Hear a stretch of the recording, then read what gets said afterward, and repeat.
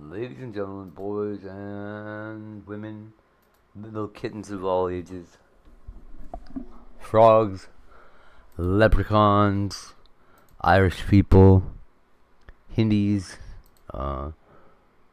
cats again, more cats. There's a couple puppies. Let's see, big shout out to all the magpies out there and the crows. Any of the rest of the Corvidae genus of birds or whatever. Okay, so I'm gonna sit down. Glad you guys are all around. We got 12 hours left to go on this live stream. 11 hours, 59 minutes and 10 seconds. Let's go.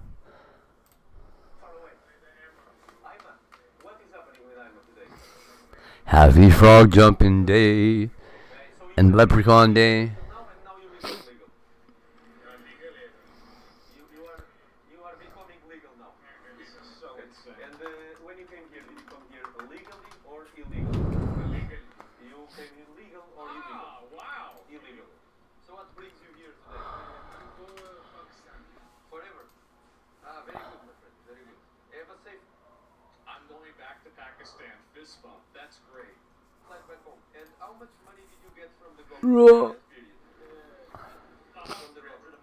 Hummus Day, Apple Pie Day.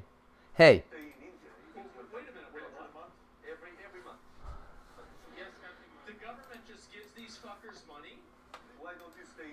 Wait.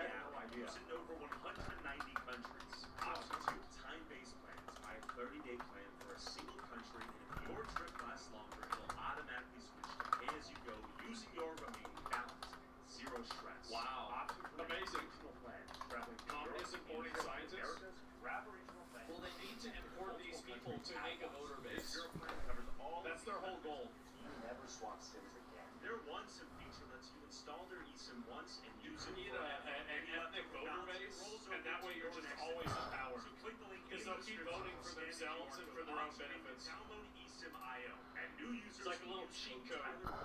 Get 100% bonus on their deposit. Thanks eSIM. Back to Lisbon. Welcome to Bangladesh. This is the most dangerous street of Lisbon. Are you ready to enter it? Yes. Oh my God. At least in this area. How long have you been here in Portugal? 5 years. Where are you from? How do you like Portugal? Good? Portugal or Bangladesh? Does it feel like Bangladesh here on the street? Does it remind you of home? Kind of? Yeah. India, Pakistan, Bangladesh, Morocco. Shout out Morocco. All right. It's great. Hello. You recognize me? Yeah, they like me. Some of them, they like me apparently. Excuse me. Where are you from? Pakistan. Mostly Pakistan, Yeah. India, Bangladesh here. Most of the people from Bangladesh. And how long have you been here in Portugal? I came from Pakistan. Do you make much more money here? Much better than Pakistan. Much better. Do you send money home? Yeah. Many people are caught up in the whole, are you here illegally or legally? That doesn't matter. Most of them are actually paying taxes. Most of them are actually working. So it's still an invasion. They're still replacing us. They're still contributing to more crime, higher housing prices, lower wages.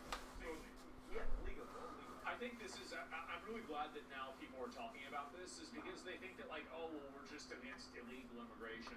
No, just because something is allowed to happen doesn't automatically make it good.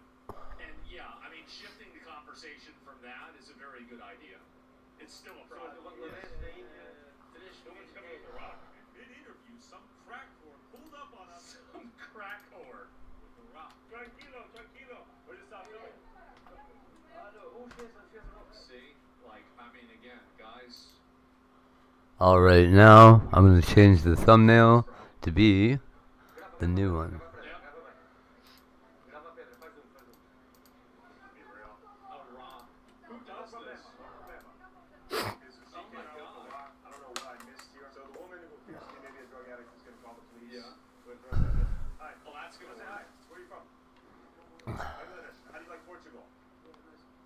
Portugal or Bangladesh? Which one's better?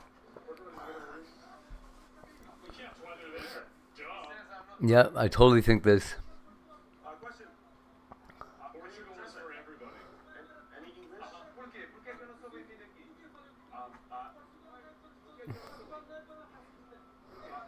Pregunta, You say Portugal, ¿por qué? it's not for fascists. Oh boy. They have the same messaging. What do you do for work? Everybody but not you. How long do you see yourself staying in Portugal? As long as you can? Yeah. The owner is Portuguese, and this house was expropriated by the government to build a mosque against, of course, the will of the owner, and that's what says in this sign. What? As long as you can? The owner is Portuguese, and this house was expropriated by the government to build a mosque against, of course, the will of the owner, and that's what says in these signs. And this man was displaced of everything he owns, all to make place for immigrants. This house right now is a mosque. Not yet, but it was expropriated by the government with that purpose. And of course, he's in court against the government. But this just goes to show the nature of immigration and the nature of state-enforced mass immigration. What the fuck? And that's legal. They can just take your house. No, that's convenient. A land for the common good. The common be a mosque right there? How long have you here? Okay. Why did you come here? For a better work, for a better life. Do you have Yeah. tourist visa?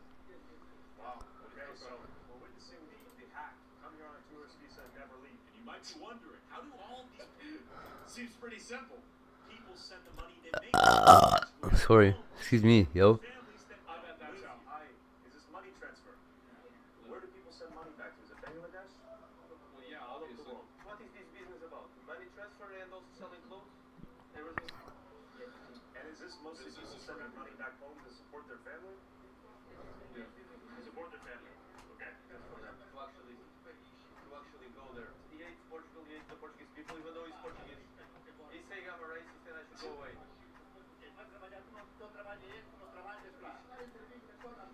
Don't do the interview, they're racist. They don't do this, they don't do it. You might be on some drugs there.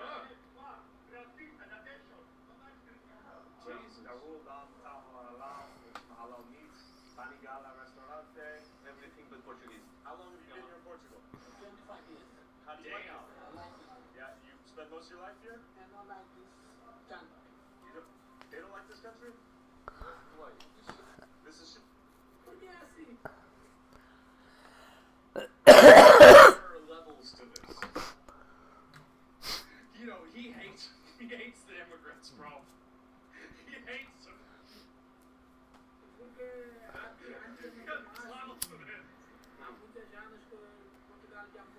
Oh my god. Before, it used to be very different, but now because of so many immigrants changed, even an immigrant agrees that now the country is just because of so many immigrants. Okay. Wow. You support me? What is Thank you for the support. Hey, man? Portugal or Bangladesh? For me, both are equal. Why is he racist? There is always a race of the immigrants and everyone. Yeah. Bro, you are the racist. I am the racist. I am the racist. You don't speak to the people who don't speak. I don't care that you pay taxes. Thank you for the praise. I appreciate the praise. I appreciate the nice words. No, you go away. This is my country. This is my city. You go away. This is your country. You go away. I'm so glad that they're past the point of just like trying to be like, no, we're not racist, and we're gonna try to prove it to you. Just say shut the fuck up. Thank God. Is paying taxes is legal? Who gave you the right? Oh, they are legal. They shouldn't be. Who gave you That's the the right reason to go to why. my country and tell you I'm racist? If you say I'm racist, because this is my country, I go wherever I want. This is not your country. This is my country. It's not your country. Yeah. You are not Portuguese. This is not your country. Listen. I am not even. No. I don't want my people to be a minority in their cities. And also, like, here's another component, is that a lot of these people try to preach the idea of equality, everybody's the same, except other people. But the problem is that this is what they say whenever they are a minority, and whenever they achieve majority status in areas, or even in small enclaves, they exercise complete and absolute racial hegemony. Like, oh, okay, well, you know, I'm going to tell you this. They're telling you that because they think that that's an ideology that will allow you to let them do what they want. They don't actually believe in that. They just think that you believe in it, so they're telling you that so they can take advantage of you. That's the reason why. It's hypocrisy. It's not hypocrisy, it's just manipulation. Lisbon, in other cities. I don't want us Yes. to come to here and be aroused people to go away. You just showed why I am right. I am here in my country. I'm here in my city, and you are telling me to go away from here. You have no right to tell me to go away. The immigrants are not my people. Alright, we spent They too are much not time. my people. Thank you for your time, sir. Would you say Portugal or Bangladesh? Bangladesh better. Oh, why'd you come to Portugal? So if it's better, Bangladesh is better. Do you want to go back? No. but if it's better, why don't you go back? Okay. Bangladesh or Portugal? Portugal, okay, respect. Respect.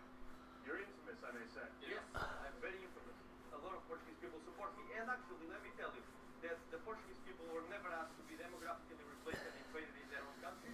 And actually, new data, recent data, shows that 70%, that's not 20 or 30, 70% of people want tighter control of immigration, and they want immigrants to actually leave Portugal, not come into Portugal. So Wow. if you think I'm racist for thinking that and defending that and standing up for that, then you think that 70% of Portuguese people are racist. So Not enough.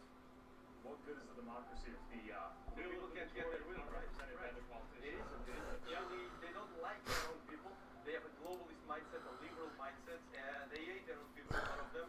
And this is all that's wrong with European societies, that our leaders have been traitorous to our own people. If you are opposed to this, apparently you're racist. So This guy is fucking based. I love this guy. we're all racist now. Look at this. Holy shit. I love it. Look at all the hats. There's some Portuguese people who are racist. Is she Portuguese? What do you need all the hats for? Is he Portuguese? No. He Portuguese? No. Is he Portuguese? No. At this trajectory, could the rest of Portugal look similar to this? 5 years ago, it used to be only Martinianides. Now it's in Algarve, it's in Lé, it's in Albufeira, it's in Braga, it's in other areas of Porto, it's to the north of Lisbon, it's in the center, it's everywhere. Many such cases all over Europe, yeah. Not just in Lisbon, no, in the smaller cities, in the villages, everywhere, under their own noses, and they're paying the highest amount of taxes to be demographically replaced in their own country. And Alfonso took me to Samora, Korea. Almost 1 year ago, Portuguese locals construction of a mosque here accommodate the rapid influx of South Asians in their small 17,000-person town. Jesus. See, almost 85% of Portugal is Christian. That's a nice look. God damn. God damn. Is this what people did before they had the internet? Like, I mean, I guess that's what you do. You don't have a computer. Yet, despite the fact that a mosque was never formally constructed in town, Fonzo took me to their illegal mosque hiding in plain It's an sight. illegal Real quick, Patreon banned me for It's donating too much. an illegal now you can mosque. support our work at TylerRod.com to get access to videos we can't upload on 200 years YouTube, ago? Yeah. exclusive bonus content, and early access to all of these videos before they go up on YouTube for as low as $5 a month. Go check it out at TylerRod.com. Yeah, I didn't even Thanks for your Holy support. shit. Back to the video. They're using this as a mosque, and also people living there, illegal migrants living there. Last year there was a big demonstration here of the Portuguese people against a building of the mosque, so they just decided to do it anyways, and they're doing this illegally inside of this Okay, so the mosque was never built, they're just using this building to pray. Is that illegal? Right. Hold on. Here we go. Instantly, an engineer materialized out of thin air, Engineer. drawing us from this mysterious building that is totally not a mosque. Yeah. Why am I not allowed? I'm on your side. Hold on. How are you? What's your name? What's going on here? Why am I not allowed? Why am I not allowed? See, in any normal country, you would just be like, okay, well, if everybody knows where these guys are at, you just have the police come in randomly and investigate it. Like, it seems like this is so easy to solve this. Hold on. Like, I don't get it. Why should you call the police? As a Brazilian, I love to see Portugal get invaded by these cockroaches. It's like multi-level racism. I love it. It's And great. they are saying that it's not a mosque. South American racism. Classic. Okay. So you live here, right? You live here, right? You live Police here. are complicit? Yeah. What? You live here, right? Police have been massively defunded. He's saying it's not a mosque. As you can see, it's clearly a mosque. Hold on. Mosque? Mosque? Okay. Mosque to pray? Okay, inshallah. Mosque? Mosque? That is mosque? Okay. Mosque? Everybody knows. Okay. This question carries. Just like a church. They're That's using crazy. it as a Or mosque, synagogue. and also people live there. People live there, so they don't want to follow the rules. Okay, hi. Yes. My son. Relax. Thank you. Yes. That's good. Yes, I see the burrow. That's what I'm trying to understand. That's Syria? That's what I'm trying to understand. Talk to me. What's happening here? Yes, you said no. Okay, good to meet you. Thank you. Oh, they're really upset. Okay, so I guess They're trying to get him out. I'm not even sure really Why is what's he going covering on his here. face like a mask? They're using it as an informal mosque. Yeah. All I'm saying is they're using it's a mosque. It is a mosque. How is this not mosque? Okay. That's nice of him to cover his mouth. Yeah. I see. Inside the mosque. Oh. I see. No, I did not. Question though. Is this mosque?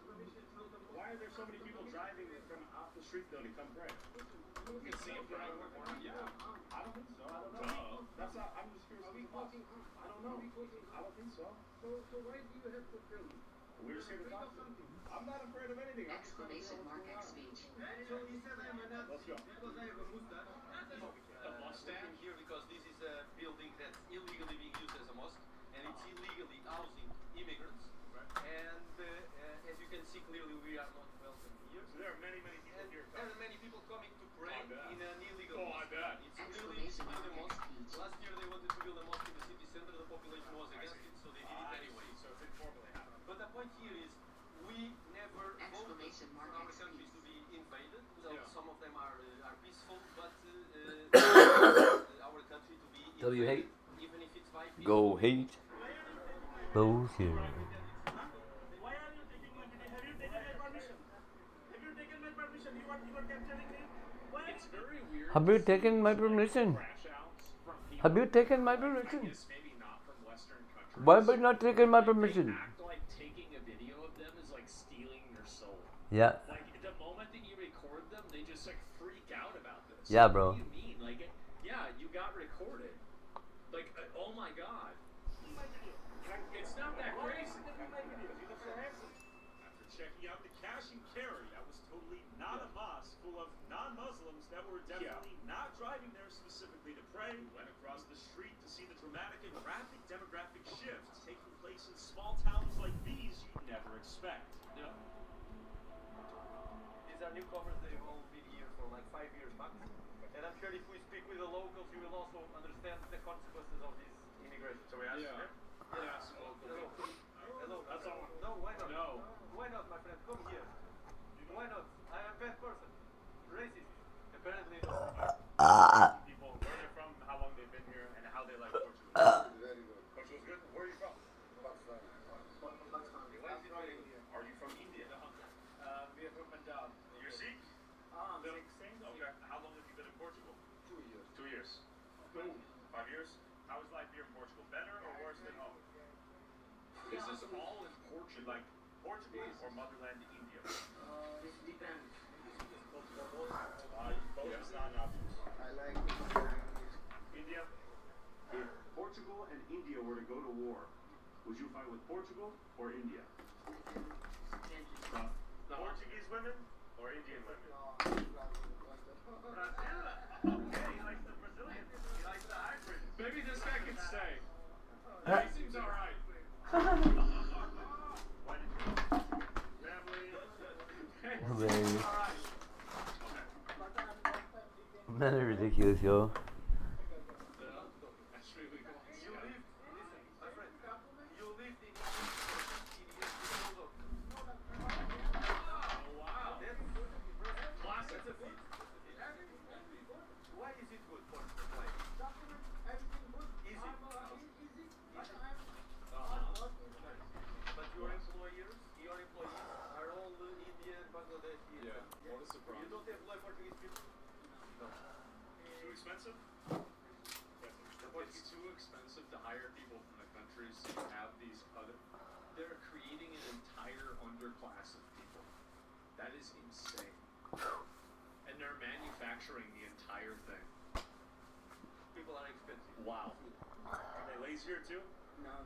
Okay, just too They're expensive. laundering money. It's too expensive. Oh, by the way, this entire, like, their entire existence in the country is funded by taxpayer money. Like, if these people weren't getting any money from the government, they would be committing crimes, causing problems, and they wouldn't be living the way that they're living. It's the same here as in America, right? Where, like, all of these different communities of people, like, whenever you can't speak the language, whenever you have no skills, like, how do you think these people live?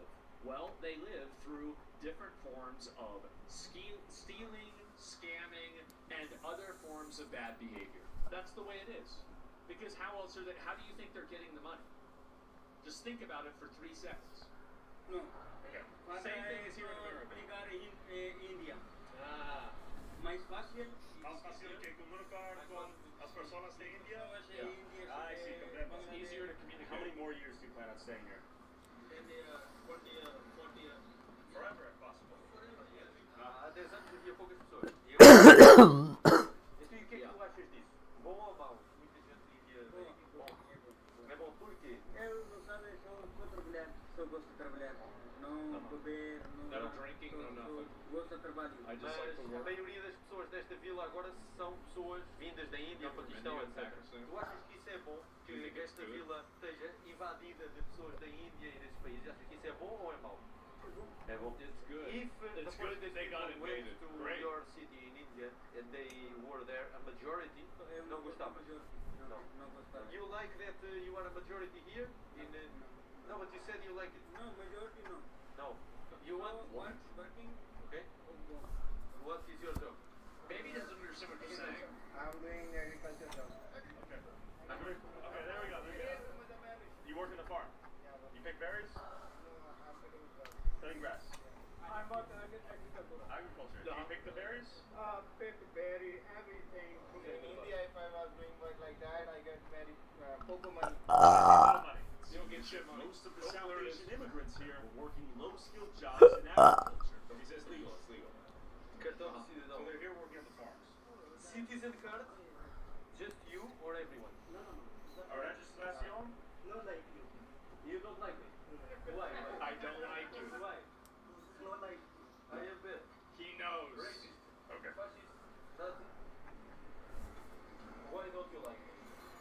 come here to remigrate you back to your country. Is that okay? Yeah. It's like it's fucking Borat.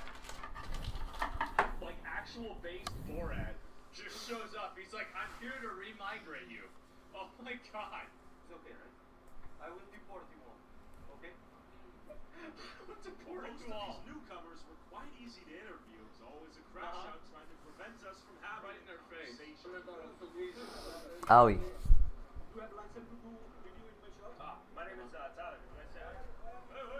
Uh-oh. Aggro. Wait, what is the license? I'm talking big mad. De-escalación. You have license? If you have license, do it. No. Like this. Just relax. Why is it that? Is he mad at me? Uh-huh. So you left Portugal. License to video a shop? Yeah. No, he's good. He's a good guy. No, we were just talking to him. Whoa. Jesus. Yeah, why are you kicking him out? He's not making the video. I'm making the video. I know this guy. Why can't I make Take it? permission, Why? you have to respect the Why? people. What did I do that Why? you lack of I respect? don't like to talk with you. Okay. Jesus. She's Okay, mad good as answer. fuck, man. Bye-bye. God damn. Kicked out of the market. You make, but you must take permission. You make anything, whatever you take permission, respect the people.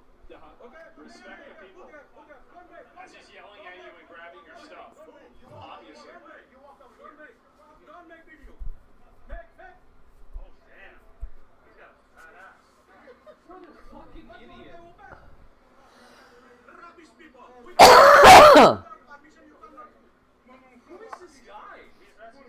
I have a daughter who's an immigrant for many years. Do you understand? Maybe weird about lies.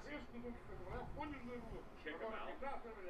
Those that want to work and pay their bills are employed. Hey, it's okay. No problem. No problema. Sorry. I want to do a handshake. No, you told me to leave over there. I left. He's so mad. Jesus Christ. You came out though. I didn't even know you were there. Qual é a sua opinião sobre ela? Sobre ele, eu não gosto I não. don't like the hate. I don't like the hate. People have the right to stay where they want as long as they're working. Man, so y'all have the same problem that we do, huh? We got the same problem. I'm starting to notice a pattern. Ninguém pode dizer que as pessoas não estão no país deles. Não é ninguém. Ponto. É vergonhoso. And she has a nose ring. Holy shit! How does this happen? Oh my god. Herds are for wildebeest in the savannah, not for members of parliament.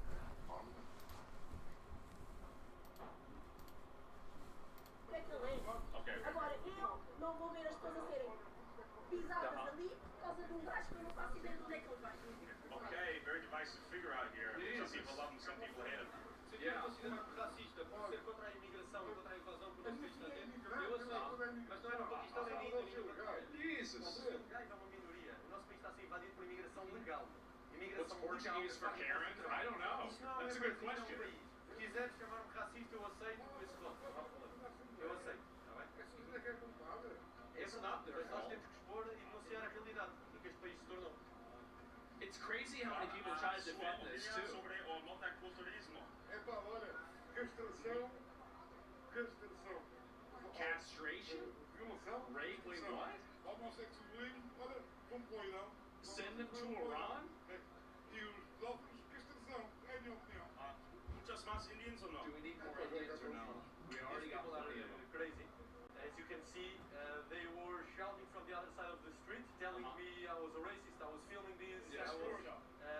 if you define, depends how you define racist. If you define racist as thinking that your people should be a priority in your country, then I am a racist. If you define racist as hating on other people, then I am not racist. I have no way. I have no way. I have no way. I just want to put my people first and have sensible immigration policy for once. If that is racist, then I am racist. I don't take it. I am speaking with them. There's also there's a very big false premise that immigration is somehow a thing that you need to have people country has an obligation to let other people move there and live there. This is like a fake obligation that's been invented in order for people to try to justify, like, well, you need to have this, and we need to have a policy where a lot of people can come in. Who decided this? Whoever decided this? Like, what is this? And so immigration is not a human right. Yeah, nobody has a right to come into your country and live there. And so this is, I think it's a massive problem with framing that people have, that there is this, like, implicit understanding that immigration is, like, correlated with something being positive. Sometimes it is, sometimes it's not. But at the end of the day, it's not like it's something that you need to have. That's why I anywhere near them. They hate me because probably their businesses are dependent on immigrants. Yeah. They rent houses to immigrants, or they're just leftists. So either one of the Yeah. two. They're either profiting from immigration or they are leftists. How essential is this mass influx of South Asians into Portugal? What does Portugal really gain from them, even if they are here legally? And who really gains anything from them besides a few big businesses? Yeah, business Headed owners. 2 hours south to a farm town on the coast, recently overrun with South Asians imported to work one of the few jobs big agriculture hasn't figured out how to cost-effectively automate. Picking raspberries. Oh, the raspberry farm. Does it take to run a berry farm is the question. Hello. Português? Fala português não. In Portuguese? Excuse me. White people invade, create problem, run away, get invaded, and cry. Yeah. We don't want it. Yeah, you guys didn't like whenever we did it. I don't blame you. It's probably pretty fucking bad. Yeah, I mean, if anybody knows about invading, it's gonna be white people. So, I mean, based off of that logic, like, yeah. I mean, it makes sense, right? Like, of all the people to be experts in invading, it would probably be the people that are fucking doing it for thousands of years. Olá. Okay, Yeah, we're seeing God, South good Asian point. farmers You're here. right. Do you think this is illegal labor? Legal? We can ask. Hello. No Okay. English. Where are you Wow. from? India. Bangladesh. Thailand. Okay. Most people here from Bangladesh or India? Nepal. Pakistan. Every bit. Yeah. Okay, Thailand. How long have you been working on the farm? 5-6 years. 4 years? How much you get paid every month? 4,700. Salary should be 100 How much? Salary's 100. 1,100. No. 1,200? 1,300? $1,000. 2008. 1,008. Very specific. How much do they pay you? 1,000 euro. 1,000 Oh, so now the guy got a raise. 150. Do you live on the farm? Meal funds? Okay, It's just nearby. You've been working today. How long? So when did you clock in? 9 in the morning, 10 in the morning? 8 a.m. Oh my 9 god. you go home. So you work 12 hours every day? Okay, so he's saying he's working 10, 12 hours for 1,000 euros a month. 5 times a week. That's brutal, yeah. How many people live in your house? 2 people. Some people maximum 3, 4, some people 2. Jesus. You Yeah, that's the thing is, like, this is the real problem, is that, like, I don't really, like, a lot of these people are just coming here, like, I don't hate these people, like, I get why they're doing it. Like, at the end of the day, these people are also being exploited. Now, they're also benefiting from other exploits, but fundamentally, the reason why they're there is because they're being exploited. It's the businesses that are making all the money out of this, and then the taxpayer pays for the difference. Depends. That's what And happened. why are you in Portugal and not another country? No. This hair is like this. Another farm You workers like this? crashing out. And did you come here on a tourist visa? You came here on a work visa? Okay, alright, thank you so much. Could I have one? Uh-huh. No. Can I have one? Okay, thank you so much. Yeah. Nice man. Good. Yeah, it's worth all the crime, all the high housing prices, Yeah, all the not that good. immigration. Thank God you've got good And I raspberry mean, if stuff. these jobs are so well paid, then the Portuguese people can do them. So we're seeing people from Thailand, Nepal, Pakistan, Bangladesh. I don't think we've seen a single Portuguese person here, by the way. Yeah, Yeah, and of you will course not. see. I mean, I gotta say, 7:15 p.m. Alfonso. This farm is grinding. Yes. Do you think people are here legally or illegal, Alfonso? I would Legally or guess illegal? that a I lot don't of think them, they the share Yeah. in this situation. I got a feeling they're Europe bullshit. probably doesn't even sell to Portugal, so they should at least employ Portuguese people. Yeah. They are just using our land, if you think about it. Sure. It's true. Hi. How are you? Starting to get some interesting looks right now. They're calling the manager, the actual owner, so he's going to come here and then he's Sure. going to call police. So Yeah, we should maybe get out of here. I'm pretty blown away by A, the work ethic, B, the level of border exploitation and utilization, right? This is pretty crazy. Who's the bad guy here? The businesses, the government, both? The businesses and the government, Yeah. not the Portuguese person. Yeah, they are I the think ones that's who a are that's a the very people. good it's very good analysis, is because like really the people that live there, like the Portuguese people, are being taken advantage of. The immigrant populations that are being imported are being taken advantage of, and the government is maintaining a racial voter base that they can activate based off of racially charged biases. And the government, or sorry, the what's the difference? It seems, but the companies are gaining a massive underclass of people that they can employ for reduced wages. So that's what's happening. All of it. That means they want to have their businesses here, then they should at least hire That's Portuguese people. I think that makes That's what the government says logical. not consumed. Hey, my question for you. What are you doing here today? Taking food. How many hours are you taking food? 9 hours. 9 hours. Okay. And how much do you get paid every month? 1100. And how much do you pay rent every month? 150 per person. 150 Wow. per person. And how many persons do you share the house with? 2, 3, How long have you been here in Portugal? 8 years. 8 years. Do you speak Portuguese? Yes, mais ou menos. Fala português or no? Oh my god. So he doesn't speak Portuguese and he's lived here for 8 Why is years. it so hard to learn Portuguese? 8 years and he can't speak the language. But he's working there 9 hours a day. Oh my god. Yeah, it's actually an underclass. It's a total underclass. These 8 years, do you spend most of your time with Indians, Bangladeshis, Portuguese people? That must be the He's case. not adapted clearly to the country. Do you have nationality? Nationality? Ah. Temporary. And I want to show you where these South Asians live for 150 euros per month after picking berries for 10 Probably hours total straight. shitholes. Question, do you guys work on the farm? Do you work on the farm? Oh my, that's actually not so bad. That's not Is so there bad. communal home? It's alright. Question, is there like a manager in the home? Any English? Do you speak English? Portuguese? Okay. Yeah. Obrigado. Alright. How Yeah, many it's people alright. live here? Okay. So we have this many pairs of shoes. Holy Question for you, sir. shit. How many people live here? How many? 10? 10? Or 7? 15. Hi. How many people on this floor? So, six? My friend. 6 people? Okay, so Oh we have my one- god. I want to see what their rooms are like. Knife and fork? No, no need. Sorry for interrupting. How many people live on this floor? Texas. How many people? Just the one. Just Uh-huh. okay. So Six just people live in here. one Just- floor. they're all these pairs of shoes. From 1, 2, 3. Uh-huh. Very difficult to survive. What do Holy you use your money shit. for? My family is here. I see. You support your family. I pay around 800 for family. Okay. How Oh much my you send your God. pot? And you work on the farm? Yes. Okay. So he's There going you on go. 50 Okay, so 50 6 euros people on left this over. floor, 10 below us. They all Holy pay about shit. 120 a month.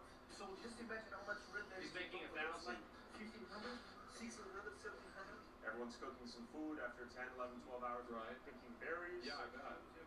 So many shoes, so many bites, so many people cooking food. What a life, man. This is awful. Here's my question. The fact that everyone's pretty peaceful with us being here, do you think it's all illegal? I mean, it's probably illegal. Look at the prayer times Uh-huh. here. So they're all Muslims. It's so dirty. I mean, do they even... 15, there's so many people here though. Yeah. And this is legal to put 15 people? I'm gonna be honest, like, that wasn't even as, like, for that many guys staying in such a small place, I think that's really good. Like, I would say most, like, kind of, like, party houses look worse than that. That's, yeah, I think that's pretty good. I don't think it's legal, to be honest.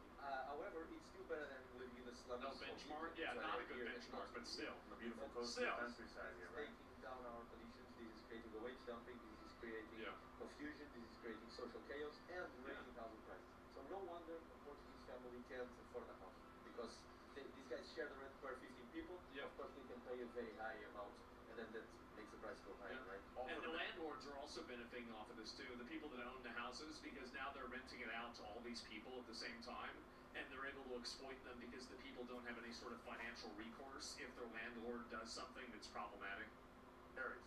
Yes. It's so crazy. How many berries do you eat per week? Probably zero. And of course, where there were Same. Bengali Muslims, we would find an informal mosque in the most unexpected of places. Oh, surprise! Ah, Alfonso, things are not looking good for my fatherland right now. Right. It's not Oh, looking good. wait, he's Portuguese? The Portuguese surname. In the I didn't even future, know if things that. carry on like this, there will be no more Liberated. We'll be a rare species.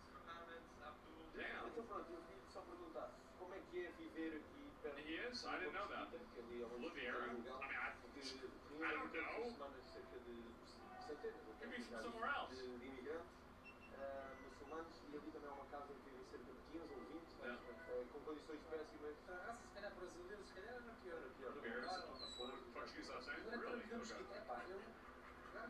Damn. So this is like his place.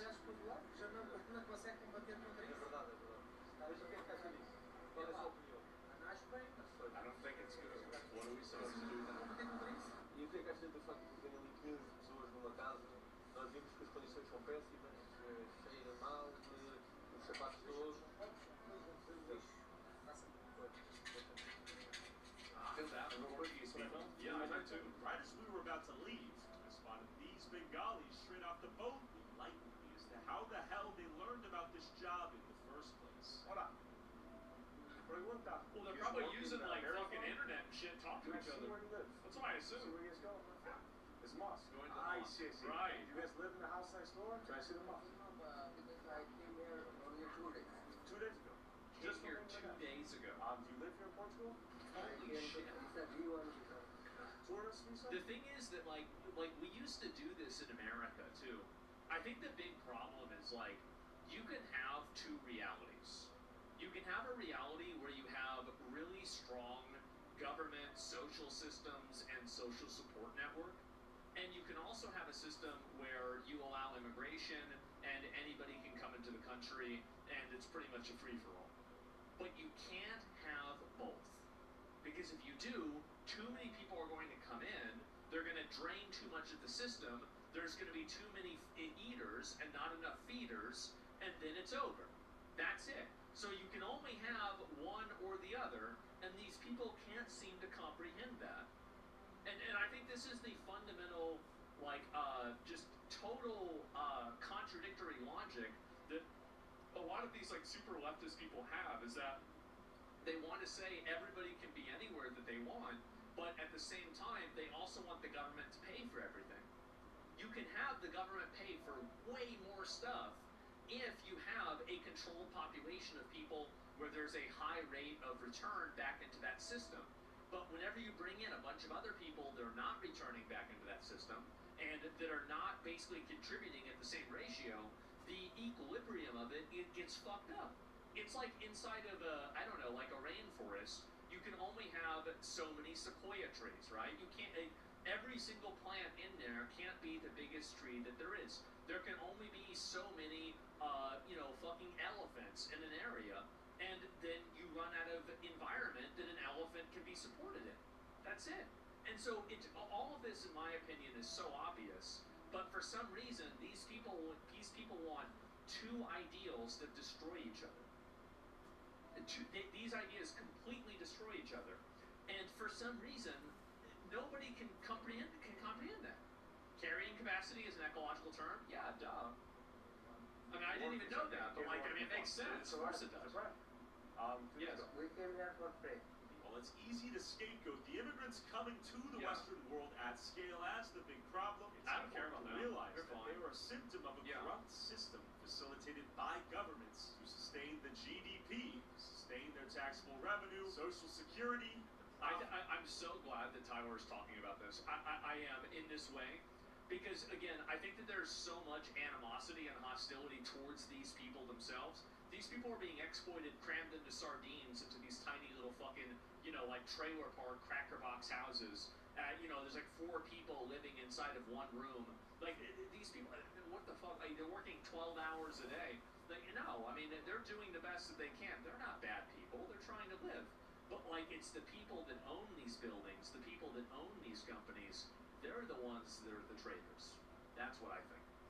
It's a big business and their insatiable hunger for cheaper and cheaper labor, I can be pro-immigration, the I'm wage not the suppression it process. causes for locals, the growing housing Yeah. prices here in Portugal, continued clash of fundamentally different people. These immigrants are just cogs Yeah. in a bigger, more Please still sinister defend them, by the way. machine responding to basic economic incentive. How do you like Portugal in the last 2 days? Good or bad? Bad. Good. Doesn't know English. Do you have a job already? Yes. No, there is a process. So first you have to do social finance and then work. But do you already have a job offer or not? Proposal. Job proposal you have or not? What is the company? Yeah. Tulipa Vedanta. What will you do? Big berries? Agriculture. Agriculture. Big bears. Got it. Because we got Portugal visa easily. Easily. Who told you about work here on the farm? How did you know to come from Bangladesh to here in Portugal? Yeah, from agency. Agency. And what is the name of the agency? Agency is Sheriff Enterprise. And they take people from Bangladesh, Damn. bring them here to Portugal to work on the farm? Or do they place them all over Europe and the United States? That's Don't crazy. know English properly. Whites. It's a little English. So sheriff agency? They bring people to Portugal. And do you pay them for them to find you a Oh job my in Portugal? How does that work? This Portugal embassy, they're not in Bangladesh. I see. Portugal embassy in India. Indian? We had to first, I had to take embassy to go to India in New Delhi Right. for But application. sheriff agency, do you pay them for them to find you a job in Portugal? Yes. You pay them. How much do you pay them? I've calculated. Okay. See, they're farming them too. These agencies, it's crazy how much, like, this is what's so insane is that there's a lot of, like, I mean, obviously, like, I don't want to have people from totally different cultures changing where I live and making it, like, you know, totally different. Like, I don't want to have that happen. But, like, there's a lot of, I think, racism that's created as a result of this, when the reality is that racism is like, you know, like, this person's not your enemy. Like, it's the person running this agency that's farming him out and the companies, and then the government's farming you out to subsidize this guy. That's the big problem. And as soon as I think people realize that, and there's like an understanding that this is not something that's being done because these companies care about the environment. They don't care about, you know, diversity. They don't care about, you know, like any, like, you know, the poor people of the world. All they care about is importing in a new indentured servitude class that they can exploit until they replace them with robots. At which point, then they're going to be on the taxpayer's dime, paying for these people indefinitely. Filling their own pockets. Yes, exactly. 1,656 euros. You pay them in Europe? 1,600 Oh my agency God. for them to find you a job in Portugal. Wow. And then they take care of the job, the Job house, and they do everything. Housing, everything will they do They do it. They receive you. How much do you So they get paid? $1,500. Makes you feel bad. This is the biggest racket. It is. 900 euros. So they're rapists and criminals. 900 euros and You pay rent. give 6 euros You're not for hating them rent. because they're immigrants. You're hating them because they're rapists and criminals. Food, okay. How much do you pay rent? Rent 150. 150. Okay. And how many people live in your house? Many people, but there are Bangladeshi, Nepali, Indian. In the same house. Same. And 20 people live in your house. Yes. Crazy. That's crazy. That's a lot of people. And keep in mind how many other mainstream media publications will never talk about this. Keep in mind that they will never actually bring this up and discuss it directly. They'll talk about it like indirectly, they'll make allusions to it, but they're never going to directly address the actual problem. And do you know why? It's because the people that own those media organizations are inside of the same social class as the people that are exploiting these people right here. That's the real reason. Have you met them all?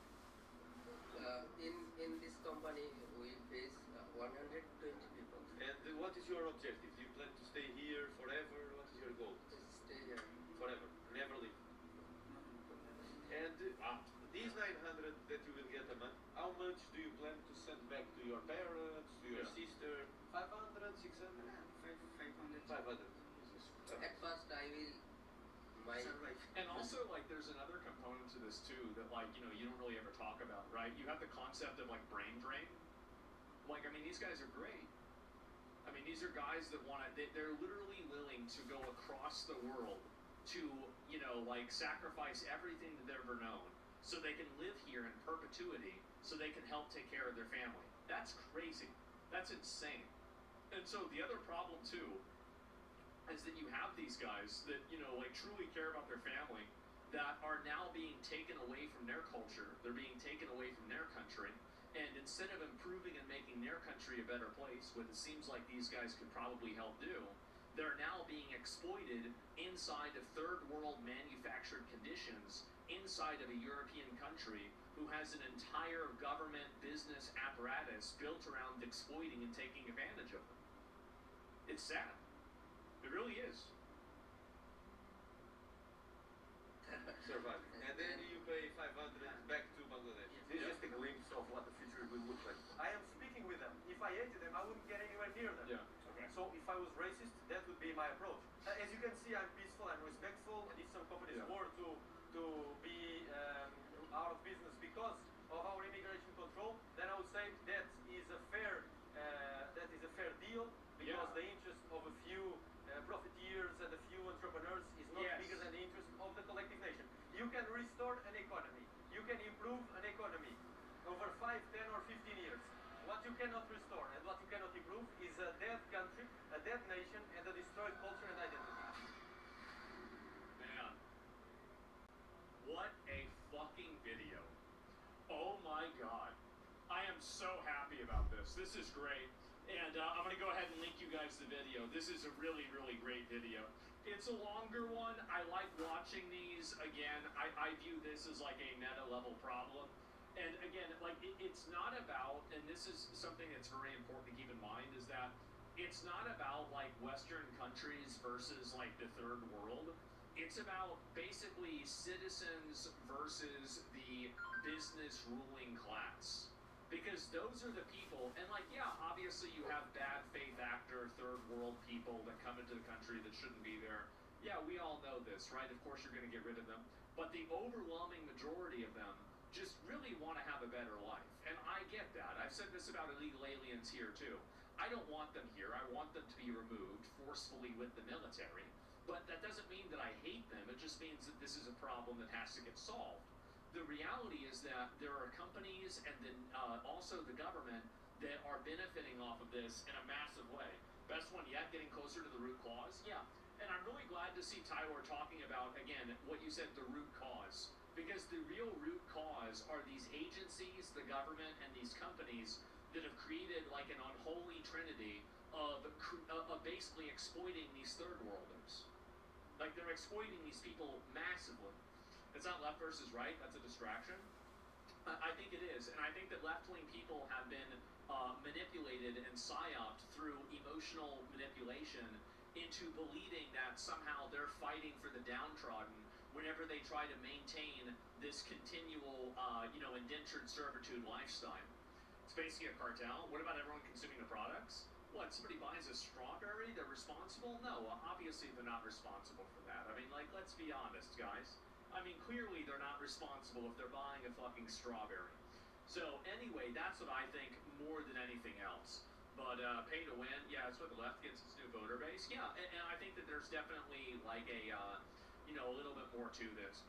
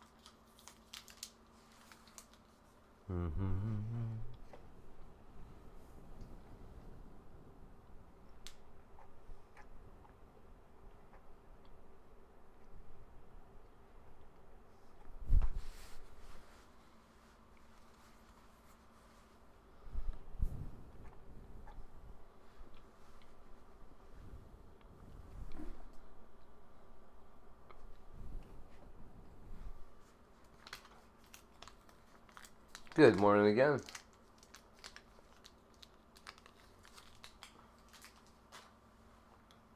Little Missy, what's up?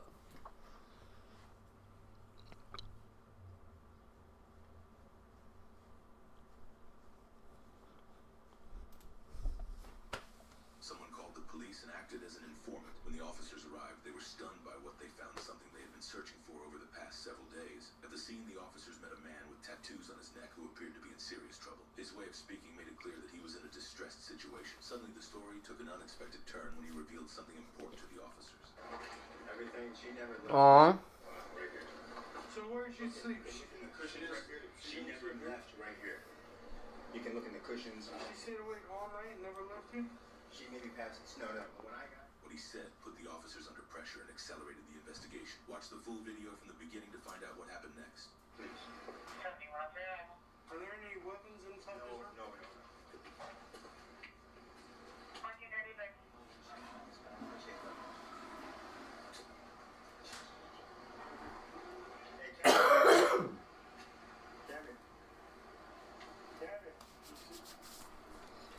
Come on, sir, please. No, you're good. I'm not looking for anything but her. It ain't about looking for anything. It's just. Oh. Come here. Do you have any weapons on you? No. You didn't tell me no. Is there anything in here that I need to be worried about? No. Okay. What? No. Come here. Uh-oh. Turn around. Turn around, Bart. What are you doing? You're just being seen right now. Okay? Because you tried to hide. Bathroom, I was actually going up. Okay. And I have this. What the hell? Who's Corey? I really don't even know that name, so that's why I'm asking, right? Okay. Is there anything in here that belongs to you? No. Bags, anything. Anything they're gonna say belongs to you? No. You're sure? Yeah. I got my in my pocket and that's it. Yeah, I already know, but you want to make it so we don't search the room. That's what it boils down to. It doesn't. Okay, so now we understand. Yeah, it does. Here. Come on, Mom. Alright, what in here is hers? What bags? What's hers? And you're on probation too, so don't think I don't know. Step down. But if it's hers, tell me what's hers. What the hell? If it's hers, you're fine. But you need to tell us what's in there. I have no idea. You bought all this shit last night. No idea.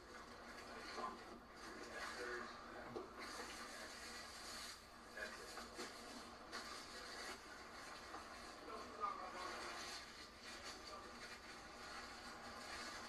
Yeah, but I made good on my bond. And I take my probation. What's in that container then? This is all hers. That's hers? Yeah, it's all hers. That's all hers.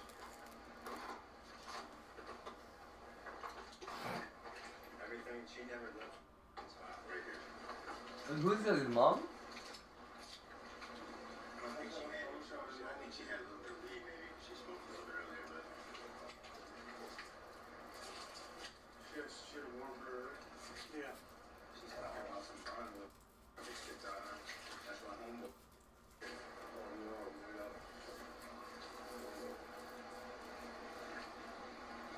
As you can see, bro, I don't want no smoke. No, what's in the bag over there? It's empty, that's for him. For my screwdriver, just bum. Oh, okay. I'm gonna take that from him. Alright, I need to look over here because she was coming around here.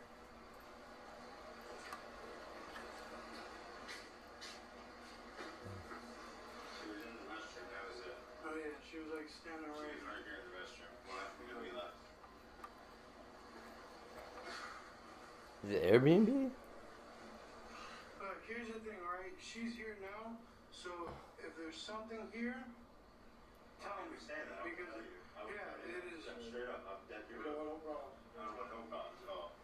That's why I was like, bro, I'll get her out of the house. I mean, there's nothing that I'm trying to, you know, like I said, for my little bag, she had this stuff, but that's about it, honestly. It's too.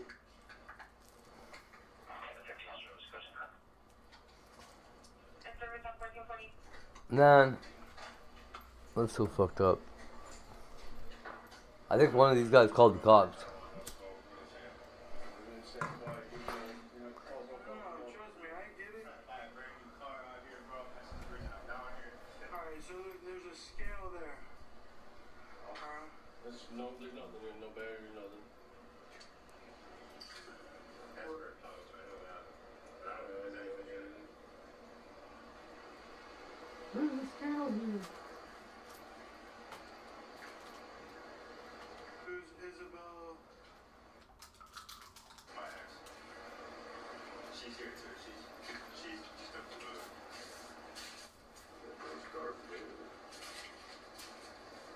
Sure, you can look all you want. There's nothing bad around here. I don't want no smoke, no smoke. Well, that's what I'm saying, is I'm trying to, like, help y'all out because we don't have no... Ain't that serious with you? No, I know, but... So where does she sleep? Look in the cushions right here. She never left right here. You can look in the cushions. She stayed awake all night, never left you? She maybe passed it. No. When I got here, my boy was just leaving. And she never got up from what she was doing. And then she told me something about 4 or 5 hours later, 2 hours ago, she woke up. I don't know what she's doing or what she's going on.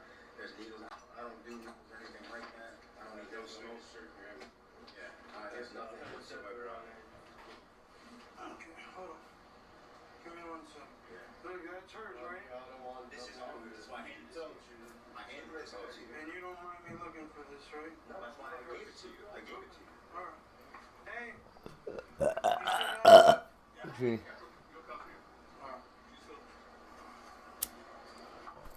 Alright.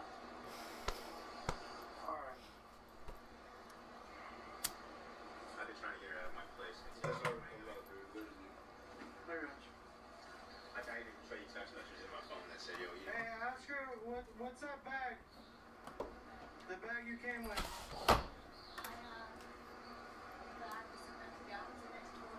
What about the purse? Look, this is gonna either be me giving you a misdemeanor charge or a felony charge, and it's different down here in the keys. So you need to tell me what is it if I touch that and I get affected by it. All right, you're gonna get a serious charge.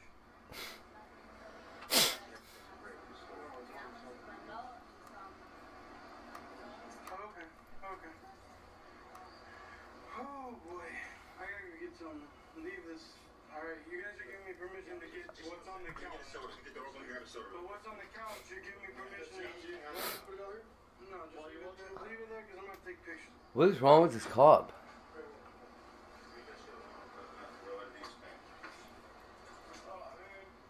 Who's the room under? Your girlfriend? Huh? Your girlfriend? The room's under her or you or? No, it's under her.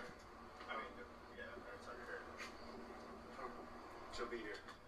Under your girlfriend's name. Now you know? No, it's under. No. This is under my buddy's name, the one with the tattoo. Okay. The guy underneath she's coming in tonight. I think she might be at that cottage still, but she's here for sure. What cottage? What cottage? What number? I'm not sure. I think it's called Dive or something, maybe. Oh, I got you. Alright.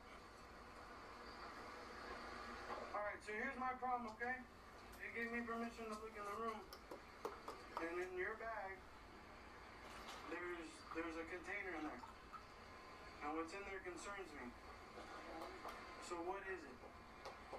Because I'm telling you, look, if I put that in my car and fentanyl comes out and I have to be... Okay, so what is it? A little bit of meth. Look, I'm telling you, if they have to use Narcan to revive me, I'm gonna be real pissed.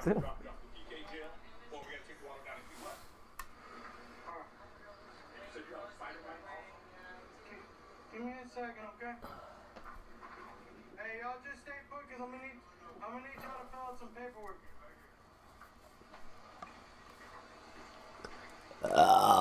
Excuse me. Hey, do you give us permission to search the cottage? It's your property, so. Alright.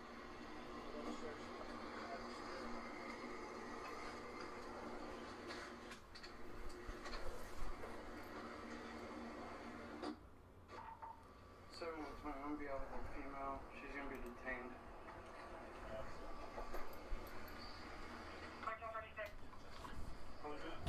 There's no way it's gonna get cleared up in like 30 minutes. So they probably go to pick up a card and sign a title right now. Yeah, probably not, boss. I can call them and ask them to wait for you, but I'm gonna need you guys to fill out some forms. Okay, and then I'm gonna figure out what's going on with her. No, I know, but I'm gonna need you guys to clarify that on forms.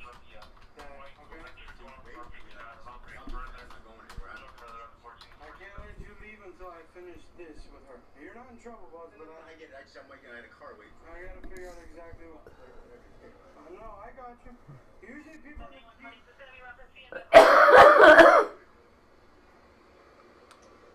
Hey, from.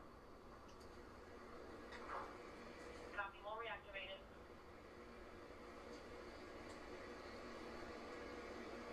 Okay. So I'm waiting for them to call me back. Let me call my sergeant now.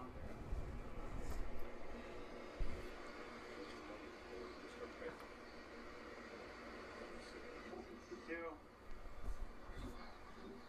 I got some meth. Huh? Yeah, I do. 1235. Okay. Sunset Cove.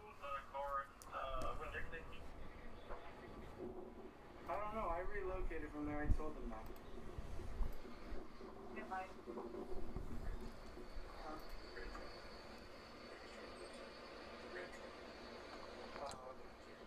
I got you. Hey, you're with who? You're okay. Okay.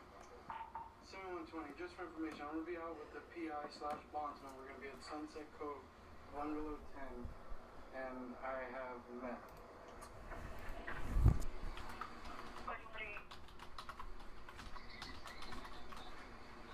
Yeah.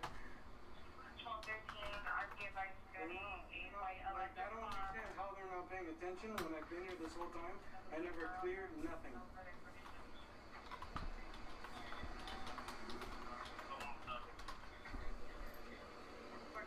I mean, I don't know. Yeah, I'm guessing. The Narcs were here and they left. But there's a... Hey, can you... Where are you? I want you to... Yeah, where are you? Yeah, can you pull into Sunset Cove? Park in the middle of the street in front of the red truck. I called him. He's not answering. He said he'll call me back. Perez. Hello?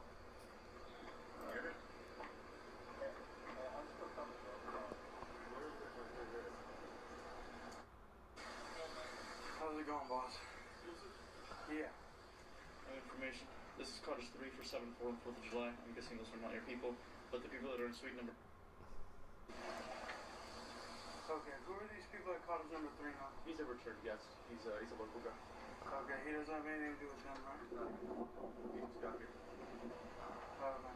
Has he been on the phone at all? He's just been messing with the truck and he's gonna close the boat. Okay. Alright. He started questioning that right away, so... He's questioning this? Yeah. What did he say? He's like, what's that? Drugs? Immediately, he just went straight to it, so I'm not too sure.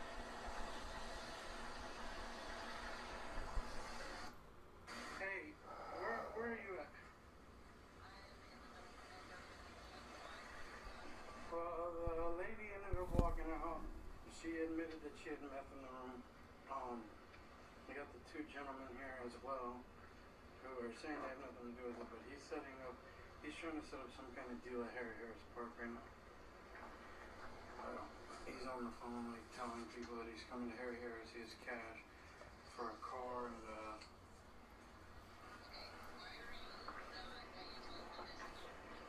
I'm waiting for them. They cleared scene, and then I found them coming out of a different bungalow than the one that they thought they were in because they moved like 6 bungalows. And then I'm calling Perez, and he says, I'll call you back, I'll call you back.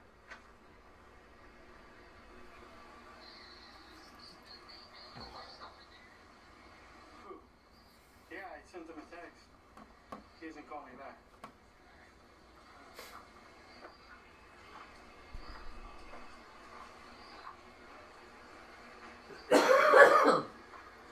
Ouch.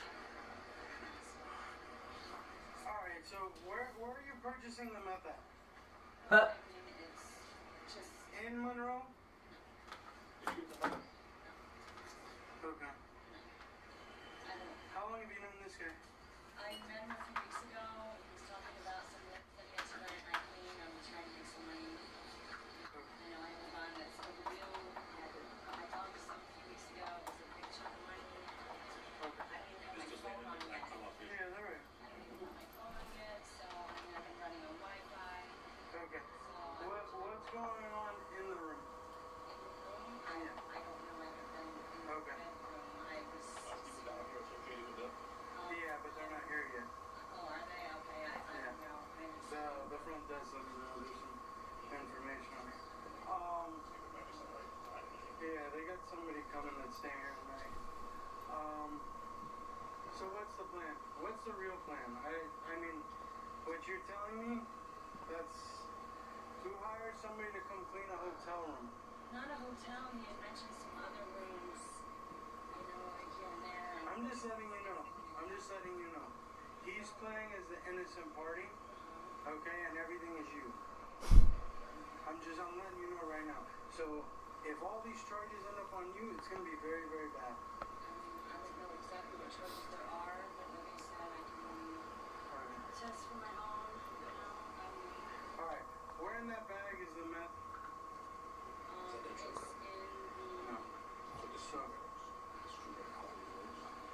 yeah, so they were here, and they got moved to here.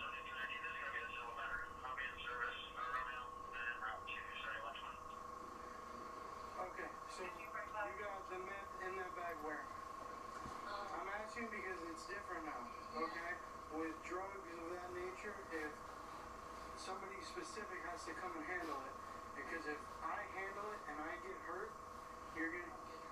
I'm just telling you. It's like, I hate to say it, I'm just gonna be honest with my mom, her niece, and like... Okay, so now you're saying it's your mom. I mean, it's not hers, it's, you know, it's mine. Okay, where is it in that bag? It's like in, Is it in these little containers, in a big container? Is it a lot? Is it a little? Okay, how much is it? Okay, so you're staying in their room. Alright, you're a guest in their room.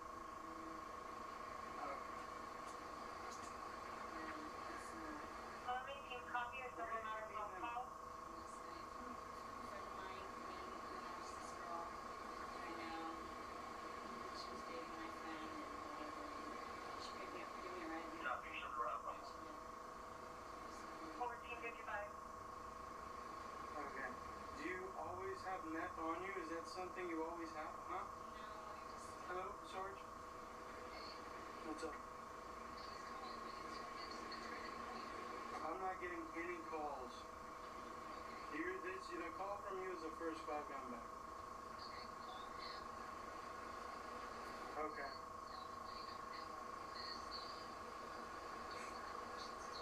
Yeah, he's here.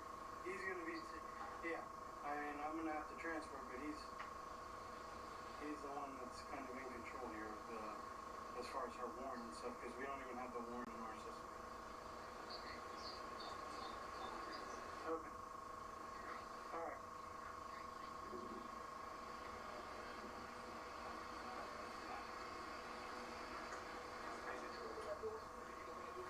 Which door? On this side? No. I didn't open it. Yeah, I didn't open that door. So they went up here already? No, they're right here. I'm looking at them. He might have opened it when we were up there. I didn't, but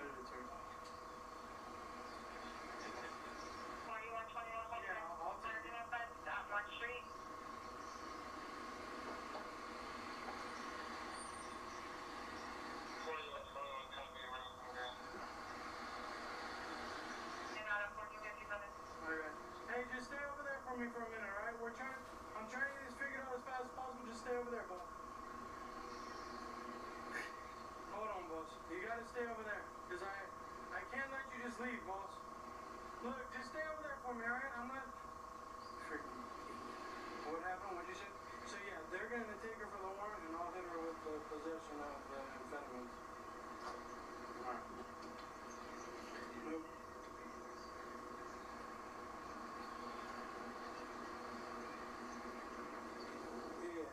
Yeah, you're good. Alright.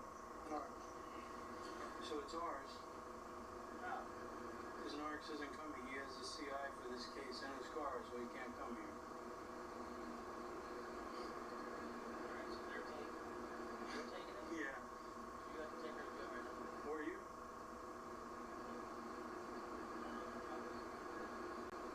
They let you in the house? They did. She was detained already for a warrant? She has a warrant. The warrants guy there, he's serving her on a warrant. So, went in. Is he taking her? He's taking for the warrant, not the possession of the methamphetamine. Where? In there. There? Yeah. Who's letting us in there? Them. It's their room. She was just tagging along like as a friend. Did they let us in? Mm-hmm. Yeah. They sound yeah. It's in there. I haven't touched it. Seen it? Yeah. Do you have gloves?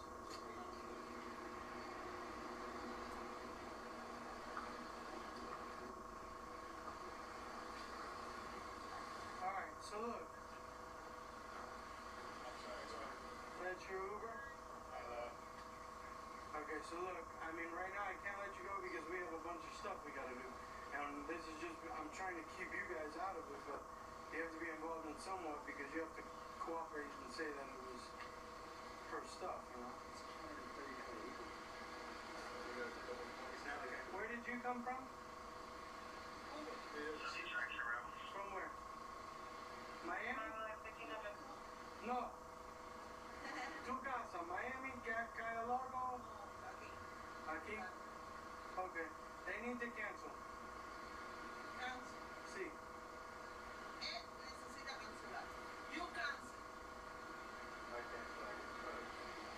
You shouldn't be charged $130 if you cancel. You only get charged a $55 fee to cancel before they get here. I want to. Plus, we got a lot to figure out here. And I mean, I'll come back. I just really have to go pick the vehicle. where are you picking the vehicle up from? Really at the front of the stretch.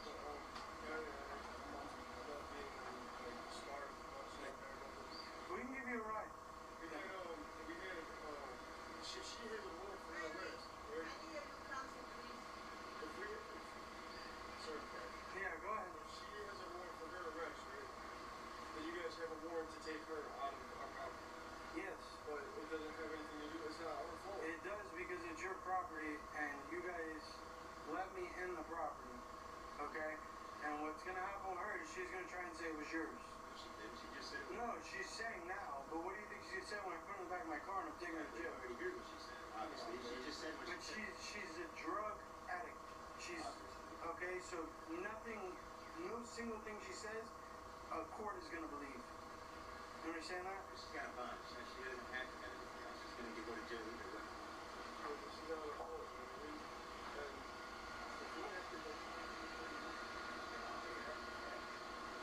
They want you to wait.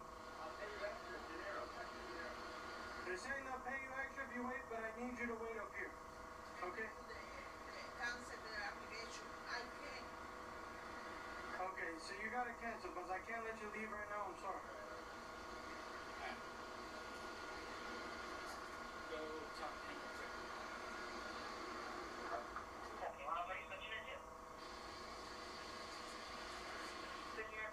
Good. How are y'all? Yeah, I'm fucking dying. I got you. I don't know how this guy here. No, this guy brought. To make sure that they're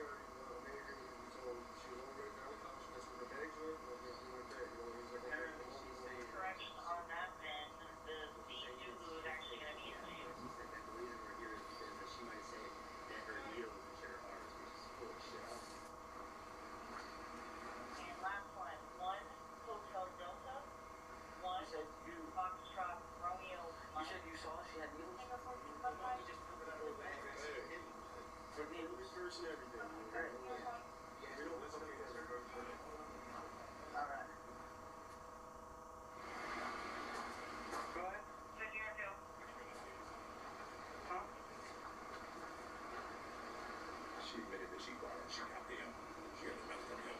And she said there's also shrooms up there.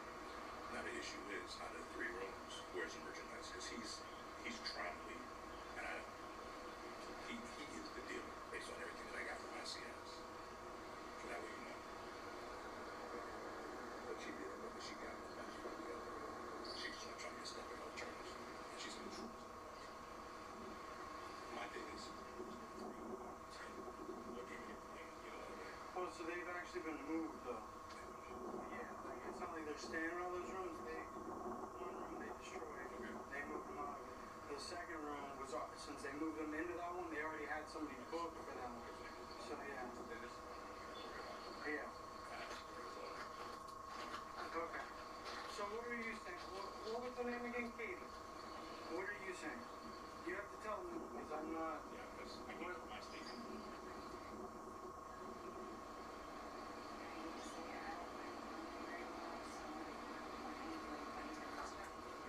Okay, but you bought it from him?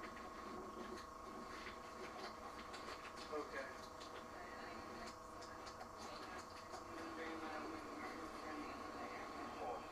Alright, you don't mind? I'm gonna go up there because I'm gonna look through your stuff to see what they... Because they may have thrown in your stuff, I don't know. I know you already said that you have the meth, but I don't know what... Okay, did they have more?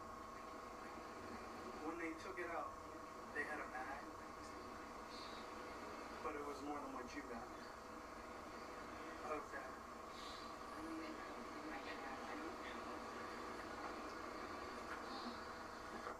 Cody! Both of them or just Mike?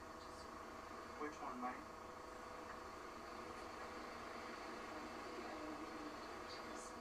I can still get my car. I got no problem. Good. Aurora, I'll get you some water. Alright. Cody!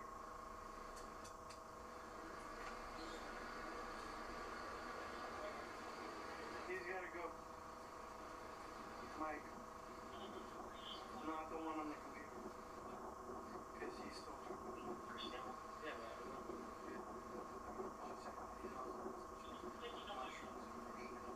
you say whatever, yeah. Alright, You have proof? were you texting on the phone? Anything?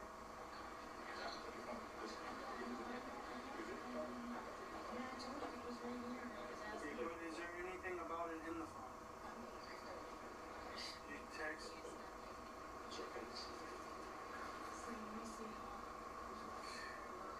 Stuff that I... So I'm still confused on this situation. Okay, we can because the Narcs were gonna start with it. I'm about to go up there, I'll put it up there because I gotta grab her stuff.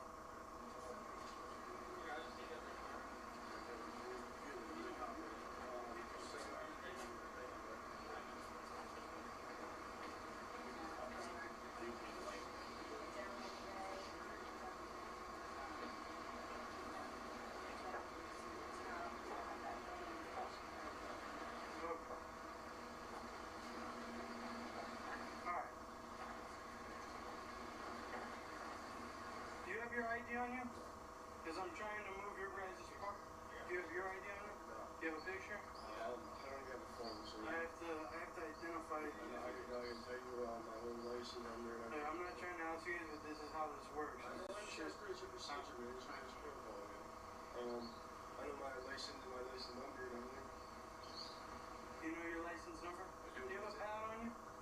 It is expired. That's fine. Give me 1 second, I'm going to try and identify them.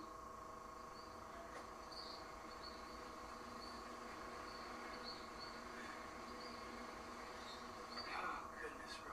It's too hot for this, I'm telling you. It's all good. It's every day. Alright, so how did you guys meet her? Dude, I said she came with a tattoo artist. She came with a tattoo artist. Where did he go? He left. I wasn't even here.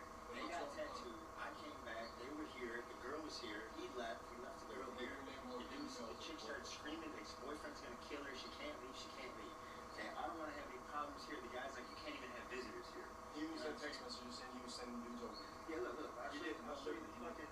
Just let me get your ID now and we'll get all that together. Because I'm going to have you guys fill out a statement form. Trust me, it's not what I want to. Copy of fucking event phone call. That is how it does work, but I like my own knowledge, you know, but I even want. About what? 12:13, I believe that's marking up as we related to 11:17, believe it or not. Say you're at somebody's house, you got more for your arrest, Yeah. and the person whose house it is has no idea about it. So let me tell you guys right now. She's trying to change up her story already. No, I know. Like I told you she was going to do. Which is why you guys, it's good for you guys to be here because you can give us your story. Because what she's. Huh? Yeah, but you gotta write it because that's a sworn statement. You tell it. She said, Yeah. So yeah, her. It's just a big. That's why I said this is a mess. This isn't. That's good. You guys will know.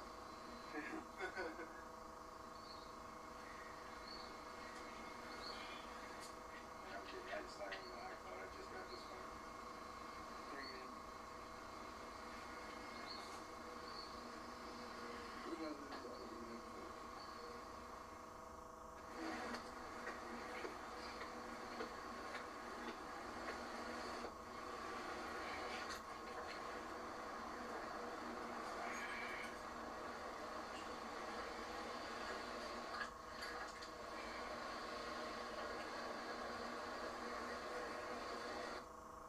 Alright, what do your bags look like? When are you saying that this happened? This is it. Last night? Yeah. So.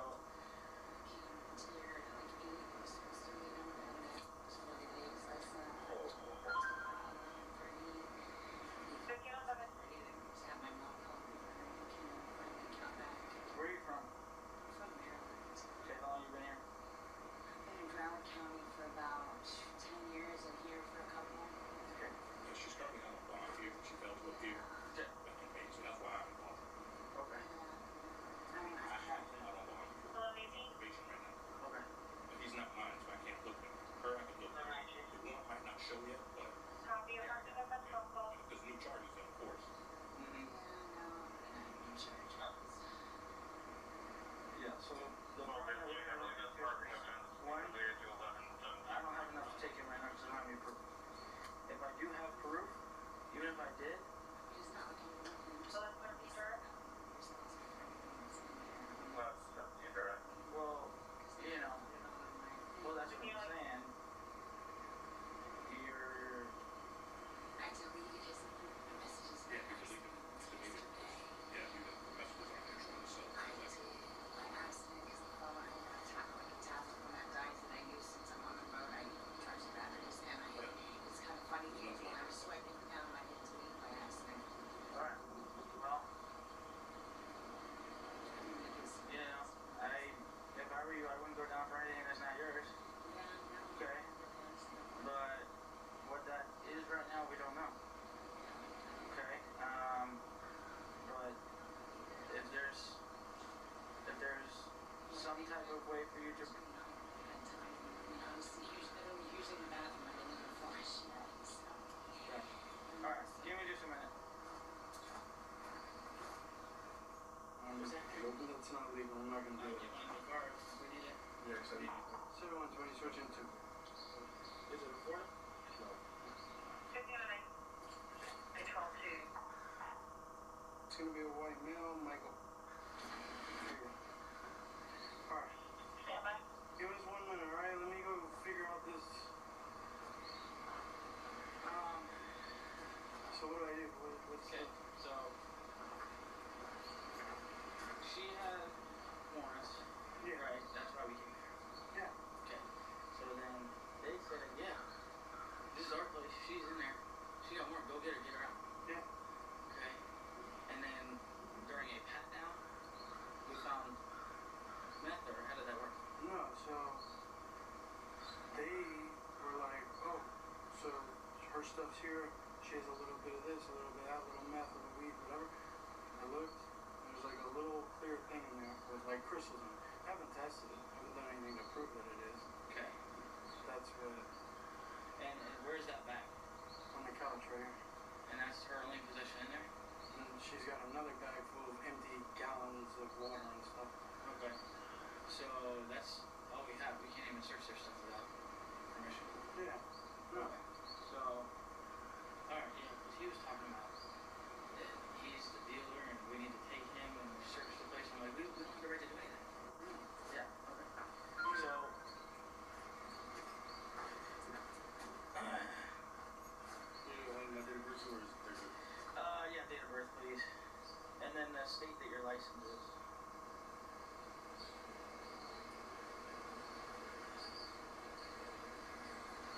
chair. Thanks.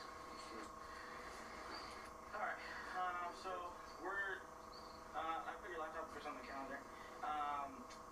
He's grabbing her bag. I don't know. She didn't leave for one of the area. It's just one bag? Two bags? Definitely cats, how many? The regular bag cats, black, all black, Like house cats? Yeah, like just take a Cuban clothes bag. That's weird. It's got game on it.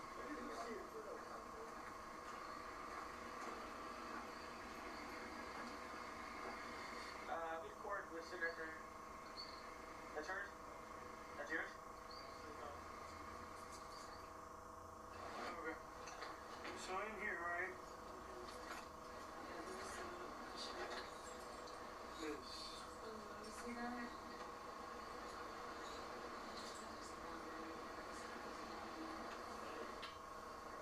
So here's what we're gonna do, boss. Because our end isn't gonna be able to see the warrant. I'm gonna take her, charge her for this, and then you serve the warrant there. Yeah, I got it.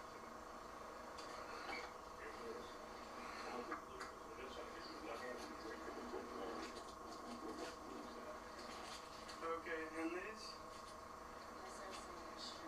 this is yours.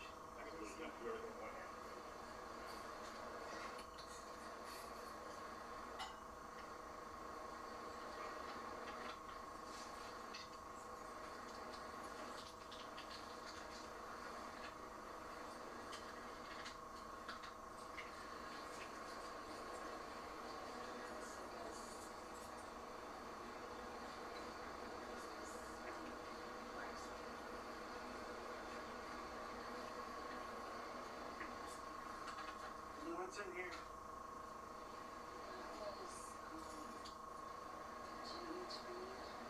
What is GHB?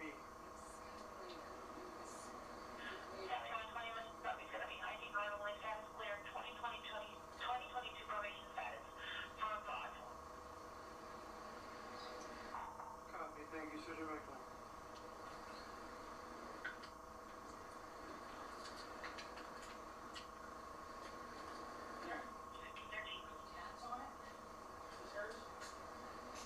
Cats? Yeah, they've got a plastic bag there. That was the other one that had these jugs in it.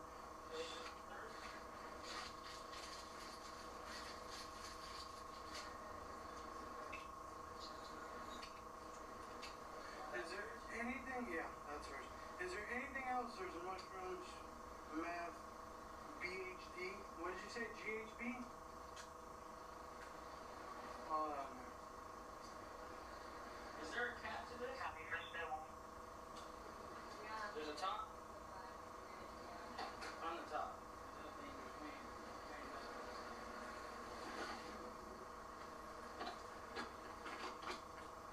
Is this yours?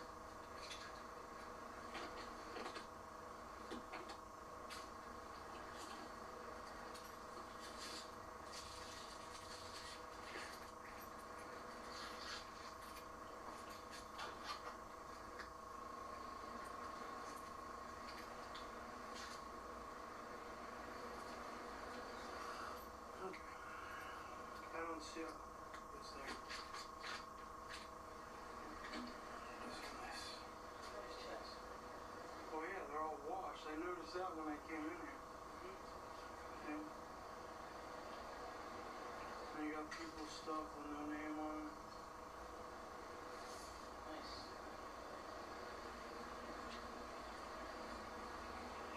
District 1 copy of all just occurred. Also contact DC for the hand run.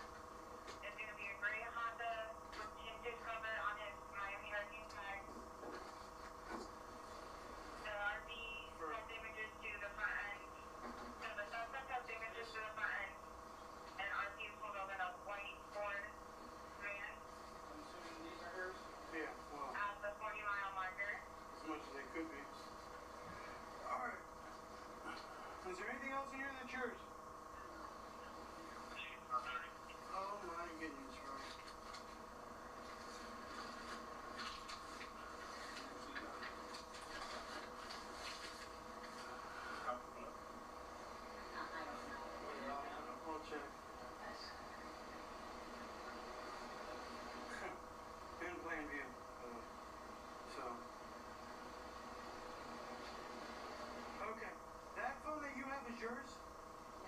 So whose phone is this? That is Corey's. Before McLaughlin, and so. He was letting me use it because I don't have Wi-Fi, and so we have like Did he report that Wi-Fi. stolen? No, I mean, he gave it to me. I just he had a tablet that he had hooked up. You have to stop it all. And he's turning stuff over to that. But Okay, who's Tommy? Tommy is Corey's neighbor. Does your mom live in Monroe County? No, my mom is in Okay. Who's waiting for a freebie and they are coming by their entity to scoop up meth? Oh, that's. Oh my God. So Tommy, Keep elaborating. Okay. Oh, dude, look at this. They are. Yeah. Who's Ramsay? Yes, I remember I saw my buddy, but Byte is outside here. where's that? I don't know if you're good. I don't. Where do you live? Me, I live all the way. Did you already get his DL number? Wait a minute. What's your name? Jacob. Jacob what? Did you get out of one of me? To 12-3 and 12-2. 7120.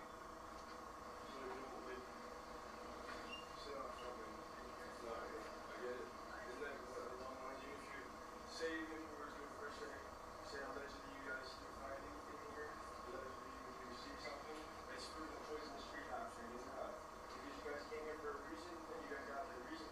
But what you're saying doesn't apply when there's wash checks in plain view, and you guys let me search her bag and I found meth. Take hers. And you said you guys take her bags, take her out here. We let you guys get her. We could have I understand that. I understand that. But it don't matter what. So look, well we're not coming at you. We're asking you questions trying to understand because you gotta understand. We got meth, we got mushrooms, we got PGD or whatever that is. I have no idea what that is. That's some in the future. Real quick, and just so you know, if he wants to be a jerk, it's not going to be out of his. I can call his PL because he's on probation. He's not supposed to have contact, sir. We're trying to. I understand, sir. No, I'm just you. You want 4 vehicles are clear? The Callback and 12-1. Yes. 7120, I'm gonna be switching to. And if you're saying somebody else's name that I Just realized I gave you an extra 5. It should be 7051 Echo.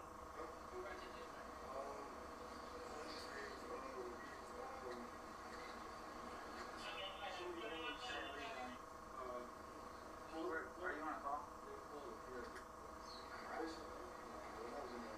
This is just getting bigger and bigger and bigger. They looked in here to get the bag, but they got wash checks and mail all over the place that don't belong. Alright.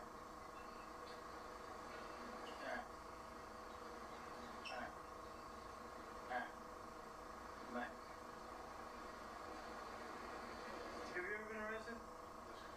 Okay, for what? I just got out of it. For what? I defended myself by being a first-degree murder, Attenborough, took in my house. So you just got out on first-degree murder and you're here around this. It's not mine. Married to these things. Alright, but you came here around it. I can't get to it, man. Okay. I'm sorry. 712002. Who's staying? Right, so right now, we're here. Are you staying? I'm not staying here. You didn't ask me to No, actually, I did. I came here for tattoo. You told me that the other guy. We were here the next time. Yeah, I see. Paul, some my guy named Paul. The other guy. Paulo? No. Paulo? Yeah. Who is that? Okay. Are they not gonna like... This is too confusing. Just detain him. No. It's a detainment. Don't make it worse. Yeah, you're not going to jail, bro. This isn't for you to go to jail. Hey, Britt, upstairs, 2 minutes down, we're sitting back in the chair. That's my supervisor, bro, so I don't... I guess that you're not in trouble, but we have to, like, figure out exactly what's going on because, like, you know, you got checks like that in there. I'm not saying it's yours, but I'm saying Like you have, like if she's gonna say it's yours, if he's gonna say it's yours, I don't know, but boss, but once I walk in and I see a crime or I see probable cause that a crime is being occurred, which but you and there know what probable cause at first place to come in. you let me in. Sir, we told you we would help you get her out. Yeah, so I looked at her stuff, I found it. I came back in for that with We were myself. trying to help you get her out. That's what we did, and now we're... Well, then you said, this is her stuff. I'm not. Nobody's saying you are, boss. Man, I'm telling you, that's a law. Boss. I did 2 years, man. I'm not saying that you're going to jail. That's not what this is about. What it's about, look, my supervisor arrives on scene. He comes in with me to get the rest of her stuff. He sees washed checks on the table. Okay? Now he has a reason to investigate the rest of the room.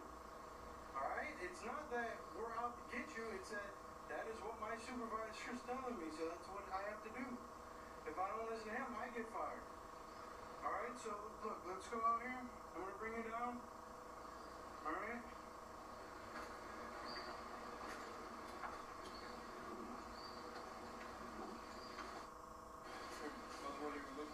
Yeah. The printer wasn't there when we got there, no. The printer was not there. Okay. Go ahead, boss. These guys were, I guess, we're in another room over the deck, and there's damage, and there's, you know, there was an $80, and there's credit card declined, and what? I don't know what you guys. I paid. I paid cash the next day. Hey, we're gonna need more people on the scene, bro.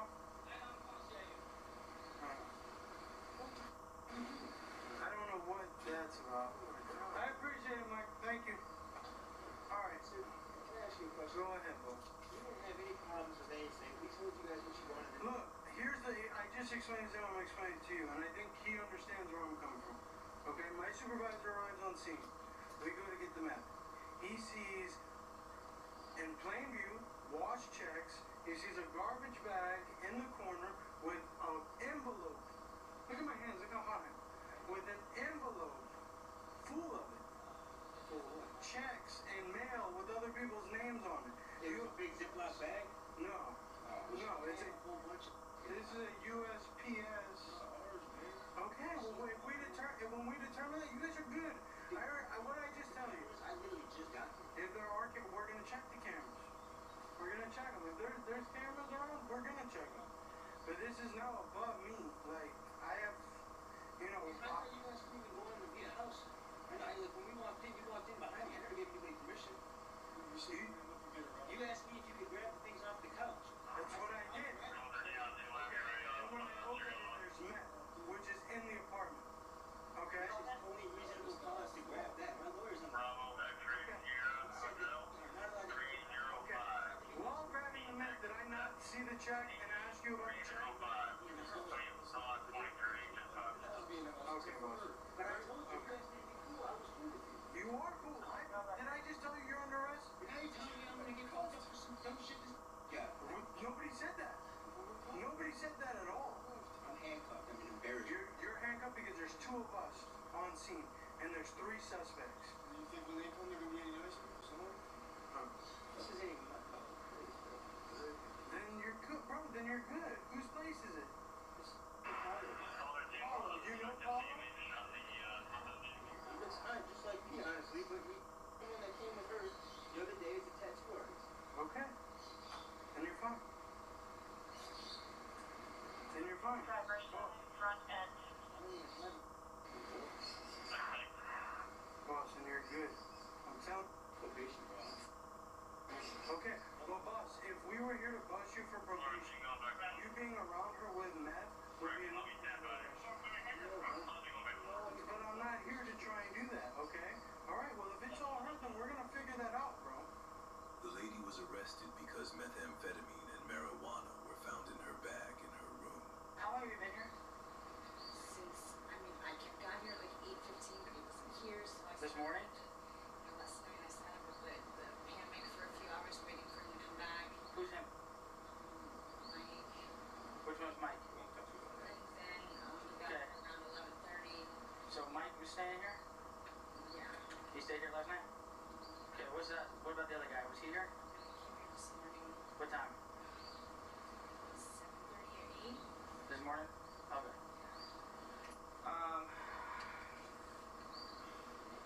you saw Mike here, you said 8 o'clock last night.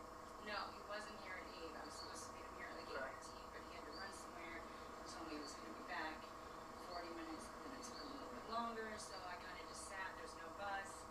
No, I can't get an Uber. So Did you stay here with Mike last night? Yeah. Okay. Alright, what time did Mike get back here? Yes. 11. At 11? That's when you got let in, correct? Yes. So nobody else was here to let you in until Mike got here. I did come at 8, and he answered, and I asked for him, and he said he wasn't here. Gotcha. I don't know. You don't know who that person I is? don't know. I got When you finally came in at 11 with Mike, was the other person still here, or did they It's leave? just Mike. It was just Mike. Yes. Okay. So we know. So someone was here prior to Mike. Prior to Mike. Yeah. What's with all the mail? I don't know about all the mail. I No? don't get mail. I heard one about it, so Gotcha. I don't know if it's mail. Did you see anybody messing with all the mail in here? While you were here for all those hours? No. I mean, my niece friend here was doing something I would just do it right now because the Ramsay had it, but I just didn't use it.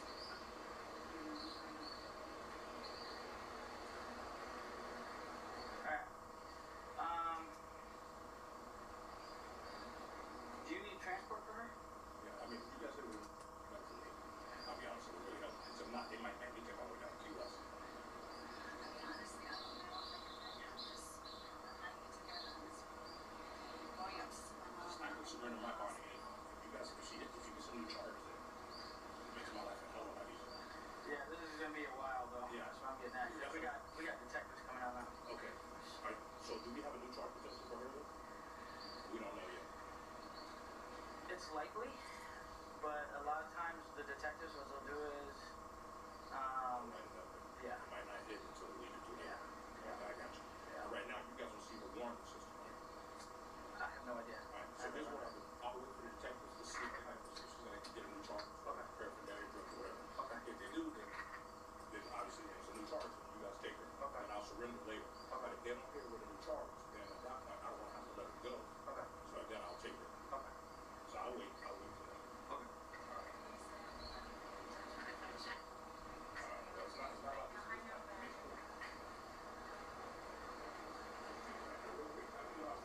that. That phone belongs to that lady. The red phone. It's 40. Do you have that one? You don't know. So you already sold it.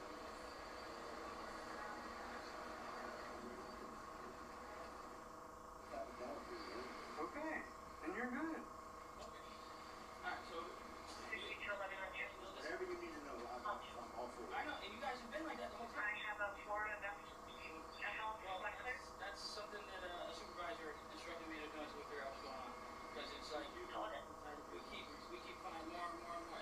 39 Papa Lima 0339PL. If you could just let me know DROC.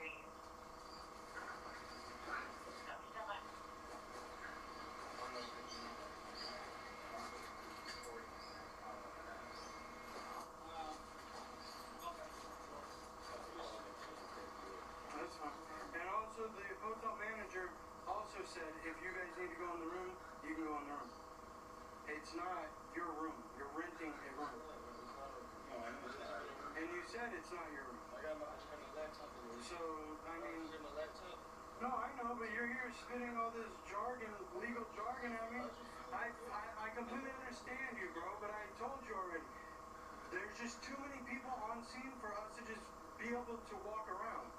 That's why you're in handcuffs, no other reason. There's only two of us. Yeah, I mean, I lost out my car. I'm always gonna kill me. you're gonna get your car. Okay, so why are y'all? Because you guys are coming in to You got tattoos. you got tattoos. First RO is like overrated. Florida. Second RO is a Daniel Allen Cross out of Bradenton, Florida. I just got here. We do not need you switching back. Where's your car? Switching lanes.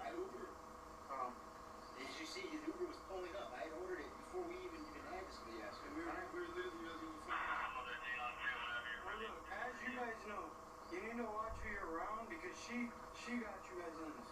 Like, I understand that, but this is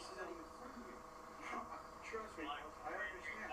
But she is literally the reason we were here to begin with. Okay? And then it just trickles. I find meth. You saw me. I saw the meth, and I'm like, okay, I'm not touching that because you don't know now. No, I know, but that's the thing is I don't want. You can't have meth moving around. There's fentanyl that is freaking killing people. I've never been exposed to anything like that. If I get a freaking half a sniff of it, I'm freaking dead, or at least on the floor convulsing. So that's the reason for separating myself from it. I get that you're skeptical, okay?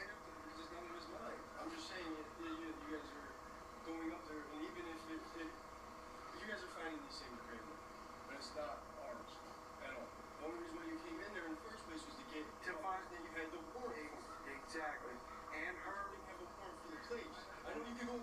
Well, I mean, it's on video. I asked her, I'm like, I'm gonna look through her stuff. You let me look through her stuff.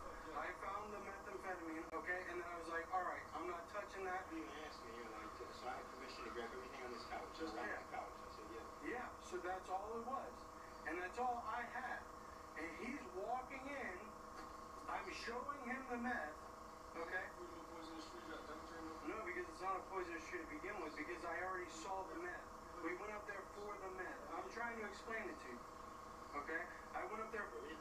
Yes, you guys are fine. If you guys didn't touch any of that paperwork, if you guys weren't dealing with those checks, you're fine. It's got nothing to do with you then. It's all her. But you gotta give us a minute because now somebody has to come out and look at those checks, okay? Because I don't have, first of all, I don't have technology, and I definitely don't have training to be sitting up there fingerprinting checks and shit. I've seen people with checks. I've been around that shit before in my life, so I got news for you. If there's anything like that going on up there, I got nothing to do with it. Alright, then you're good. It's free and clear. I'm Pogo. I got fucking a good job. I've been doing everything right. Boss, and you're good. If everything that you're telling me is the truth, then going on in there, I have no clue. Then you have nothing to worry about. This guy Paulo, do you know if he was coming back? What about the tattoo artist? Is he coming back? He's supposed to. Okay. Alright, then we're gonna be. Then we'll be. He was talking about all this jewelry he had left in there and everything. Like I would imagine he's coming back. Yeah. So I wouldn't worry about it. When I told him, I asked him, let's get out of here. He's telling me, oh, I got jewelry. I'm like, let's get out of here. We're putting ourselves in a situation. This guy fell us a thief. Let's run.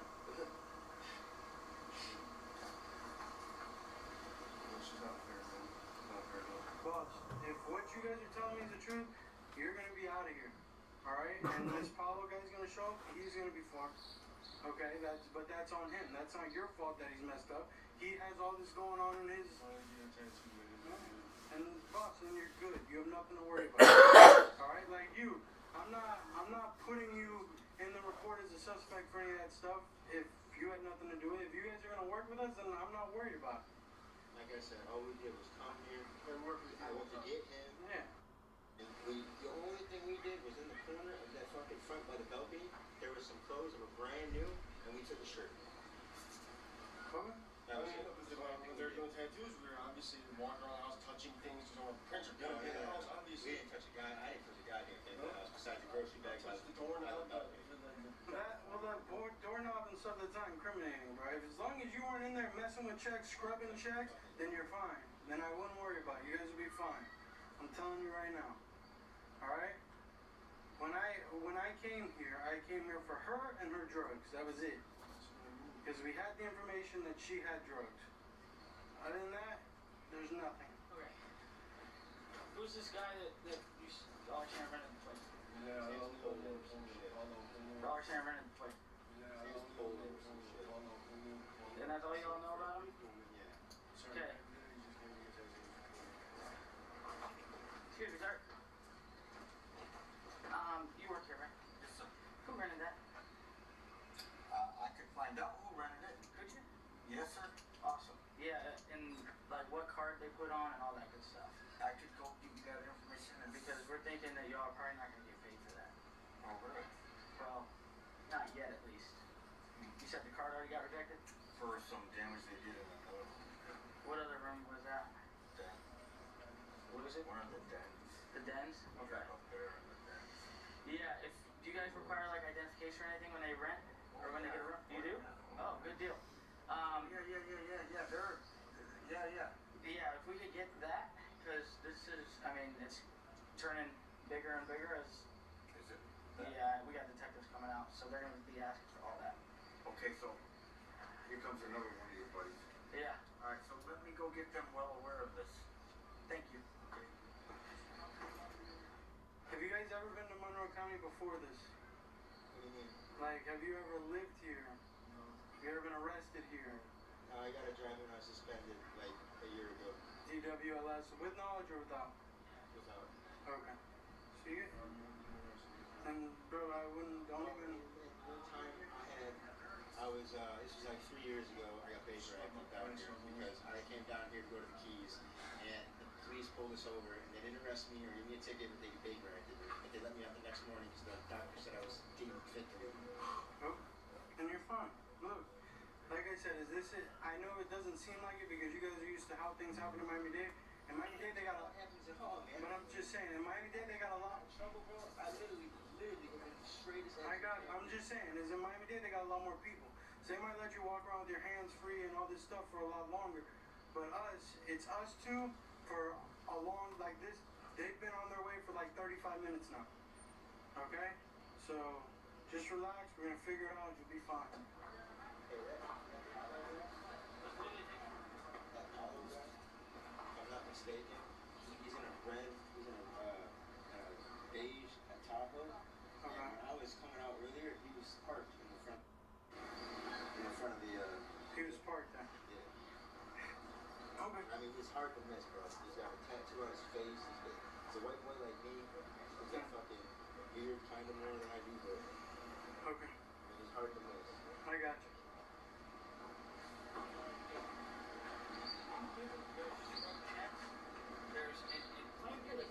There's mail everywhere. Yep.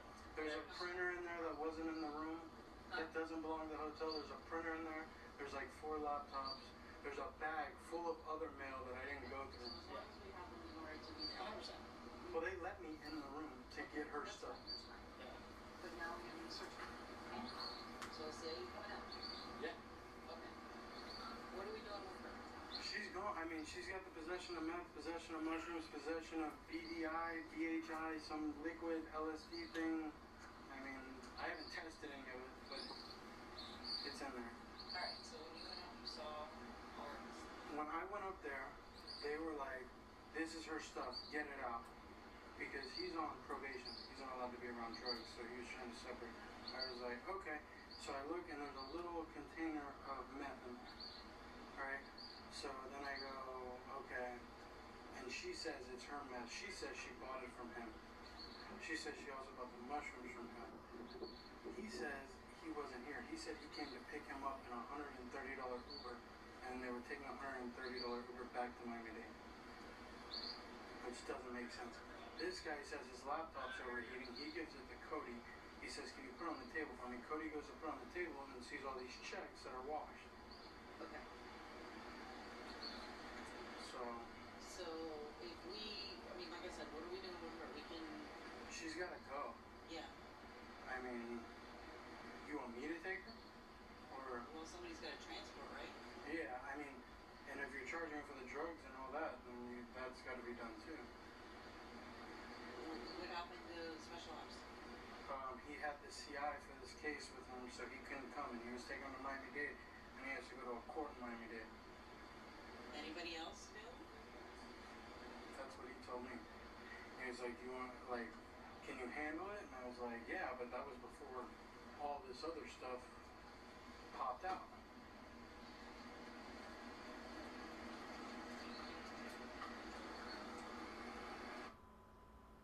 Like you said, this is a big mess. Well, my thing is so they let me in. They're like, oh, check her. I mean, and then the meth is in plain view. Then they tell him to go up and put the laptop. The checks are in plain view. I mean, they're. You notice initially, I don't know, they don't really think people are going to get her. Station 01. Okay.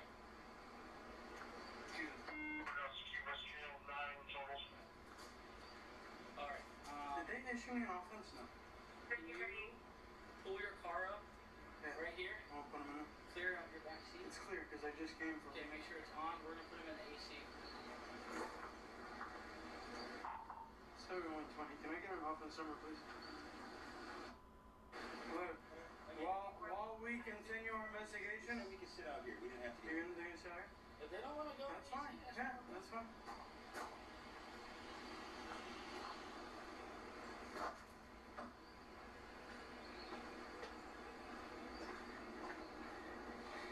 You have water, right?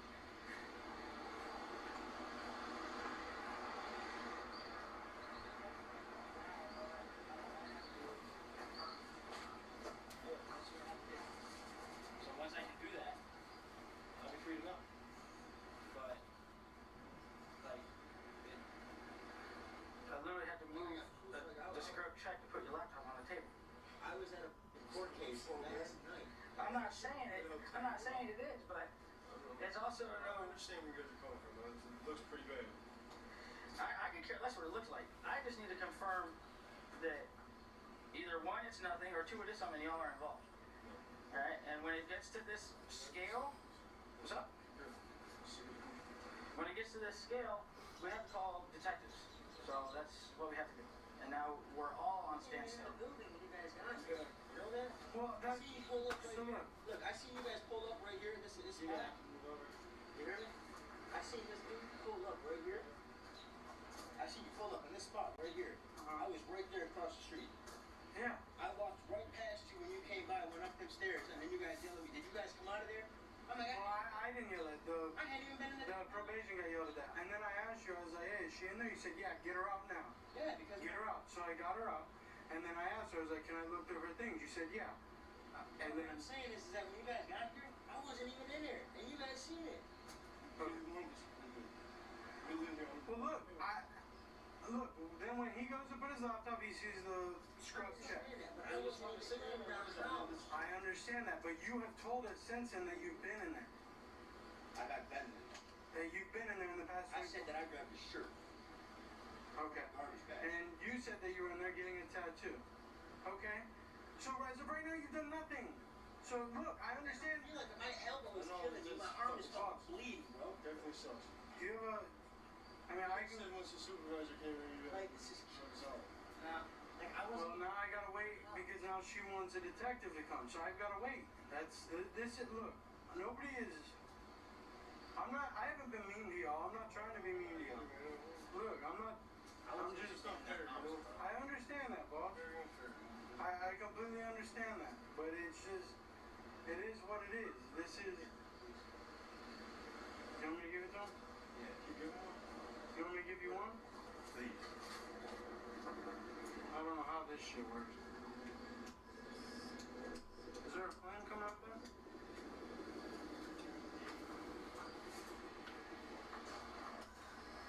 You're gonna push on the bottom. Yeah, just the bottom of the trigger with the spikes there. Right here? Yeah, push. Slower. Push. Oh. Go way down, way.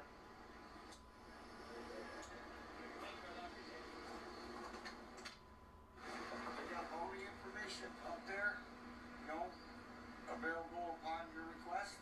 Cool. All right, I'm not gonna come and get it and bring it. Yeah, I got because, they got their, that's the office people, okay? I'm just maintenance. I appreciate You know what I'm saying, right? Thanks, brother. I appreciate it. You like available or?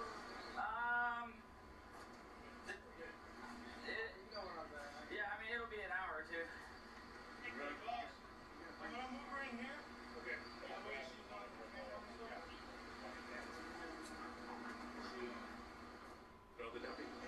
It's a sergeant. I'm gonna put her in here.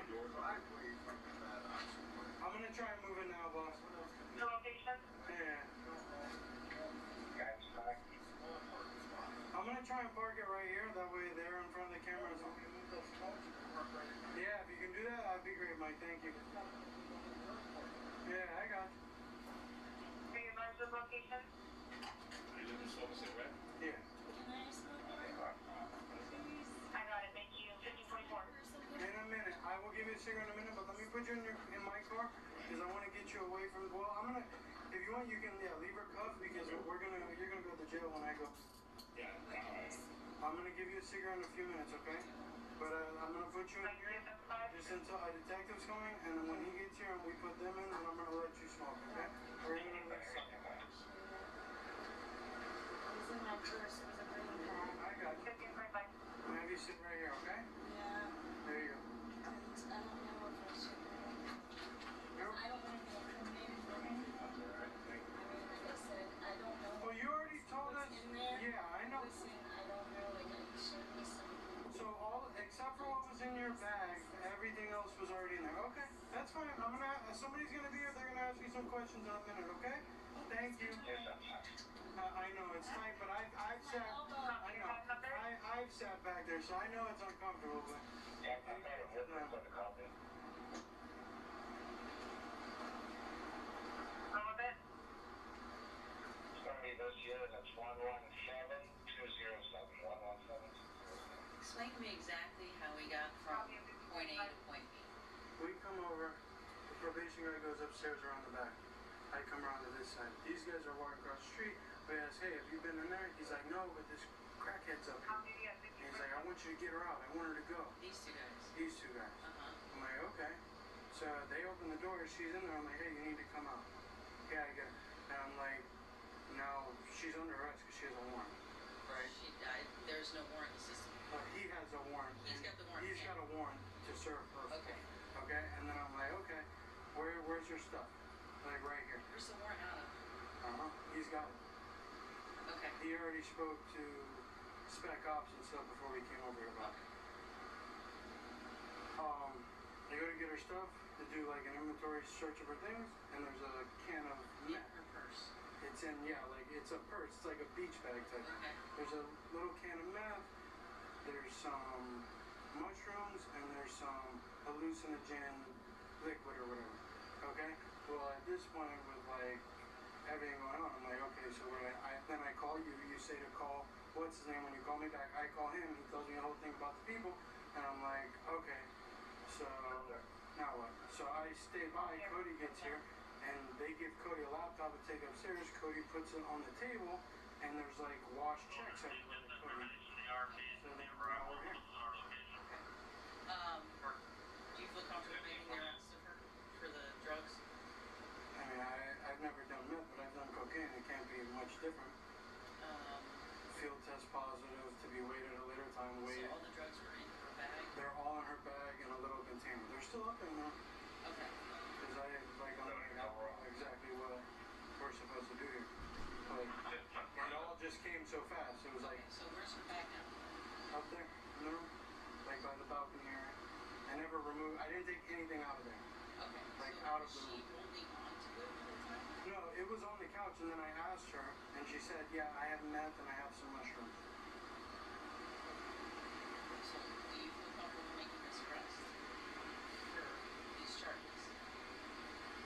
I mean, I guess she admitted to being in possession of methamphetamine and mushrooms. So yeah, for those charges, yeah.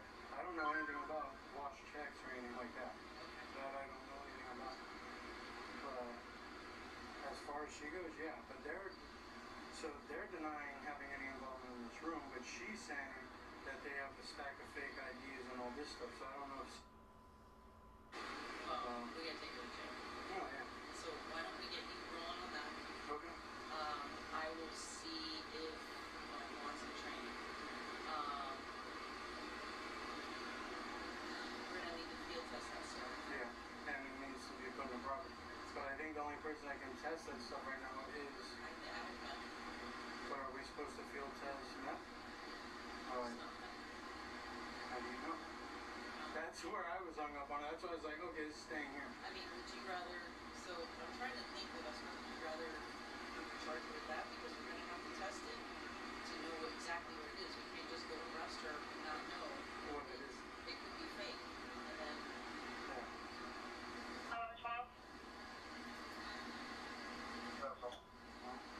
Copy of petty offense at Cooper's Paint Body Wash Shop. Obstruction?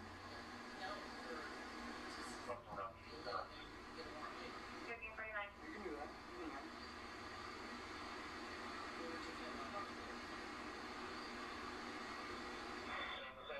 I mean, you tell me. What would be better? What do you think would be better? I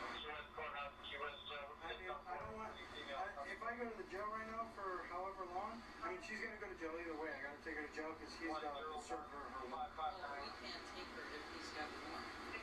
Where's the warrant out? He has the warrant.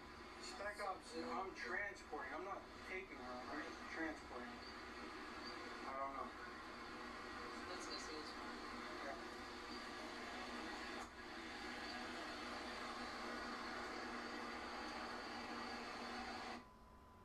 I gotta go up there anyways because I gotta grab her bag now.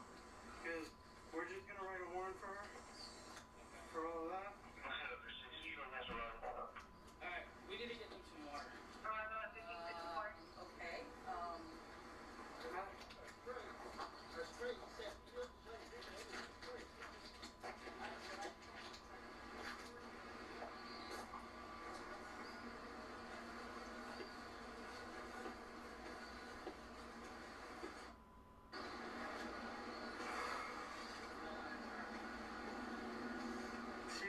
Sierra 36.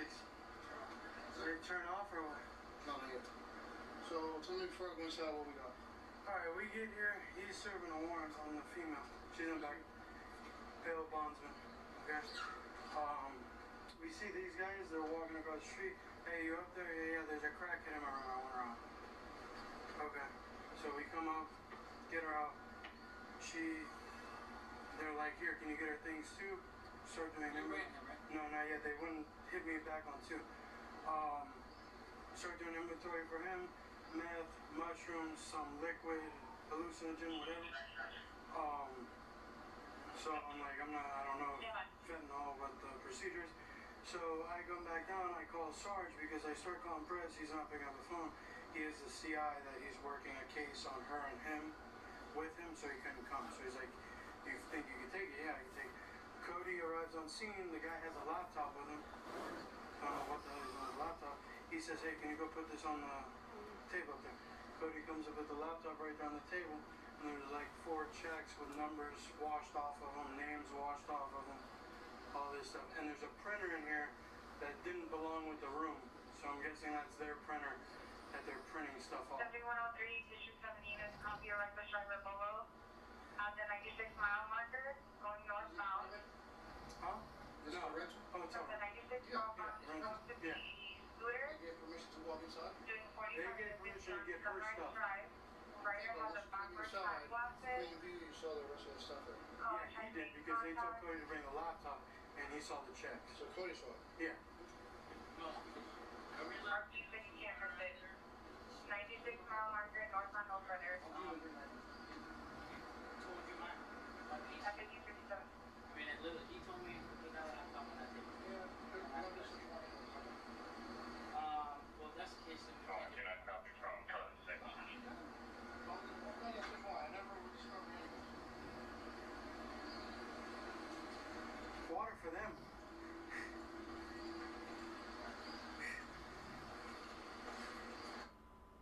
So we'll have him take her on his warrant. Okay. And then we can get a warrant for her later. Okay. Alright? 1214. So you want me to clear it? On your You want me to clear? Go. Oh, watch your step. Because, yeah, they're going to want to ask her questions on it. I mean, whoever takes her to jail, it's a drop-off. We have no paperwork. Right, but we can't necessarily legally put somebody in our car against their will if we don't have a reason to pick them up. Like, we don't have that. All we've got is... So can he transport? Yeah. They're going to want to ask her questions. I'm going to move because Cody's going right here to get us some water.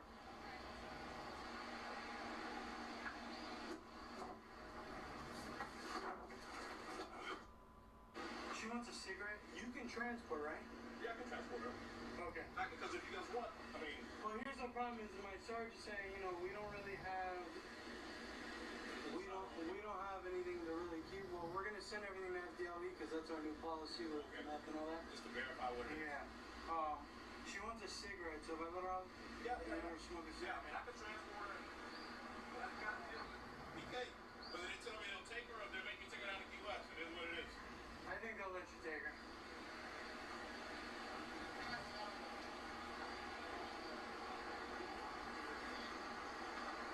Look at that boy.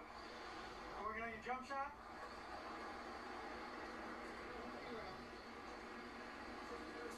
Before I keep going, you can walk. Well, there can't. We'll keep doing that now. We'll check it out. Water in there? Copy, I'm 15 up there. No, it's right there. Yeah, that's what's right. Sit up.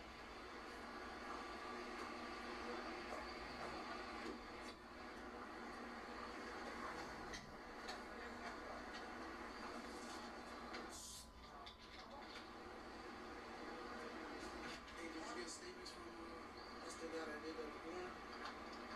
Ain't got nothing yet. This has spiraled. The warrant wasn't here?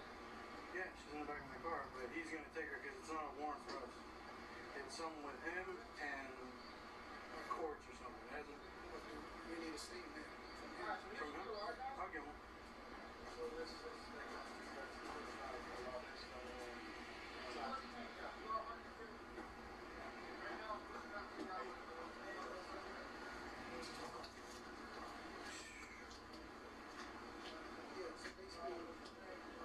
I don't know the story. What's the story? We got here. The chick had a. This guy has she has a warrant, right? We get here. They're walking downstairs, and I asked them like, "Oh, hey, is this person here?" And they're like, "Yeah. Can you get her out of our room?" They start saying, she's. Whose room is it? They won't say. They say it's not theirs now. But when we got here, they were. And it's not her. No. So she said she was hired to come clean the room. I don't know if I have. Oh, here we go. She said she was hired to come clean the room. They start. We go upstairs, like, yeah, get her out of the room. Get her, they change her. Go do an inventory search of her stuff that's on the couch. They told me to get it out.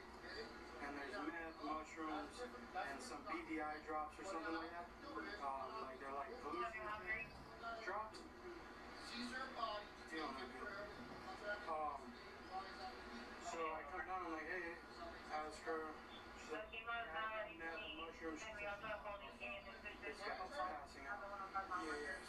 That's what she told you back here. Yeah, I need an interview. You want an interview? Yeah. I'll pull her out. She wants a cigarette.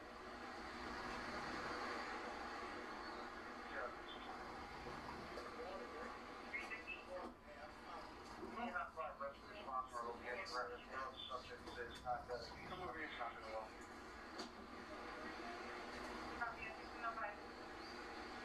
Where were your cigarettes? My purse. There was a green pack. They're up there. Who? Maybe. Can I get you to fill this out? Just as far as your warrant and why we were here to begin with? Just take a seat right here. Go watch it for me. You go right here on the bike. Here you go. This is Katie. How you doing, sir? Yeah. How you doing, Katie?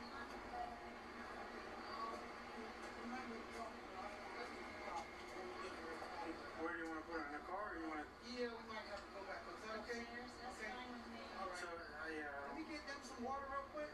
Yeah, I was gonna say they have cold ones and they're free. They have ones. Upstairs? I just don't know because they're gonna get a search warrant for a pen. Yeah, I'm going to do a search warrant. Negative. We're going to be at Sunset Cove, the hotel, across from Napa. Huh? What? Yeah, I'll watch. You alright? We're going to give away. Yeah, but we gotta check you out. You've been out here for a long time. 7103 and 7120. All those units are going to be at Sunset Cove. Copy at 1607. She wants a cigarette out of her bag. Did she get one? We can't get her right now. Oh, okay. I can help you with that.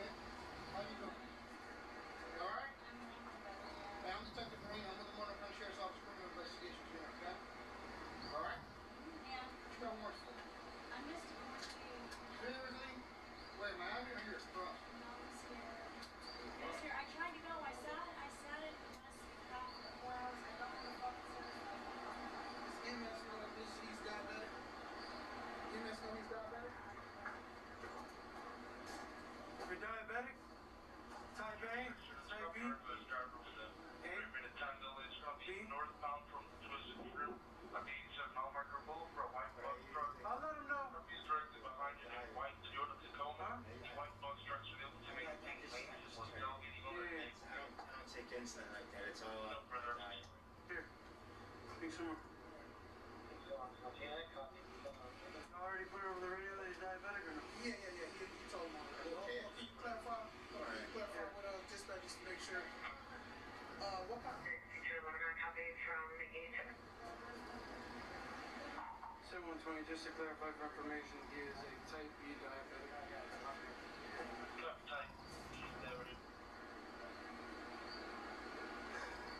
You need me? 21 traffic for First Avenue Ghoul. First Avenue Ghoul. Oh, do you went to go get water? Yeah, he said he's coming back. Foxtrot Hotel 10 November. SH10N. Away. Italian van. First Avenue Ghoul. North the one on H. So here's what we're doing as far as the drugs are concerned. Let me take her in this room. And then pack it, like, 'cause I don't know if I even have test kits for half that stuff that's in there. And then we can send it out to FT and get work. Yeah, I'll write a warrant for we'll put the narcotics in, and I'll do the test, and I'll write a warrant for you. Yeah, we don't have to, so I don't have to send anything to FT. Where's all the narcotics at? They're in the bag by the door. That's what I was bringing down when you told me. Yeah, so you guys don't have to take it at all. I'm gonna take it. Oh. I'll take all the narcotics, and I'll package it, and I'll enter it into the case and all that stuff. Because I'm gonna be the one testing it anyways, so I can chain of custody. And I'm already here, so chain of custody would be nicer for me than for him to take it or you to take it, or any of you guys. And then it goes from your hands to my hands for me to test it. Well, I just take it from the actual birthplace. I test it and then I'll write it in. Okay. If you don't have a problem with that, I love you. You're awesome. no, hold on, bro. We're still far away from my No, I'm not saying that, but you're saving me something. I'm gonna leave him and Cody. Yeah. I'm gonna go send my notification. Yeah. And then I'm gonna go have calls. Do you think? Are you good with that? No, I'm good. If you need me, call me. Yeah, well, I got ID with me too. You don't need to talk to her. You just know the number. Yeah, so he can take his sip, yeah.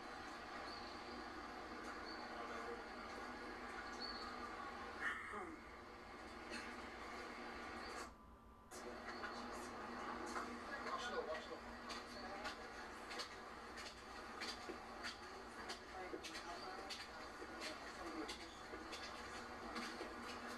Central to 7103. 7103. Confirming you're still on Blitz 2120. You go to the library in Key Largo. I don't. It's in my car. Let me get it. Hey, I will be about there momentarily. Momentarily, this is just information. We're looking at victim notification. Artisan Village of the 140. Copy. Alright, so you know why we're here. I missed a court date. I wasn't. Alright, so you understand that has nothing to do with us. You understand that? Yeah. We're out with the sheriff's office. Yeah. The gentleman that's downstairs, he's a bail bondsman. Yes. He's out to you because you skipped bail. Yes. You're understanding that? Make a payment. Yes. Good? Okay, but now I want to bring something to you. I want to talk to you about some other stuff, okay? Okay. You're not under arrest with us, but you are going to go to jail with him, okay? You understand? Unfortunately, I can't help you with that. You have a warrant by the judge, okay? I meant to handle it. My dog got purchased. Alright, so let me read this to you real quickly, okay? You have the right to remain silent. Anything you say can be used against you in court. You have the right to talk to our lawyer for advice before we ask you any questions. You have the right to have a lawyer with you during questioning. If you don't have a lawyer, I will be appointed for you before any questions if you wish. If you decide to talk to me now and answer questions, you can stop answering at any time. Okay? You understand these rights? Yeah. Okay. With this rights in mind, do you want to talk? Everybody always tells me no, but I don't have anything to hide. I mean, why not? It's a yes or no? Yeah. Okay. Alright, so stop answering whenever you want. You understand, alright? Okay, so here's a question.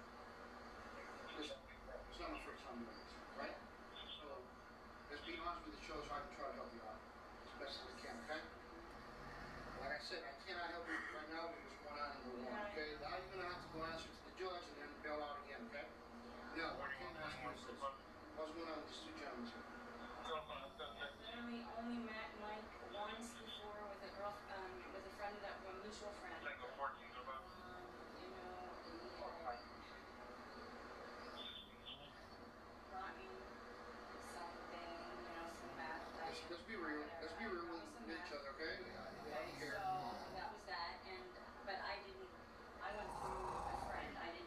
number or whatever. I got a text later on, hey, I'm by your place, seeing if you wanted to meet up, maybe chill, this and that. Eventually it came to, yeah, you know, he was the plug for the area, and it is what it is. That's the guy downstairs with the shirt? Yeah, I could call. That's Mike? Also, yes, and also if he had some rooms for sale is literally how he put it. I was confused, and if I knew anybody that would rent them, he would, you know, throw me some money off of it. I don't understand what that is. I'm not involved in that. I don't know. That's just what he said. Okay, so now let me ask you a question. Who invited you here? Mike. That's the guy downstairs where they diabetic in the cell. No, I guess the skinny one is, the thinner one is in with the diabetic thing, right? No, Mike, the one that's sitting down past the back. Okay, yeah, I don't know whether he has a diabetic issue or not. That's fine, but that's the one that's being looked at. Yes, he's the one sitting down. And that's the one you identify as Mike. Yes. And he's the one who invited you here. Yes. Okay. You get here when? I told you I was riding the bus. I don't have Wi-Fi, you know, so I'll like be here. But when I got here, When did you get here? I got here at about 8:30 In the morning. at night. So last night, 8:30 at night. Where did you come from? I came from my boat down by on Poseidon. Where were you? Okay. Alright, so by where? Across from the Poseidon. Okay. You on the water? Yes. Okay. What slip you on? It's not a slip. It's worth cutting. Just a few people moored out there. Okay, no problem. You have a name on the boat? It's in my name, but my title's not there. And because I was in jail, I'm just It's all good. I'm just asking you I have some questions. infractions, but it is in my name and a friend of mine's name, but he's up north. He was, Okay, so now let me ask you another question, okay? What's going on here? Here, he said I could come by and pick something up. What? Some that. Okay. Did he ever give it to you? Yes, he did. It's in a container, and inside of a container that they found in their purse. Okay. Does he have any more in here in the house? He did, but I don't know. I was in the bathroom when you guys were knocking. I was going to the bathroom. Did you see him getting it out already? I didn't see that. I mean, where he sat at that table right there and had it, and then when How much did he give you? he gave me a kind of a gram. From around? Yeah, around there. Okay. Okay. And Anything else you bought from him? Okay. Wait, so when you got here at 8:30 he gets there, right? he wasn't here. He didn't get here until about 11:30. I sat In the morning or at nighttime? At nighttime. So so backtrack. 8:30 you get here at nighttime. Yesterday. So I had him up there, yes. 7:05. Yes. Right? Yes. So he's a 6. Yes. He's Okay. going to be back in about So July 5 Yes, July 5. at 8:30 you get here. He's not here. Who's here? Well, I knocked on the door and they kind of just peeked their head out and said he wasn't here. I believe it might have been the gentleman downstairs. I was so quick, I was like, peeked his head. I said, is Mike here? He goes, no. He closed it and I walked away and I said, texted Mike saying, what the heck? Okay, so Mike is here at 11:30. Yes. Mike is here at 11:30. What happened? He says, come in, I'm gonna leave the door unlocked, I'm jumping in the shower because I was waiting on the When you internet. come inside, who else is inside? Nobody. The other guy had already left? Yeah. Okay, so Mike is in here, he's showering. You're here. When was the last time you guys used? Last night. What time? Probably right around the time that he got back. Okay, after the shower? Yeah. Okay, so he goes into the shower, comes out, you guys use. What you guys use? You smoked it or what? Okay. You didn't do injections? Okay. You didn't inject anything? Is there needles anywhere in the I house? did not inject anything. There was a needle in my purse, in my container, but it's for, I'm using it because I have the GHB. And we took some of that and... Injection? No. I can only use it just and, measure. Yeah, I got you. No, that's all good, Mark. Now, who all this food belongs to? All the food this morning, JD and the other gentleman, he's just a friend of theirs. Mutual friend of ours. Was he here? Not during any of this. Okay, so JD left. Yeah, he took me to get some food and he left to go to work. That is my friend Corey's. He lives on the road next to me and he gave it to me.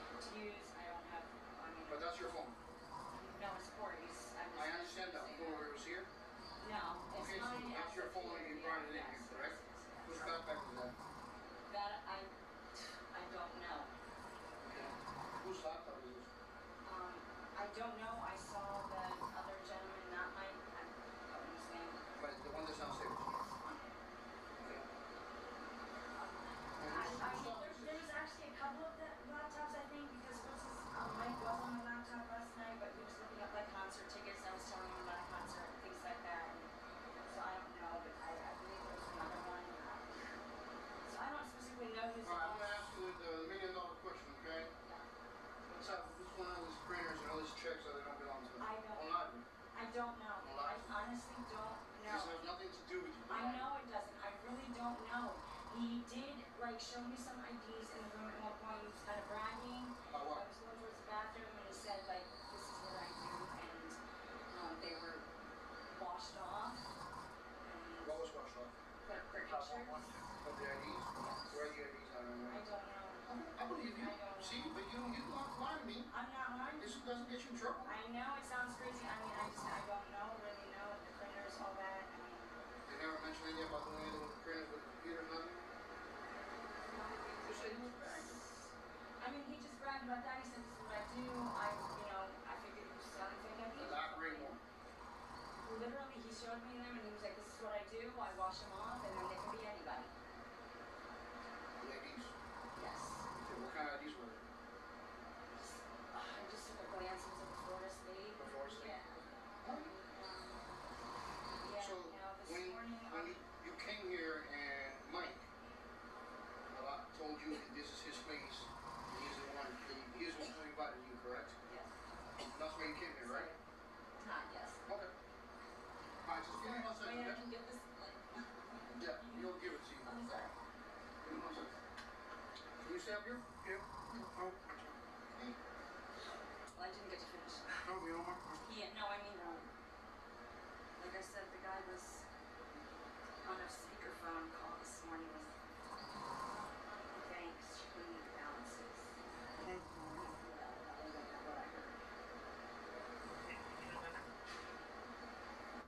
I have no idea. I'm stuck upstairs. They don't want me to leave her up here. They have her up here. They don't want her to go up the room up here, so they have me upstairs.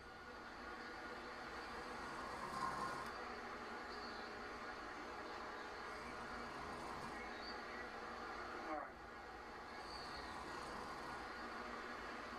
Alright.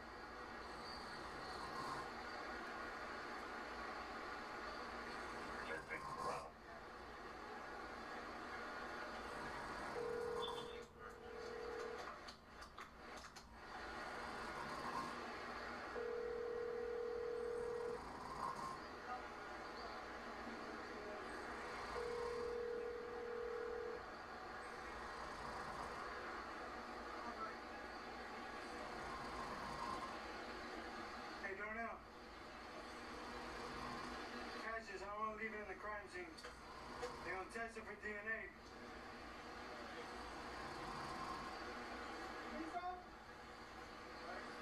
No, I was just letting you know that we're ready to go whenever you guys are ready.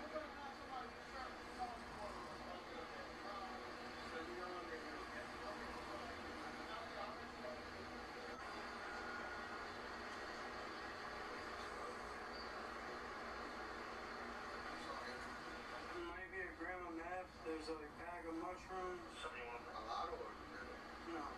Like, I don't know how mushrooms look, but like this much. Right here in this. No, leave it here.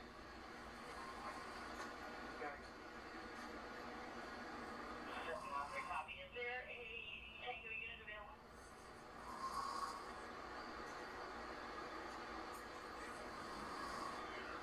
So then they told Cody, Deputy Jackson, to come up and put their computer on the table. They put the computer on the table, he saw these checks and stuff. On there, there's like maybe like $12,000 worth. But there's like immense paperwork. There's a printer up here that the hotel staff says that doesn't come with the room. There's a printer, there's like 2 laptops. There's like a bag full of mail in there. Keys Marine Construction, there's like a tax return paperwork.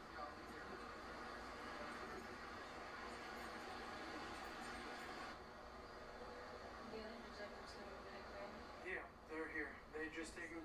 They're taking pictures of the door because they're getting a search warrant, so they have to take photographs. What was that? On this side. They're asking us to put on this side. Oh, they want both of us out here? You want the suspect out here too? Yeah. Yeah, his warrant, yeah. Close the door. Yeah, just up to this door. Yeah, close that door.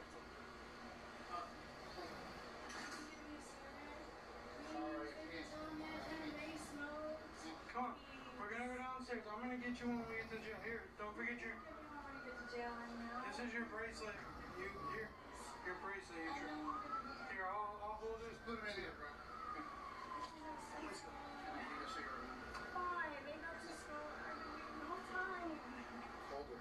Here, come on.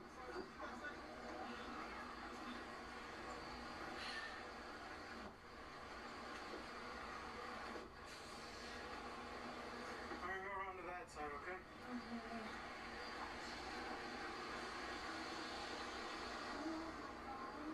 It's upstairs. It's upstairs. No, but there was another one. It's upstairs on the table. You're talking about the red and black one? No, there's another one. Okay, I'll find it. It's somewhere. Remember at Vern, I was Yeah, like it. I'll find it. I'll find it. Because I don't know if it goes with me. I don't have no people's numbers. We will find it, and we'll send it down with you. We'll find it. Give me 1 second, okay? Is the air on? Yeah. All right.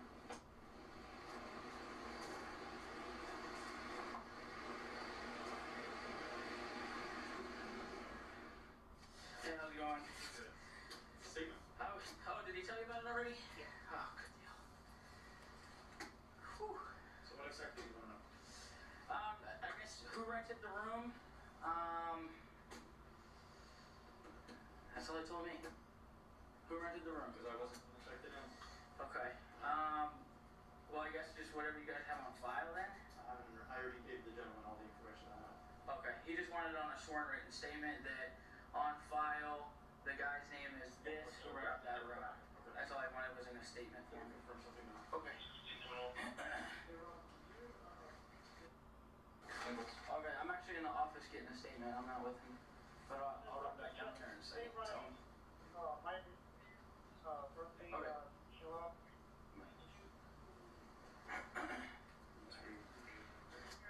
Lifesaver, man. You see me dying over there. Copy that. EMS arrived and they're transporting him to Mariner's reference dehydration.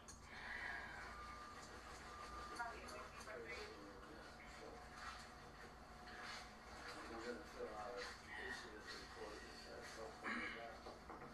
What else did you want to ask him? Is there anything else you can? If the ID matched the name of the reservation at all, you know that. Do you think the ID that was originally on there matched the reservation? Because we don't have the picture.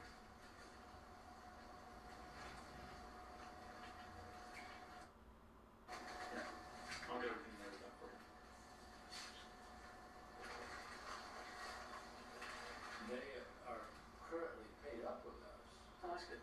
However, they did trash the last bill that they were going to charge them for cleaning fees, accessing mess. Mm-hmm. The cards declined, so we're not able to do that. It's a minor incident and not really part of as you're pursuing. Yeah. You know, they just charged him. Yeah. Great. Yeah. Well, there goes the ambulance taking somebody down to the hospital. My understanding of the sun was too much for him. Yeah. Darnell, unless Darnell put the handcuffs back on him, but last I saw Darnell took the hang.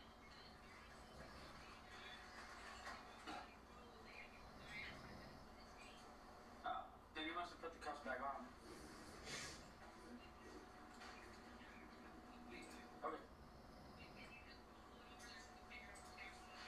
Yeah. Okay. Right. Okay. I gotta run. Yeah, someone will come by for that in a bit. I'm set. Okay, set. Perfect.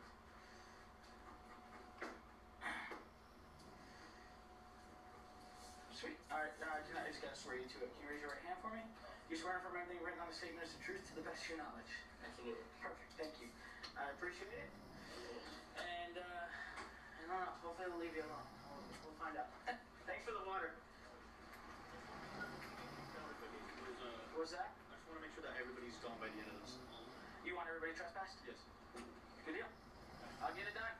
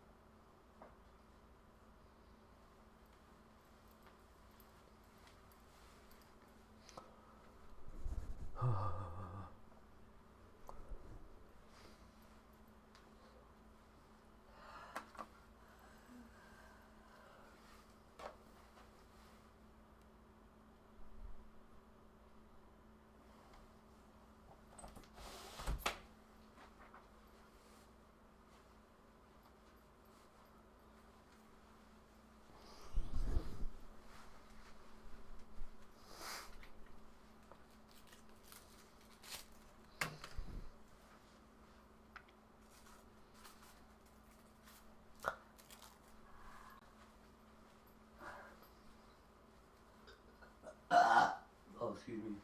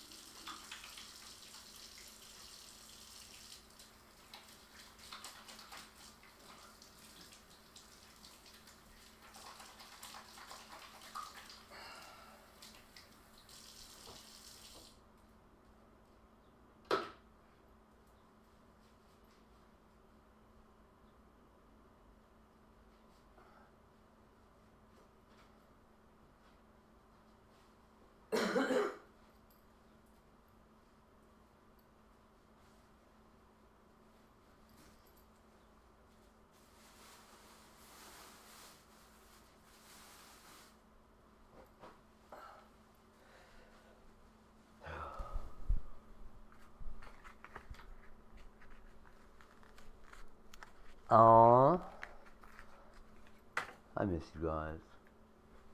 Not a lot, but I mean a little bit. Or whatever.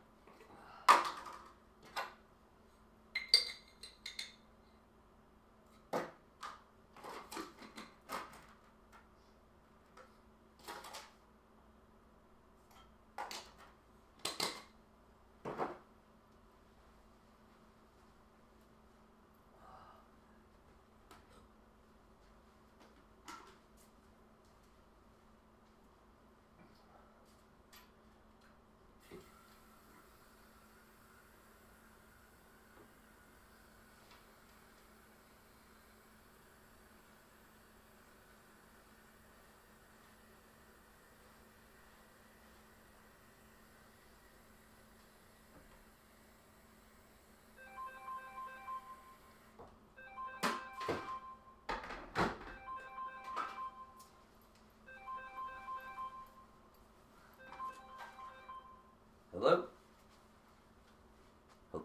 Hello? Hello? I'm alright, how are you? Yay! Will I sign my lease?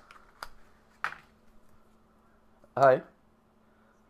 I re-signed my lease yesterday, or Sunday? Yeah. Not yet, no. Thank you. Alright. Yeah.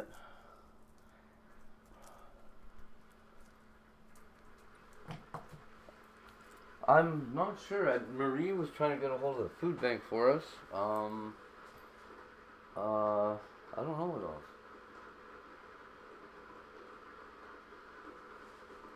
I'm trying to think. In the last month, it has been a while, hey? Yeah. Oh, okay. Yeah, she's saying really things and stuff with her time. You sound good. You sound energetic.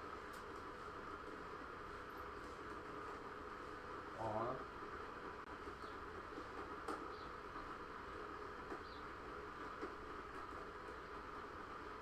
Yeah, me too. Happy Mother's Day, buddy.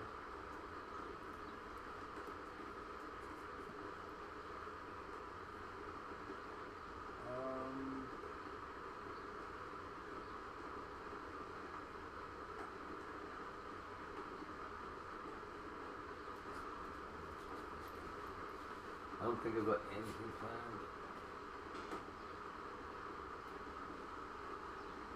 Next week's a long weekend, right? The 18th? Yeah. Whenever.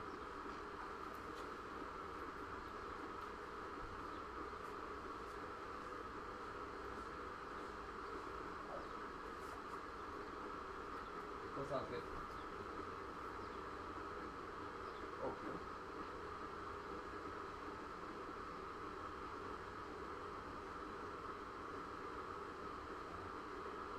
Not that short. Short notice is people still have to see it, yeah.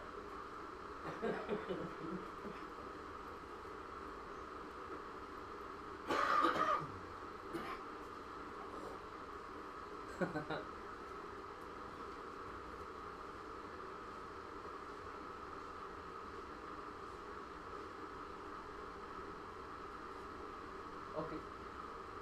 Yeah.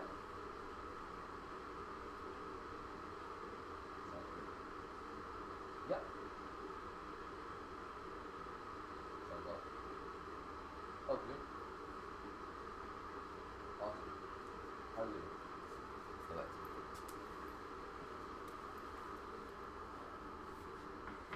That was Holly.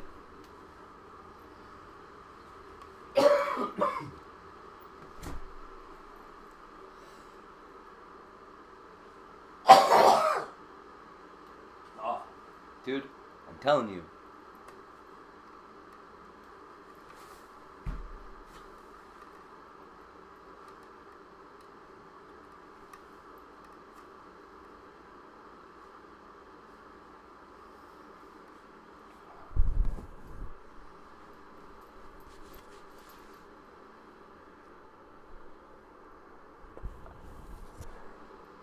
Man, that was ages ago already.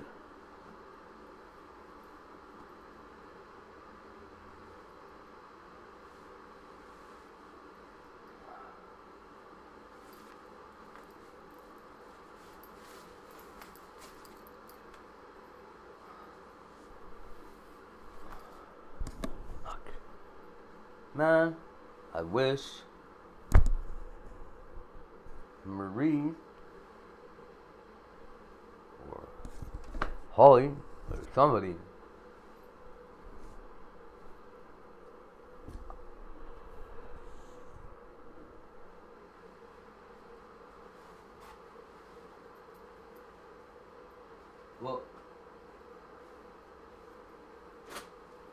you guys want me to don't even tell her anymore then? Don't tell Trish that I'm filing that stuff? Just let her go to jail? Is that really what you're saying? Don't bother telling her the truth? Just fucking let her suffer? That's crazy. That doesn't seem like a...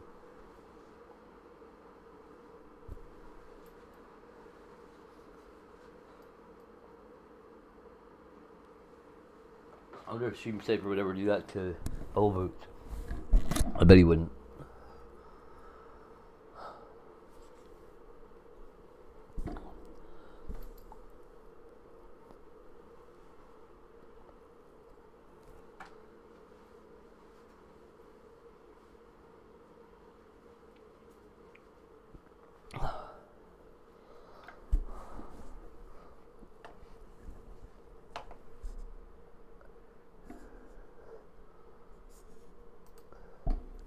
I do know that it's a really bad look to do things to one person because you don't like them and treat somebody else completely differently, have a whole different set of morals in your approach to dealing with them than The White House says, okay, our CT stands for, I'm assuming, counterterrorism, prioritizes the neutralization of hemispheric threats, and so all this is ISIS, and this is also, so the bottom part is what really matters, right? And so, our nation has not been well served by its intelligence community. True. Which has been mired in old ways of looking at threats, or has been actively weaponized by its leadership as a political tool.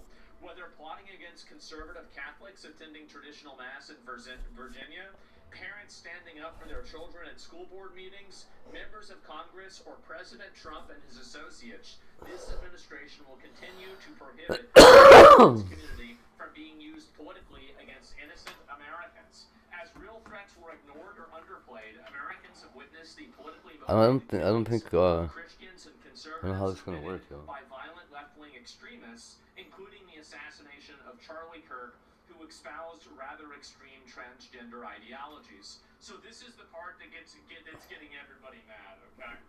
In addition to cartels and Islamist terrorist groups, our national counter-terrorist activities will also prioritize the rapid identification and neutralization of violent secular political groups whose ideology is anti-American, radically pro-transgender, and anarchist.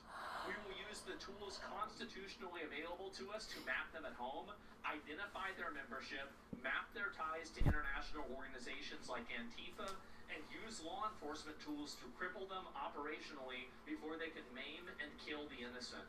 We will do the same to the state sponsors, with the state sponsors of such groups and the governments undertaking lethal plots on U.S. soil or against Americans. How can I? Thank fucking God. Holy shit, I've been waiting on this for thank God, this is amazing. Finally, and in special strategic category, we will maintain and increase our national assets to combat and render safe the most dangerous terrorist threat in America. Non-state acquisition and the use of weapons of mass destruction, the terrorist use of nuclear and radiological devices. Mission, okay, so it's more terrorist stuff. Technological advances since then necessitate the re-examination of the threat and an update to our relevant counterterrorism policies. So they're finally going to stomp these people out. I hope that's what happened. Finally, we get to see the boot on these people. I don't believe this until I see it. That's the way that I feel about it. I want to see this happen.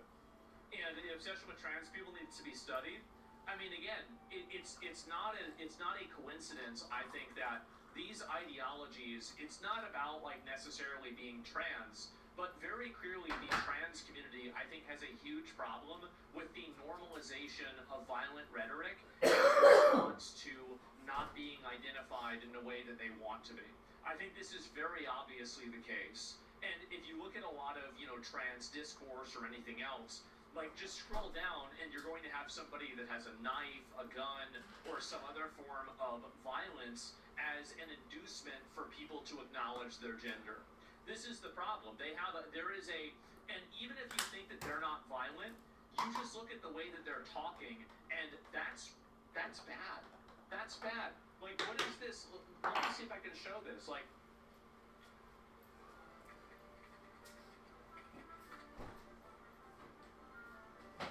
what is this? What's this? What is this? It's another knife. A sword. Look at this. That's problematic. It really is. That's a lot. Didn't a politician wear this? Yeah, the lieutenant governor for Minnesota did. Yeah, her. Right here. And so you have these people. This is the reason why. If you didn't want people to treat you like a terrorist group, then why are you enabling people to openly advocate for terrorism? If you didn't want to be treated this way, then you shouldn't have allowed your community to be infiltrated by violent people that want to push terrorism. Like, it's so simple, it's so obvious. Obviously, every trans person doesn't support this, and I think that this is my actual opinion. I think that there's a lot of trans people that just think they're a woman or think they're a man, and they just want to live as a woman and they want to live as a man, and this stuff, I think, freaks them out too. I bet they don't like this either, but they don't want to speak out against it because then now they're alienated by everybody. I think there's a lot of people that feel that way that are trans, but they don't want to speak out against it. It's weakness by affirmation of default. Yeah, so anyway, I'm very happy the government is doing this. I'm tremendously happy. I'm massively happy about this.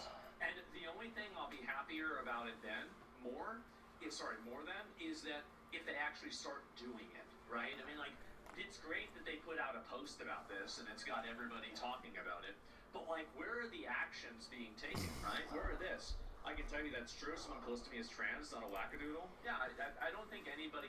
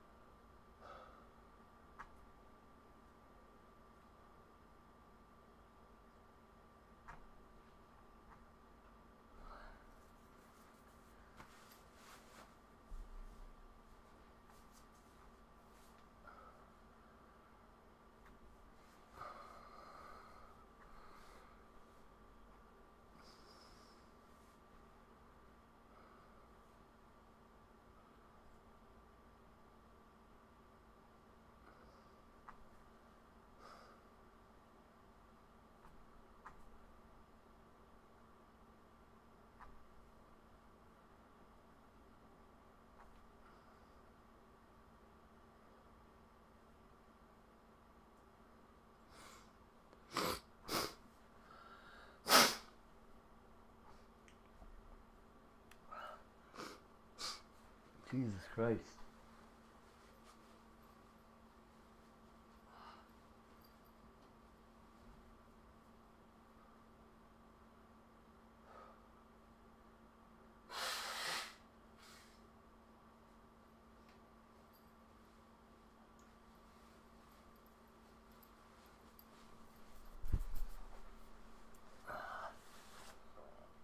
Friday. Between 11 and noon, Friday. Everybody. Not everybody, but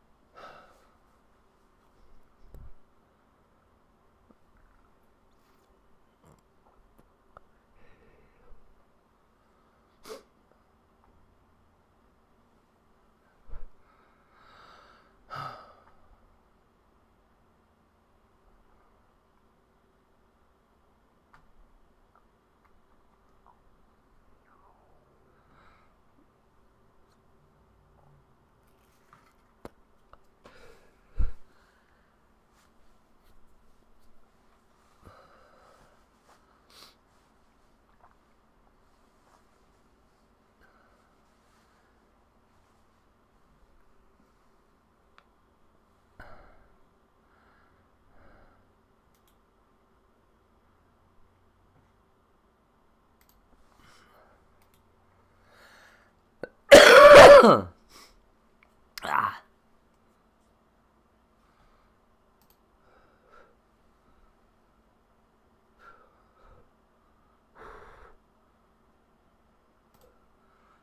We have to talk about AI because I think there's a massive con being run on the American public right now, and I know this because I've helped companies run it before in my career. 7 years ago, this man Oh yeah. ran policy at OpenAI, and in 2019 they announced a new model called GPT-2, and they refused to release it. They said it was too dangerous. It would be used to generate deceptive bias or abusive language at scale, and the announcement went everywhere. And then they released it a few months later, and nothing happened. Last week, Anthropic announced a new AI model called Anita, and they said it was too powerful to release to the public. They said the fallout for economies and national security could be severe, and then the announcement went everywhere. And it even pulled Anthropic's CEO into a White House meeting. CEO Dario Amodei will be meeting with White House Chief of Staff Susan Wiles specifically to talk about Mythos, that is their powerful new cyber-focused AI model. Here's the thing. Jack Clark is a co-founder of Anthropic, and he drives policy there today. Cry wolf once, it's an accident. Twice, it's a pattern. 3, 4, 5 times, and it starts to feel like a deliberate move. And the reason that this move works, that smart people keep falling for it, is a circus trick that's first... What is this? Never do media without filming the full interview yourself and trust any media outlet. Feel personally... Really? This trick is why horoscopes go specific. It's why AI feels insightful, and it's the reason that Mythos is too dangerous to release, lands the way that it does. This move is being used right now to create a magic show. An illusion of capabilities that are fooling you once in a generation.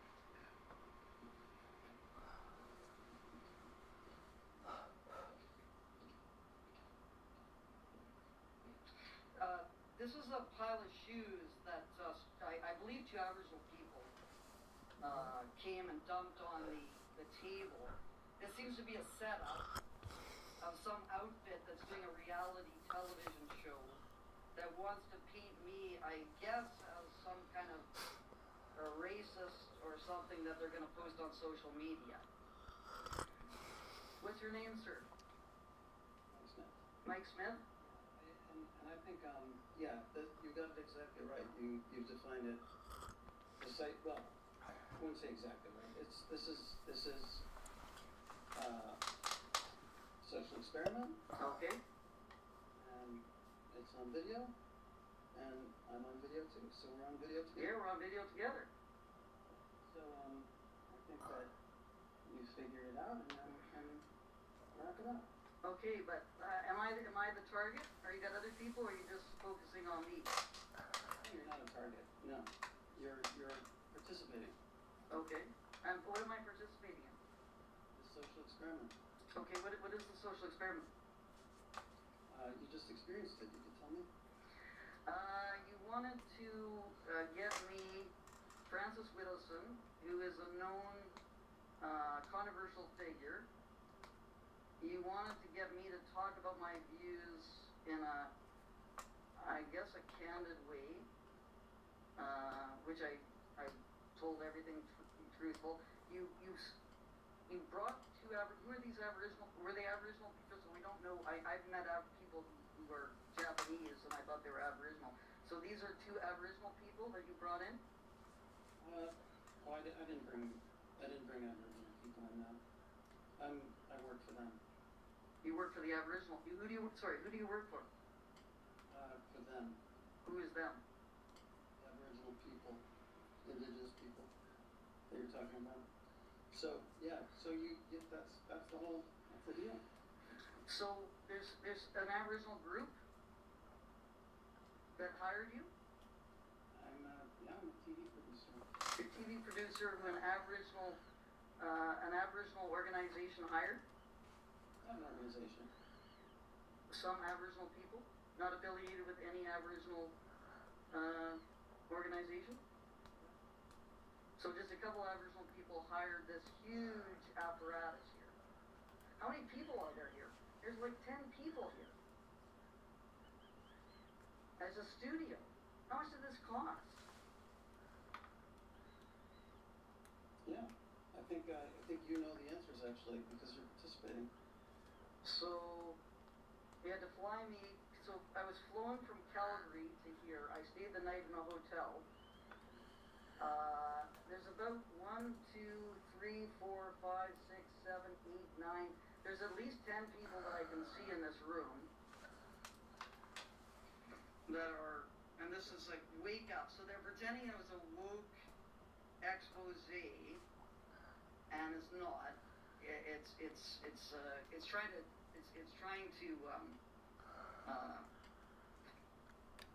this seems to be trying to expose me, I guess.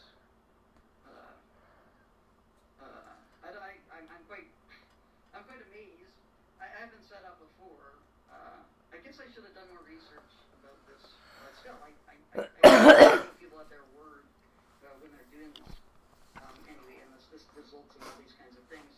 I was just set up by a student at the University of Lethbridge. Excuse me. Backfired in a big way. Generation societal change. And if we don't understand it, we will make changes and investments in 180s in our careers and businesses and lives that we can't undo. Oh my god, yo. Let's see through it. So let me walk you through what was reported in the mainstream press over the last 2 weeks, because I think a lot of us missed what was actually happening. So what I see is Anthropic using the U.S. government as a marketing tool to drive a $1 trillion valuation. Let me show you. So on April 7th, Anthropic announces a new model called Mythos. They say it's too powerful to release to the public. They say the fallout for economies and public safety and national security could be severe. And they say that Mythos has already You're right. thousands of zero-day vulnerabilities across every major operating system and browser. And then 3 days later, Bloomberg runs this story. Treasury Secretary Scott Bessent and Federal Reserve Chair Jerome Powell have called an emergency meeting. And look at who is in this meeting. JP Morgan, Goldman Sachs, JP Morgan. Bank of America, Morgan Stanley. That is the 5 biggest banks in America. And the Treasury Secretary and the Fed Chair just pulled them into one. Go roll cop. And Anthropic announced 3 days later. But here is where this gets interesting. 4 days later, Bloomberg runs a follow-up. Treasury's own Chief Information Officer, Sam Korkos, is still trying to get access to Mythos. So a week after that emergency meeting with the banks, Treasury cannot independently evaluate the model. So Treasury has just warned 5 of the largest banks in the world about Mythos. And they had not seen Mythos. The only source they had was Anthropic, which means when Treasury pulled the biggest banks in America into an emergency meeting, they were basically reading an Anthropic press release. And the banks took this whole thing enormously seriously, because when Treasury calls, you show up. Now, this on its own isn't the story. This is just one piece. What makes it worth paying attention to is what else happened in this exact same window. Because when you line all of this up, a pattern shows up that I don't think any one of us would notice on its own. 10 days before the Mythos announcement, Fortune broke this story. Anthropic had left a draft blog post about Mythos sitting in a publicly searchable database. 2 cybersecurity researchers. Whoa. One was Roy Paz at a security firm called AirX. The other was Alexander Powell's, a researcher in Cambridge. And they pulled almost 3,000 assets that hadn't been published yet, including the draft announcement for Mythos. Now, Anthropic called this human error, that the blog post was accidentally left in. Think about what this means for the official Mythos story. The way that Anthropic framed the announcement was this: we built something incredibly dangerous, and we thought carefully about it, and we're choosing to warn you before we release it, because that is responsible disclosure. But the announcement wasn't actually chosen; it was forced. Fortune was already working on this story, so the draft was already out there, and Anthropic did what any company in that position would do, which was move up the timeline to control the narrative. But then things accelerated. 3 days after the public's official announcement, Treasury called the banks. That's the meeting just reported. Later, Anthropic CEOs called a new meeting. Fuck, Holly can't come over here if I'm smoking cigarette butts in this house, man. I gotta clean this up. Anthropic's secondary market valuation crosses $1 trillion for the first time. The company is now worth more than OpenAI on Portugal. For context, Anthropic's last primary funding round in February valued the company at $380 billion. That's a $620 billion increase in about 10 weeks, and most of that move happened after Mythos, which brings us back to Jack Clark. 7 years ago, Clark ran this exact move at OpenAI. So we already touched on this.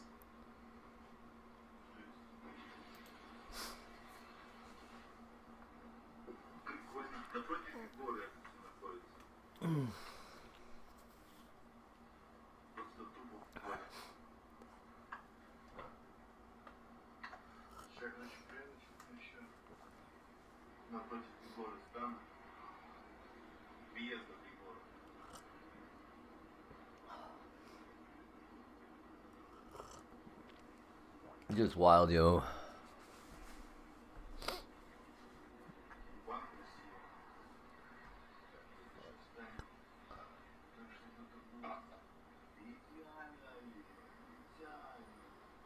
Right there.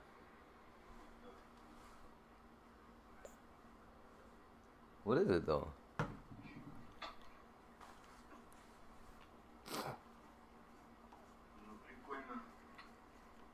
What?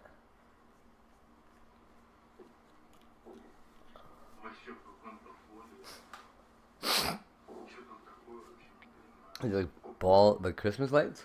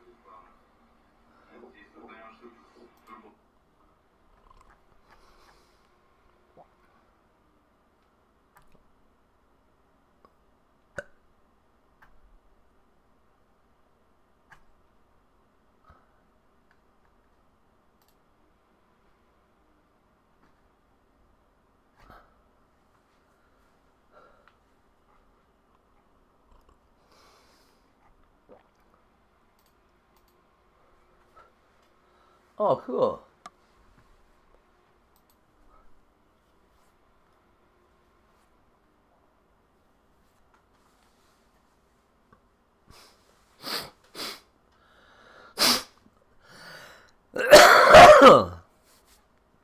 Ah.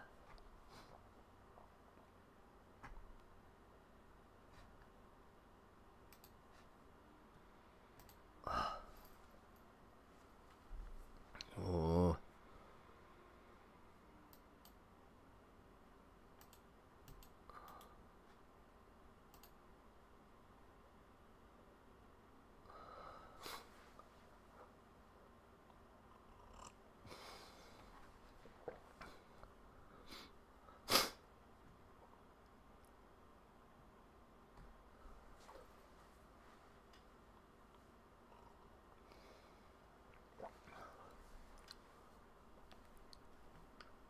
Ah, ow.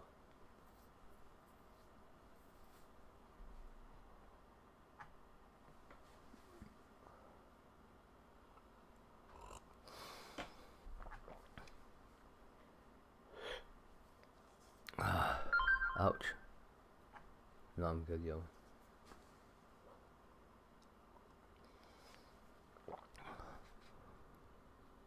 Because it's from the dollar store.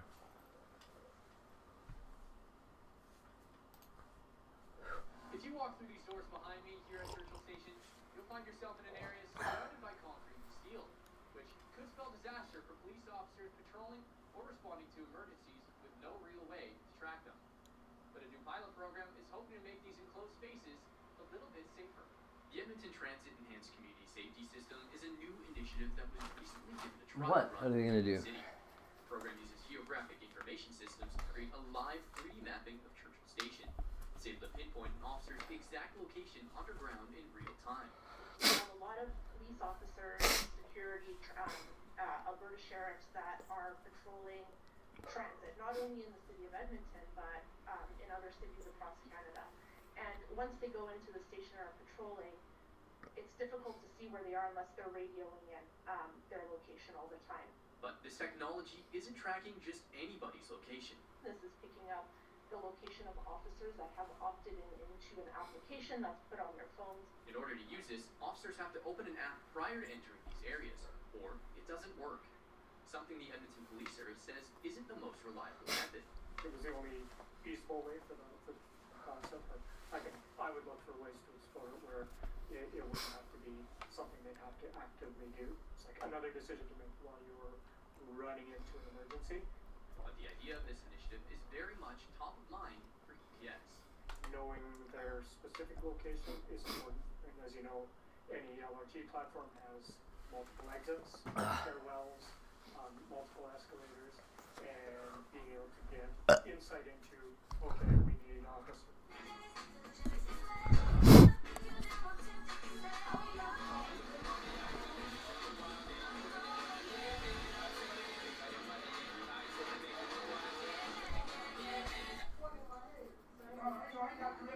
Grown man hands on you, boy, you a little boy. I ain't gotta take your life. You need discipline. You need your ass whooped. Ain't nobody got a gun.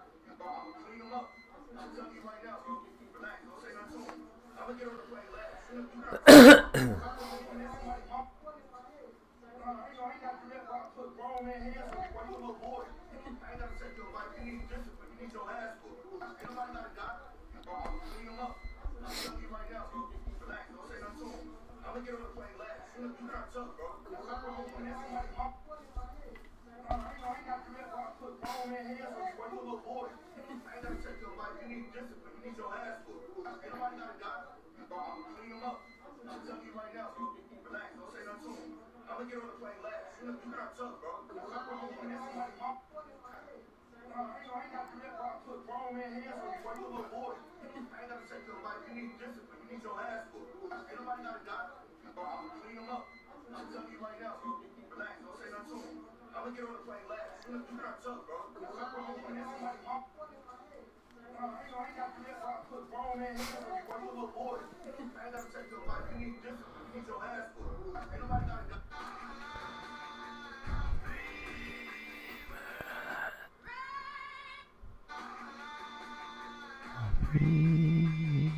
Do it.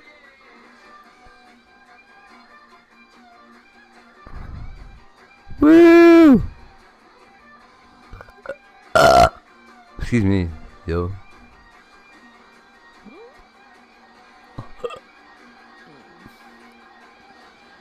Nice.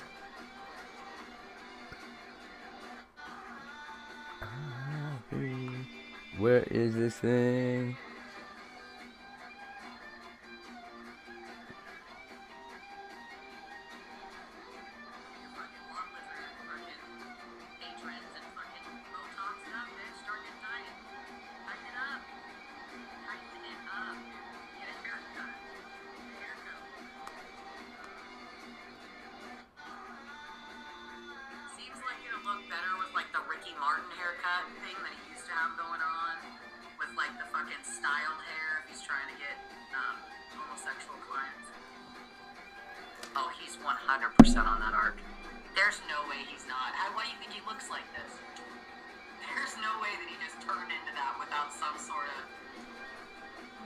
He's like Randy from Trailer Park Boys now. He's like fucking sucking and fucking just to get a burger. So like, that's life alright. It's a life alright. Definitely a life. That's why you gotta stay away from meth, dude. Meth turns people gay so fast. It turns people into diddlers too. I believe meth and coke both turn people into diddlers and also kind of gay. Nope. So like maybe gay is first, and then if you keep going down the path, you end up being a diddler. Because amphetamines, just like too much amphetamines turn people into like sexual deviants. That's what I don't like about it. It's weird. Slave wage. Cheers, fuckface. Happy hump day. It's alright. It's alright. It's alright. Nope. Me too. I've seen a lot of meth turn people into slight gays. Me too. Did the meth just unlock a gay that was already Yes, lying dormant? 100%. Did the meth unlock the dormant gay? Yep, like a magic key. True. That's fucking true. That's true. That's true. Because if you fucking try to hook up with somebody on Tinder, your odds are low. If you try to hook up with somebody on Grindr, you're getting fucked. Right then. That's unfair. I think that's unfair. How is it that gay men are just so fucking horny and willing to put their lives at risk to just fuck anybody they can? Yeah, that's wild. Yikes. Yikes.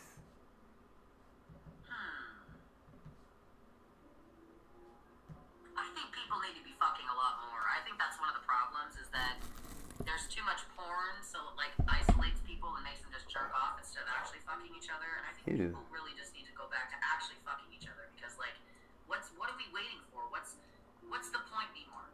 What's the point anymore? What is everybody afraid of? We are living in a fucking hellscape hell planet. Enormous orgy time. Just go out and bang. It's over. I am in. The world's fucked. Bang while you can. Stop jerking into porn. Actually bang people. Who cares anymore? Fuck it. 50 times? Holy shit. 50 times. Jesus. I don't know. All I know is that we are in a population decline. People should be fucking. More people should be fucking. I don't know. Stop letting the eugenicists win. If you can't beat them, outbreed them. We're supposed to be doing the idiocracy thing where the retards are like breeding so prolifically that there's no way that the fucking little tiny percent of the population can get away with it anymore. Yeah, I mean, obviously you should not be fucking retarded about banging people, but Should we be effing retarded people though? you guys are. If you're fucking 50 times the amount of people, you're probably not being safe about it. Or choosy. I mean, if you hate gay people, why do you care? Don't you want them to be diseased? If you're a gay hater, you should want them to disease each other. Yep. I don't want anybody to get diseased. I just want people to bang each other more because Word. the porn thing is lame and people are just too isolated from each other. Nobody bangs each other anymore. Good morning, Bubble Boots. They're just all Oh, sitting nummy. alone instead of banging. What the fuck? Stop doing that. If you're single and you're just not out banging with reckless regard right now when fucking nothing matters anymore and like fucking society just falling in the shitter, you're crazy. I am probably crazy. Thanks, Cringe. Fuck anymore, dude. If I had fucking Okay, I'm done. I can't hear that.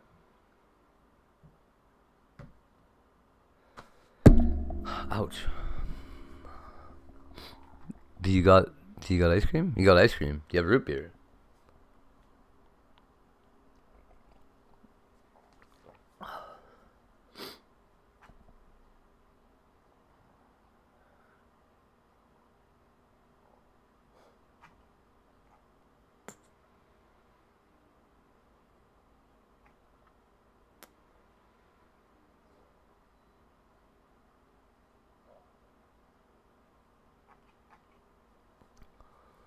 I think I just moments ago realized that I'm probably not really single, am I?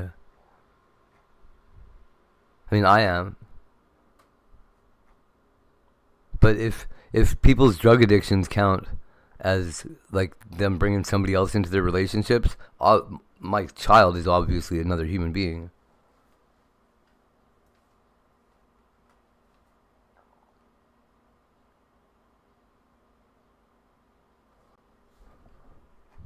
I probably don't got any of the time that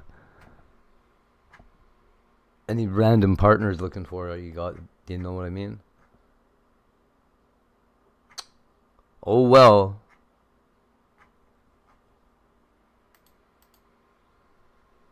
I want to get my own Las Vegas sphere. And now I want a root beer float. Or a root beer milkshake. Those are fucking really good too. Oh, dude. Root beer milkshakes are the best. Literally, like, I don't know. I don't know if they're the absolutely best, but they're really good.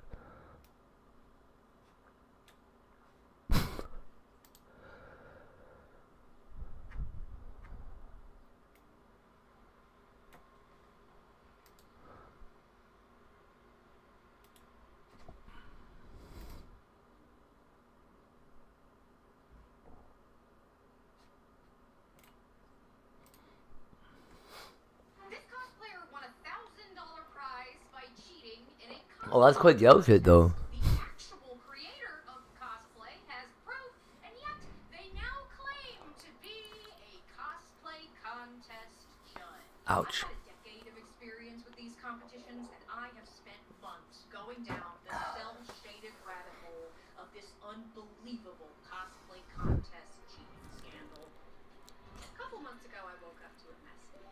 I suspect they just competed with a cheater. What do I do? They had just competed at GalaxyCon Raleigh, the largest convention under the GalaxyCon brand, with a pretty substantial $1,000 prize for their craftsmanship cosplay contest. To enter, you're required to have handmade at least 7% of the cosplay, and winners are chosen based on how good that handmade work is. Is Serenity's gown crafted with the same hot couture stitches as its inspiration, or did Karen hot couture have again? Is that mech pilot suffering under the weight of his own creation, or has he engineered a police system? It's not stuff you can see from the audience, but judges see it all during a process called prejudging, where each cosplay gets inspected. Prejudice. Enough judging to be able to spot a cheater, so before even replying to this message, I looked over the contest and scrolled forward to the suspect. This Tiny Tina cosplayer competing in the journeyman category. Oh, that's pretty wild looking. This video you may be very bad at, but I beg of you to not give them free engagement and instead follow the creator if we look at you, or yell about what makes you mad about this in my comments. Anyway, when Oh, I you saw got this like a. recently, I was You can have a root beer float when you wake up. That's nice. but first I have to explain how you cheat craftsmanship. You lie, and you say you made something that you didn't. It isn't cheating to wear something that you didn't make, but if you lie and say you made those Doc Martens, you're getting disqualified. But it's not always that simple. These cheaters have figured out a way to pass right Oh, under you don't have syrup? the eyes of many experienced cosplay judges, which is I'm bad shocked. because cons only have 2 lines of defense. Stream Sniper seems like he likes root beer. It's easy For enough some reason. to spot the He seems like he'd fit right in with my root beer gang. to focus on the handmade work, but I don't have a root beer gang, I just have friends that drink root beer. didn't make is handmade. The first hint of a cheater can come in prejudging when the judges are asking questions. How'd you finish this phone? And still But there's a connoisseurs. last hint. I'm stealing that. Is this cover stitched? Is it what?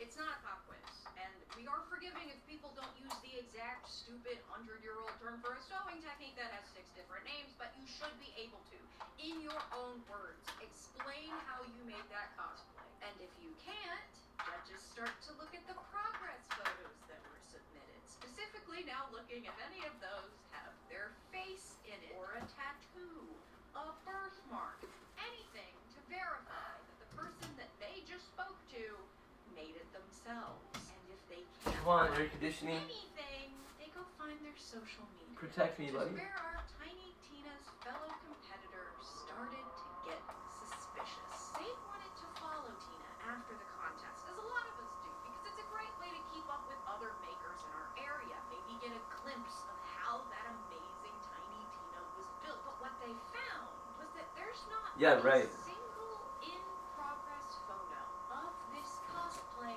on this account. And frankly, I mean, really. handmade cosplays at all. If a judge had a chance to see this, it's enough to raise an alarm. But GalaxyCon Raleigh only allows between 3 minutes to 90 seconds for prejudging. So it's unlikely that a judge will get the time needed to have that, oh my god, that person just lied to my face moment. There's a much better way to catch cheaters that I'll tell you in a minute, but just know right now that it is not at all these judges' fault for not catching this, but clearly nobody caught it because our suspected cheater won Best in Show. So as Tiny Tina makes their way to the stage, GalaxyCon brings me to cons to teach workshops, and I literally teach workshops on cell shading. And this is But like, yeah. the most beautiful cell shading I've ever seen in a costume. If you get a chance to look at it up close, it looks just like it comes right out of the video game. Every single little line, every little detail, all of the gradation and tone. It's always either emotion or time. Yeah, root beer milkshakes are. Oh. Insanely clean, tight, deserving of the Best in Show. He's so right. Just look at this cosplay. All those beautifully detailed armor bits are made of EVA foam. And to get it into those perfectly crisp shapes requires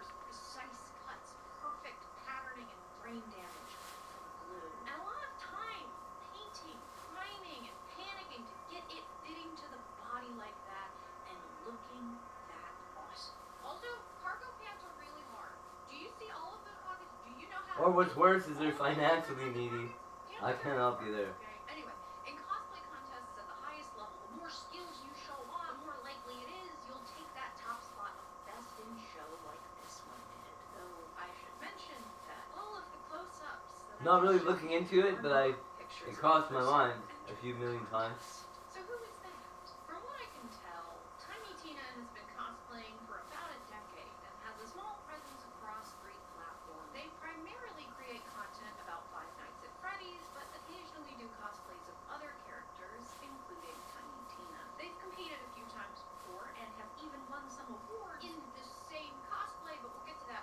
But GalaxyCon was their biggest contest yet with the biggest prize. So after this now 3rd well-deserved victory, they rightly celebrated by posting the traditional "look at me in my moment of glory on stage" picture by making it rain on TikTok, because winning in the same cosplay twice is a no-no in the cosplay world. People started calling them a sandbagger, and they made a 30-minute video about it. So while sandbagging means other things in competitive game spaces, in the cosplay world the term was going to mean winning in the same cosplay more than once. Sandbagging is a complicated topic because not every competition has a rule against it. It's an etiquette thing more than anything else, unless there is an actual rule. But this is the Wild West. There's no guarantee that these contests will be good or fair because we have no standardized rules.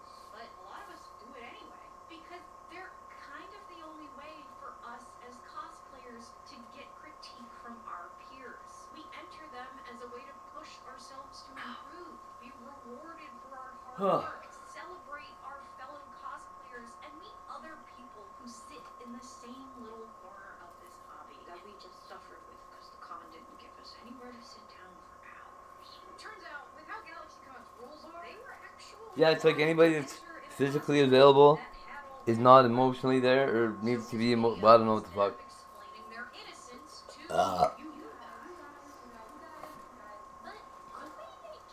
Anyone with free physical space does not have free emotional space to move somebody into, or so they're like looking for something else, like money.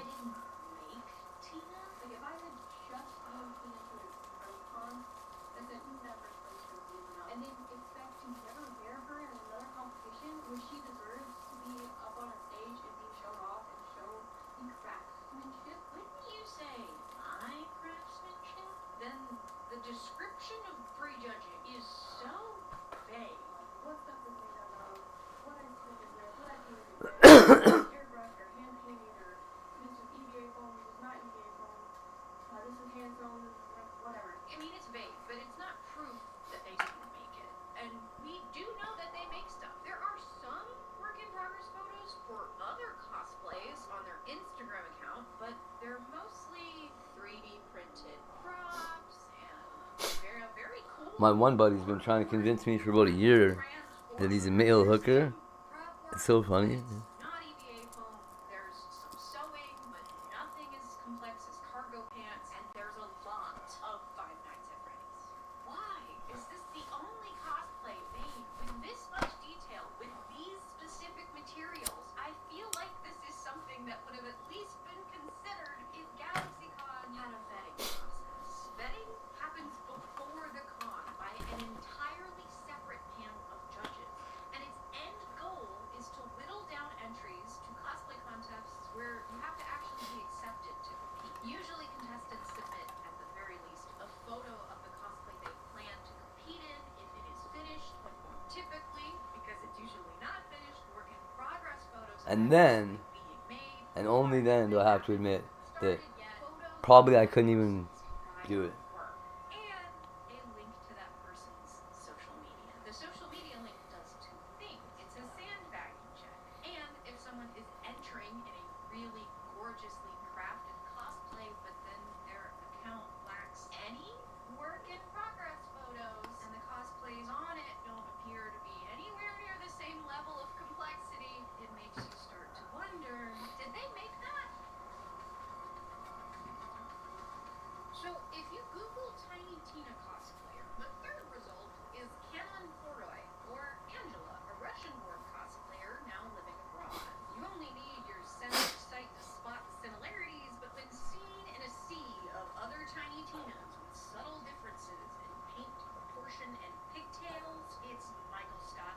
Yo, they're identical. Dustin show is a 5 nights fanatic. Let's go map that. Ooh. First of all, we know at the very least that Angela made this Tina because her account is full of work in progress photos, cosplay coming to life with her incredible skills.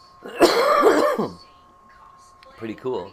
Two cosplays of the same character are going to have the same element, but no two handmade cosplays will ever be identical. The wig and the ears and the outfit are good to look at. You're hardly ever going to one-to-one a character's hair unless you're out.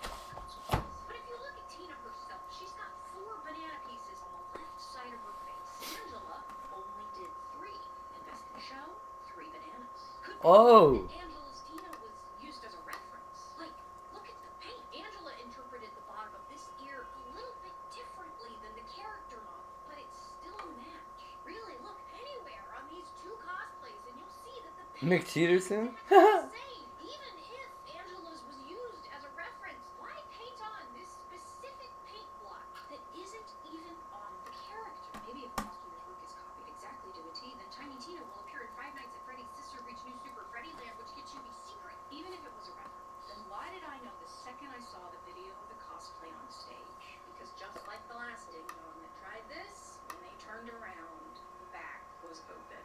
And if you made this cosplay yourself, why would you make a cosplay that doesn't fit you? Oh. It was made for someone else's body. This might just be the same cosplay. And Tiny Chica, and I have to make something really clear because I don't want anybody to get mad at the Brutal. catching the fit issue. 90 seconds is not long enough to play spot the difference with the character reference sheet to even realize that the back is supposed to be closed. These judges saw beautiful details and they awarded them, so please don't go bug them around.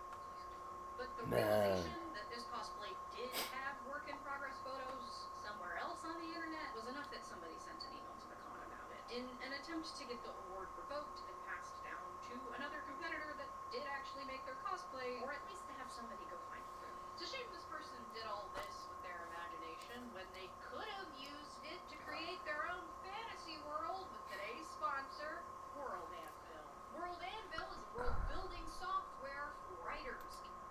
Fantasy world you lie in bed thinking about looks like. But when I happened to this, I was like, oh, I want to talk to Angela. And I did. And she actually gave her blessing for this video. So please go follow her on Instagram and tell her how cool her work is, how talented she is. I reached out like, hey, is this your cosplay? This person competed in it and we think it might be yours. And before I tell you her response, I need you to keep in mind that English is not her first language. She's like, ha ha ha, obviously. But I think it's the best way to tell you what kind of person she is. Hello. Yes, this costume was created by me and sold on Etsy. I am very glad that my work was wonderfully presented by this cosplayer, since I am a big fan of this fandom and this character, Tiny Tina. The kind heart that was just so happy to see this cosplay living its new life that I then had to break. After explaining the whole thing, she replied, oh, interesting. I don't like that. I then asked Angela if she had any proof of sale, because while the cosplay is covered in smoking gun details, including the same Myra Theon tell, it would still be good to give the con concrete proof that the cosplay was sold and who it was sold to. Angela did confirm that the sale happened on Etsy, but because of world events, she no longer has access to the back end of that Etsy and was only able to find one screenshot of the listing when it was up in mid to late 2020. Whoa. I was able to find Angela's Etsy page on the Wayback Machine, and while the photo wouldn't load, there is a Tiny Tina listing in November. Tina first appeared on Instagram in 2021, and they have a history of buying commissioned cosplays on Etsy. And unless you're Michael Scott, I think we all know it's the same picture. But even without the back end of Etsy, Angela was eventually able to find the sales confirmation email. The cosplay was sold on the 21st of March, 2021, to a person with the same legal name and living in the same area as Dustin Show. And another email was sent to the client. How do you feel about someone claiming all of this hard work that you did as their own? Yeah, I understand that this costume is not mine anymore, but at the same time I understand that there are some rules on these contests, and I really don't like the people who violate these rules. I wasn't happy to see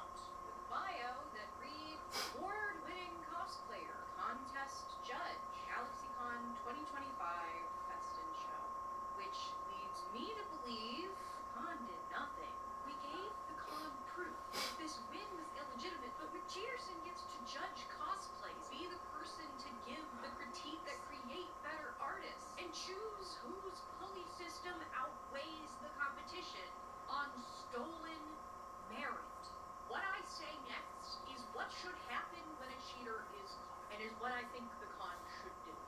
I have been involved in official disqualifications before at the judges level, and what the con did then was they revoked the award. Everybody in that category got bumped up a level, and then me and the other judges were contacted to choose somebody from that category to fill the now empty spot, which I think is the appropriate move. But the shame is that no matter what they do, this moment cannot be returned. And for me, at least, the idea of a prize has always been entirely eclipsed by the feeling of that moment. The acknowledgement from respected judges, the adoration from the crowd, and the random compliments from the other competitors. That moment is the gold, and you can't get it back. We can't allow our only defense to be suspicions that judges might loft in their short time with the cosplayers. We need staff that can recognize the signs of a cheater before the contest even starts. Especially after the impact and reach of the Myra Theon scandal, most people put at least one work in progress selfie in their build book to make it even easier to verify. And if those aren't present, it's not that hard to reverse Google image search a photo from the build book just to make sure it's not going to someone else. But you can't expect a judge to do that in prejudging, especially if you're offering up $1,000 prize. You owe it to the people entering to make sure the contest is fair. And this wasn't fair to the people that entered. It wasn't fair to Angela, and it's not even fair to Best in Show, because it didn't need to be this way. There are cosplay competitions where you can enter in commissioned cosplays, or even Spirit Halloween cosplay. Hallway cosplay contests are typically open to everyone. Performance-only contests don't require craftsmanship, and almost every con has a stage-only walk-on contest that doesn't require craftsmanship or even a performance. There are places where this is perfectly acceptable, but what isn't acceptable in any of them is lying. Lying in a craftsmanship contest disrespects the competitors who did put in that work, the judges who don't enjoy being bamboozled, and the person across the globe in another culture with struggles that you and I have not lived, who put in all that work just to have it graded as yours, and whose favorite project is now soured by your greed. I want to believe that people compete to better themselves as artists, to make lifelong friends who actually understand how cool walking foots are, and to find glory and sunlight for the work they do in the dark. But I have a theory that some people do it for money, for followers, for you guys, and I think that's sad. Is $1,000 worth stealing someone else's life? But that's just a theory. Alright, you're gonna get a really long mother moment. I know that this is hot gossip and it's a really entertaining story about a hero and a villain, but I beg of you, let the bard tell the tale without invoking an angry mob. If you have decided that you need to figure out who this cosplayer is and go find them, do that if you want, but please don't give them free engagement. Feel free to voice your opinion on your own accounts or in my comments below, but don't take it to them. My hope is that someone in their life will watch this for them and have an honest conversation about this behavior. But if that person is not you, this is what I mean by don't go bug anybody or I will call your mom. Enjoy this story passively. And to Best in Show, if you want there to be any you guys, you have to remember that they were individual people that liked and trusted you, and you lied to them. So be honest and say you're sorry. I'm sorry that random people are probably going to yell at you on the internet, but I have a theory that by making this video, we're not pulling this again. But that's just a theory! Thank you so much for watching. If you want to support this channel directly, you can check out my Patreon. You'll get some exclusive content. But if you're just watching, liking, commenting, subscribing, or sending the video to a friend or your mom, then you're supporting the channel too. So thank you. Seriously, if you didn't go follow Angela, please go follow her. She was so sweet and letting me tell this story and getting her on the phone. It was so nice to talk to her. She is truly so talented, and her work is amazing. Her work definitely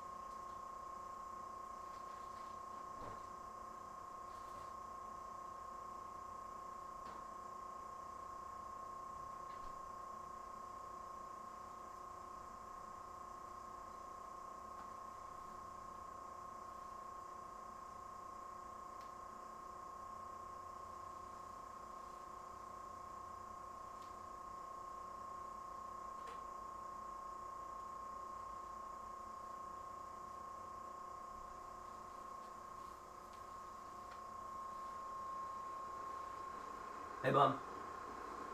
What's up? I'm calling too late to text you, but whatever. He's got back here. Kind of.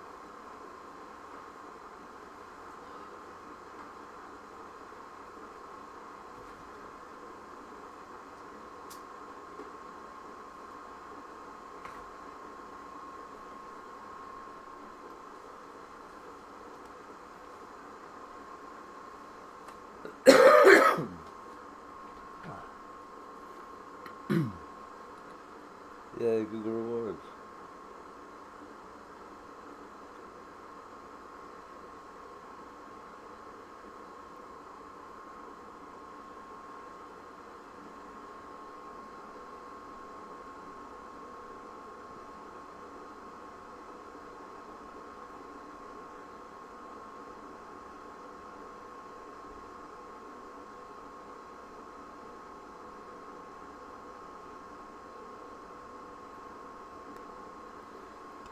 Uh, 24 cents.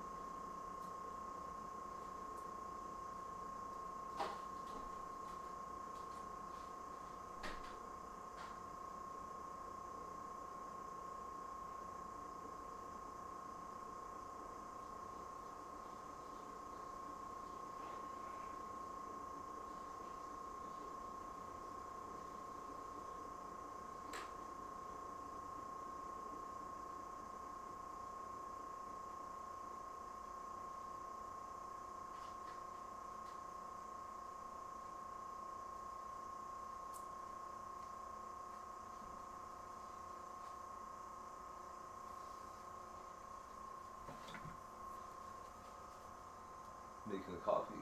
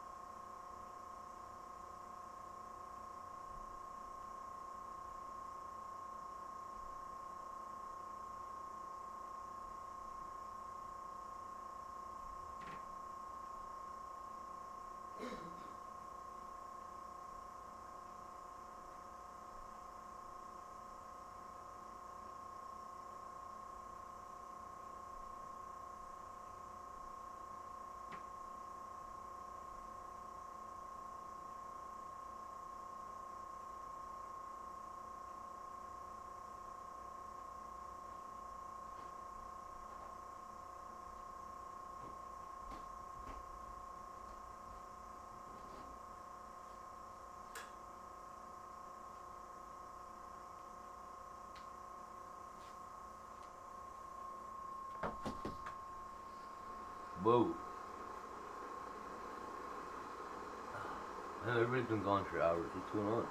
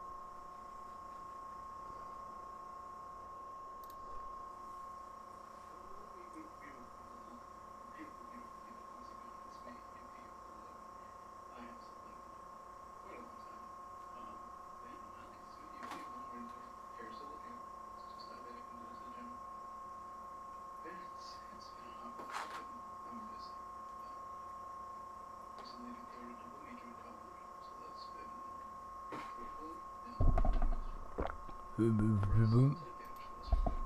yeah, This right. cosplayer won a $1,000 prize by cheating in a cosplay Cunt.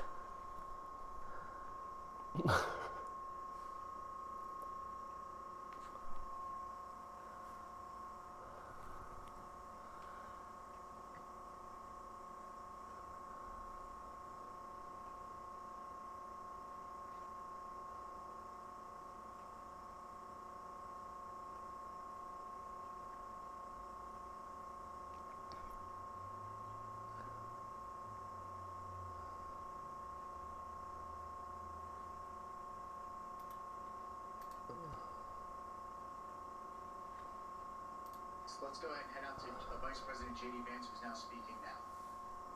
What this fraud task force is about. One of the things that I thought going into it, but that I've learned about fraud is that it always has two fundamental victims. The first victim is the American taxpayer, who is generously paid into these programs in an effort to give their fellow citizens a leg up. But it also has as its victims the people who are meant to benefit from these programs, who are not able to benefit, or maybe are benefiting less because of what a disaster some fraud has wrought in these programs. And let me just give you a few concrete examples of what we're worried about, of what we're targeting, and also what we're going to do to solve some of these problems. So, first we're announcing that the federal government is deferring $1.3 billion in Medicaid reimbursements from the state of California. And the simple reason is because the state of California has not taken fraud very seriously, and because of that, we see a lot of the consequences. Oh, whoa, I just referenced. whoa. Again, let me highlight the fact that this really is two separate victims. So there are California taxpayers and American taxpayers who are being defrauded because California isn't taking its programs seriously. But also you have people who've been prescribed medications that they don't even need.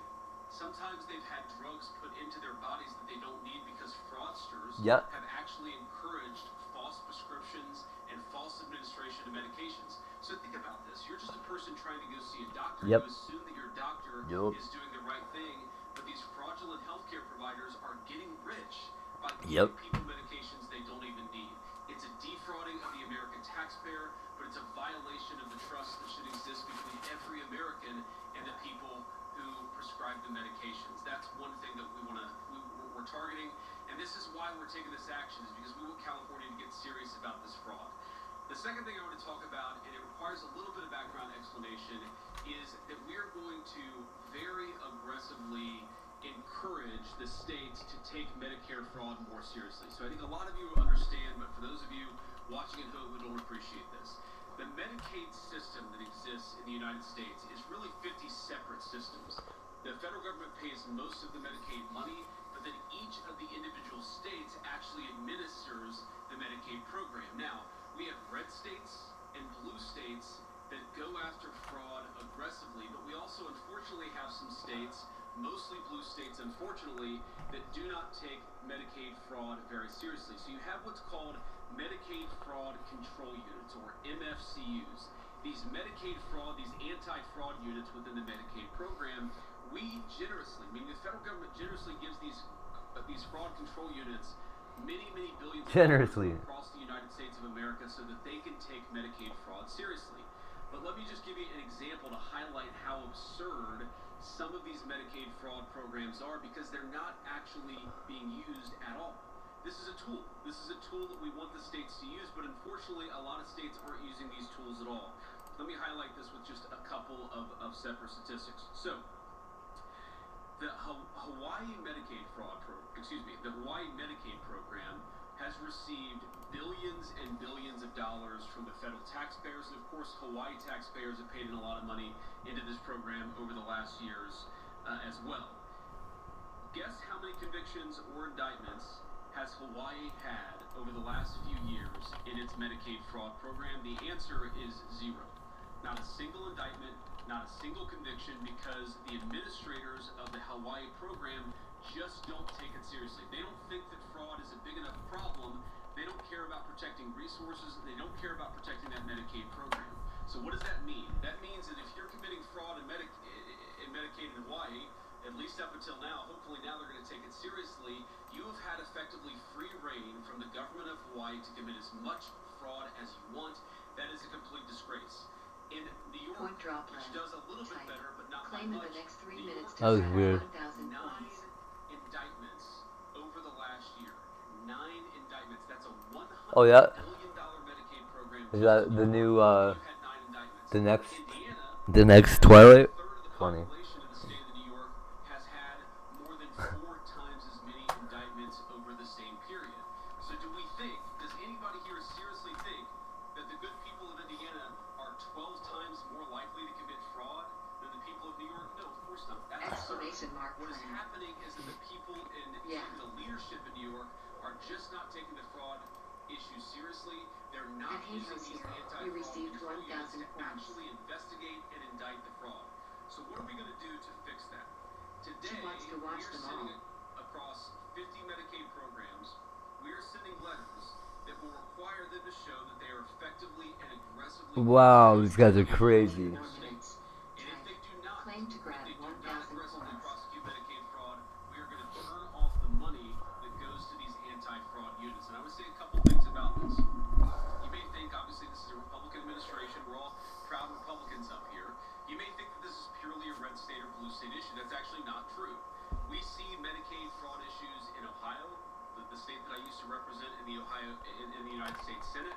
We also see Medicaid issues, fraud issues in a state like Maryland, which is obviously a very blue state. But both Ohio and Maryland have worked with us to take this issue seriously. They've worked with the guys behind me. They've worked with our entire team to make sure that they take fraud seriously. Again, this does not have to be a red state or a blue state issue. This is just basic good government.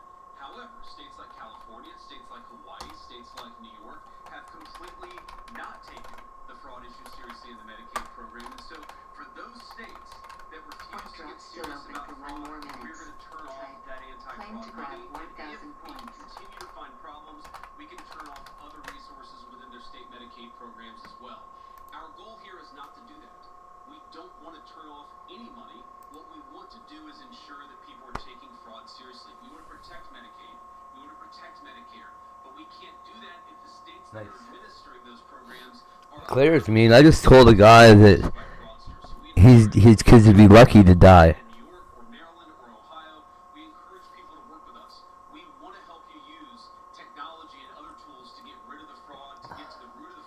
You fucking wish I was threatening to kill them.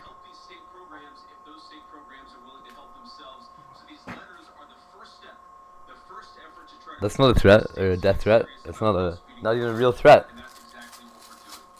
Let me just talk about one final issue here. We see Exclamation mark high stall. in the home Point health drop care and the closed. hospice One care viewer's system. grabbed Dr. 1,000 Oz probably points talked each, a and little bit Echo's more about here. that, but again, Waiting for we have matchups to in the appreciate litter that box this to fraud arrive. issue is He fundamentally keeps making a mess. from the Aww. Rush is low and two already. people who need these programs. Aw, Blackie. It's okay, buddy. Just poop on the floor, buddy. There's probably some clothes somewhere. I bet you could go cuddle up in and just pee on. Little guy. You can do it. Aw, poor Blackie. Wait, do you mean Claire the dog? Or Claire the Scottish lady? Claire the Scottish lady's hardcore.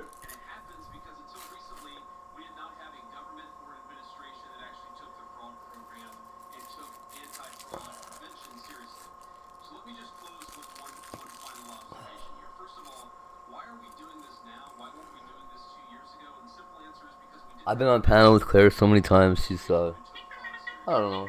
She's always been nice to me.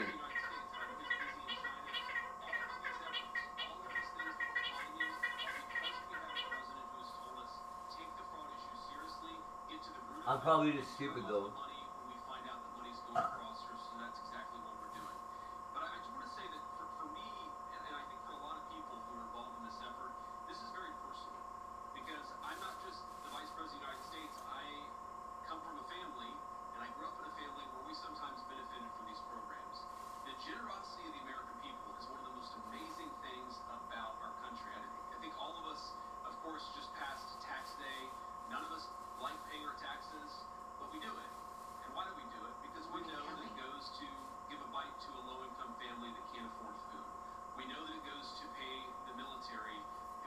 safe. We know that it goes to some essential services. But that trust in our government, that trust in our institution, it depends on us taking that trust seriously. How long are people going to pay into programs if they know that money doesn't go to a low-income kid who needs health care, but that money goes into a fraudster getting rich? This doesn't work, and this doesn't make sense unless we take fraud seriously. So I'm proud to be part of an effort in our government. I'm proud to lead the effort in our government to finally take fraud seriously. We want to protect these programs for the kids and the families who need them. We want to ensure that the American taxpayer isn't getting fleeced. And I'd say just a few months into it, gentlemen, we've done a very, very good job. Let's keep it up. So let me turn it over now to Andrew Ferguson, who's the executive director of our anti-fraud task force. Andrew has done an amazing job, but I have to give a special shout out, not just because she's my fellow Ohioan, to Kim, who has probably found more fraud and saved the American taxpayer more money than any single official within the government over the last 3 months. Kim, you have been an all-star. We're proud to have you on the team. Thank you, guys. Well, that guy talks a lot. Well, I couldn't have put it better than This guy was like his boyfriend or what? Weird. Weird. Is Donald Trump attracted to men with a side-parted, light, kind of dark brown hair and a very light beard? Is that like Trump's? Look at it. He groomed them both up. The guy with the gray hair has got the same part too. What's going on? You need someone with the vice president's abilities, with his gravitas, and with his determination to drive at these issues. That's the other reason we're here today. And while I'm at it, I want to thank Isn't gravitas the name of one of J.D. Vance's companies? The fraud problems are at HHS, and these two have committed countless hours, night and day, their staffs, their resources, to getting at these problems and fixing it. And where the states are unwilling to do their jobs and fix these problems, Dr. Oz and Kim have stepped up to take care of it. He's not up here today, but I want to thank March Bell as well. He's the Inspector General of HHS. A lot of Is Dr. Oz a real doctor? Dr. fucking Drew sure isn't. stopping fraud is going to go through March's office. You'll see his signature on the letter that went to the state. Nor is Dr. Phil. Units today. There's going to be a lot of work happening in the IG's office, and we're really pleased to partner with him. It's a shame we have to be up here at all, with all due respect to the press, with this room full of reporters. It should not have taken a brave kid with a cell phone camera to point the American people at this issue.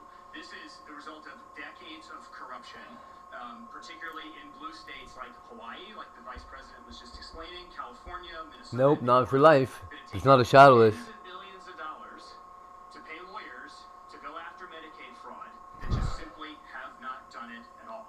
That's the whole point of these programs. When we have these cooperative federalism programs, we love federalism, we want to partner with states, we love subsidiarity, but if the states are going to participate in this, they have to protect their own citizens when they get access to these dollars. I thought there was like a movement in the United States to keep government small. I want to shine a light on the real human dimension of the complete negligence and malfeasance of some of these states. It's gone crazy. You guys like let Donald Trump go nuts. I'm just playing. It's not Trump.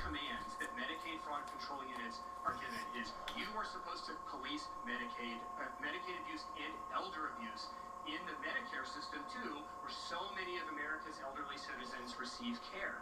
And so when the states just take this money and turn it into a jobs program for blue state lawyers, they are effectively participating in the elder abuse in those states, because the American people turned over their money to these state programs to protect their parents and their grandparents from elder abuse. And if you aren't doing it, you are effectively participating in that process. The vice president highlighted this problem that we have in Medicaid, which is if a fraudster takes your identity, signs you up for benefits, when you go to try to get the actual benefits you need, you can be denied them. This is a problem we have found all over the federal government in benefits programs. I mean, imagine, we have examples of this. A mother on SNAP benefits going to the grocery store and trying to scan her EBT card to get groceries for her children. And some gang somewhere... The only thing better than one of these fucking wieners saying imagine blah blah blah would be if J.D. Vance himself or Trump. No, it would have to be Vance. Just stepped up to the podium and was like, Chad is God, and then walked away. To partner with the states, but what we aren't going to do as stewards of the American taxpayer dollar is to send But them using the Imagine meme in the White House means there's real social work influencers on the planet, you guys. You can introduce things into the collective, what do they call it? Is it Rubicon? Let me look this up. I think that's the word I mean. Into our collective consciousness and have it picked up by other people. Lexicon? Lexicon. Lexicon. Not Rubicon. Rubicon is... Shut the fuck up. Yes, I did mean Rubicon. Not only that we aren't stolen from as taxpayers, but the American people who are entitled to this. For Medicaid and for Medicare, people who have paid into these programs their entire lives actually get the benefits that they are entitled to. Lexicon is what I meant. I'm going to turn it over to Dr. Oz to talk about all of the efforts at HHS. Thank you, Mr. Vice President. Thank you for the leadership, the spirited desire to... Complete vocabulary, set of naming units, inventory of lexemes in language, field, or individual's knowledge. Serves as a mental dictionary. You guys should actually maintain one. I definitely do, and it's almost a physical thing at this point. There's a medical section, there's a technical section.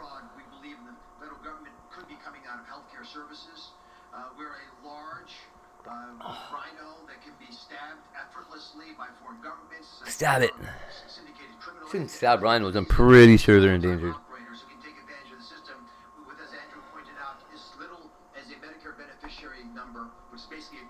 Otherwise, it means specialized terminology, vocabulary particular to a specific profession, subject, or group.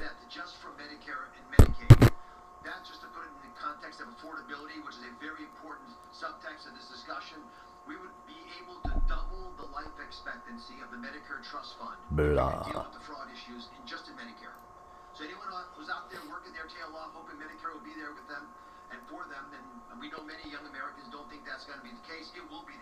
Oh, not always the definition in it. That's good, yeah. As well. And stopping this is a means of extending the Medicare Trust Fund is a noble purpose, but as pointed out by the Vice President and Mr. Ferguson, it is about the human cost. Because if these fraudsters... A strawberry. They will definitely steal your life and take your health along the way. So let's transition to the 5 major actions. He's transitioning. I'll share them with Kim, who her nickname is Killer Kim. Mr. Vice President, you'll learn why in a second. She is unstoppable, and you want federal employees like Kim out there, like bulldogs going after this fraud. It's right there for us to find. If we have partnership with the states, it'll help a lot. First, you do better nickname for her. She's going to work in healthcare. Call her Kill Kim. She's a Buckeye, so I gave her a choice. Is that a typical name in Ohio? I don't know. Okay. California Medicaid deferral that the Vice President mentioned is $1.34 billion. Their submissions of Medicare records and the backup estimates are generating major red flags for us. And we have looked carefully at these records. We are allowed to audit, looking back for a quarter. Dan Grillman, Capri Snap, who lead the Medicaid program, spearheaded this effort with a great team. We've discovered $630 million in billing from the folks who are egregiously the top 5 Lexicon Pharmaceuticals. in billing. This is numbers so big you can't imagine anyone billing for these numbers of patients and that much for each patient. And so we're asking California to clarify for us how it got there. Second big area. Still warm out, eh? Fuck me, dude. Gonna go to that thrift store in a minute. And we'll see what we can I got a plan. It's a very stupid plan, but I'm gonna do it.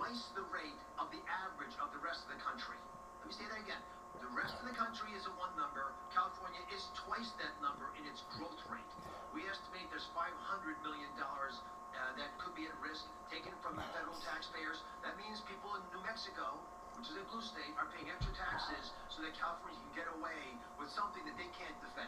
So there's $500 million there we're going to defer so they can show us and more convincingly why that's the case.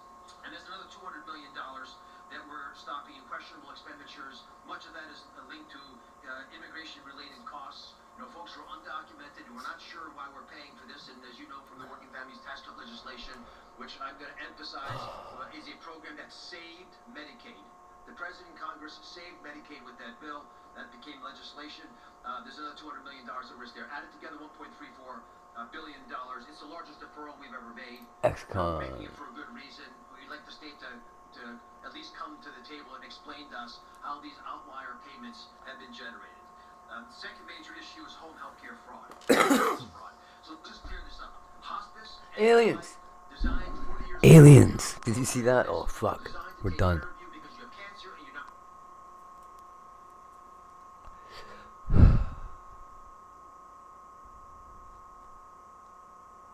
But it can't be.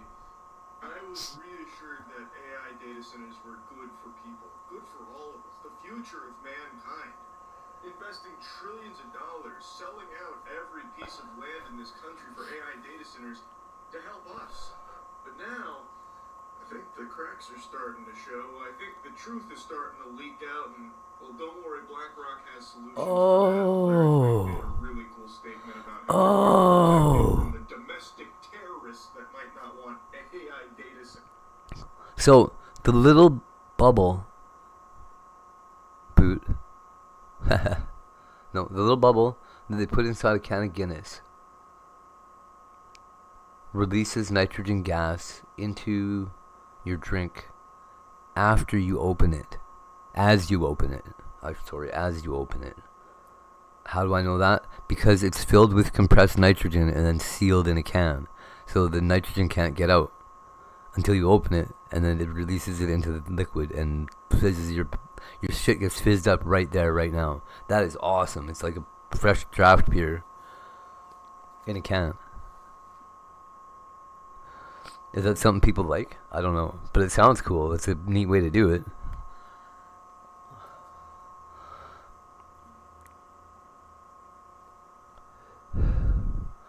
I never even thought about how that it would have gas in it. Cool. I always wondered what it was for. I thought it just shook it up. By request, the Guinness widget pressurization. Watch this. It's going to take the lid off, and it's going to go. Psst.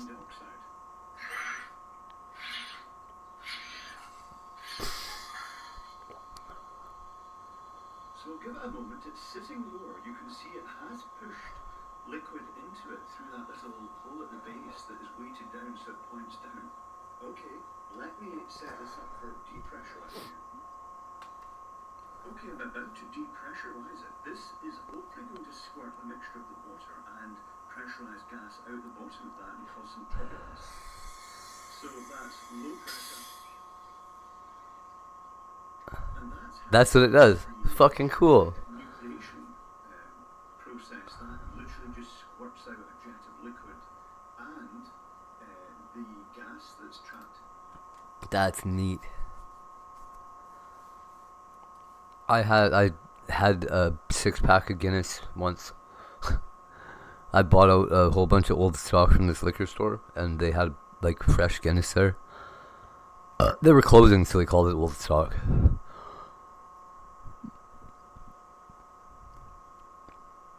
We got everything we had like a 50% off customer or staff discount, and then got the closing out discount on top of that. Kinda, yeah, hey? Well, I think that is a soda stream. It looks like the soda stream. The little ball is the thing. That's cool.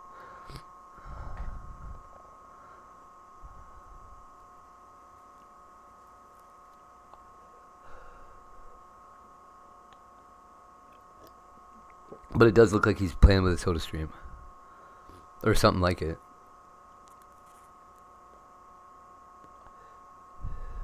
Whoa, this girl's name is Keanu? Hi, Keanu. Keanu. Bro, you're not Keanu.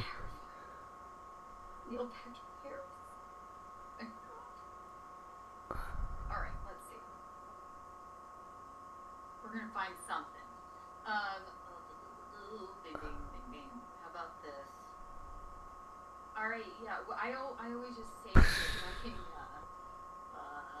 ones that I know are gonna be Kiki? Kiki? Demi Lovato's Modern Kiki. Insane Alex Jones conspiracy theories that have turned out to be true.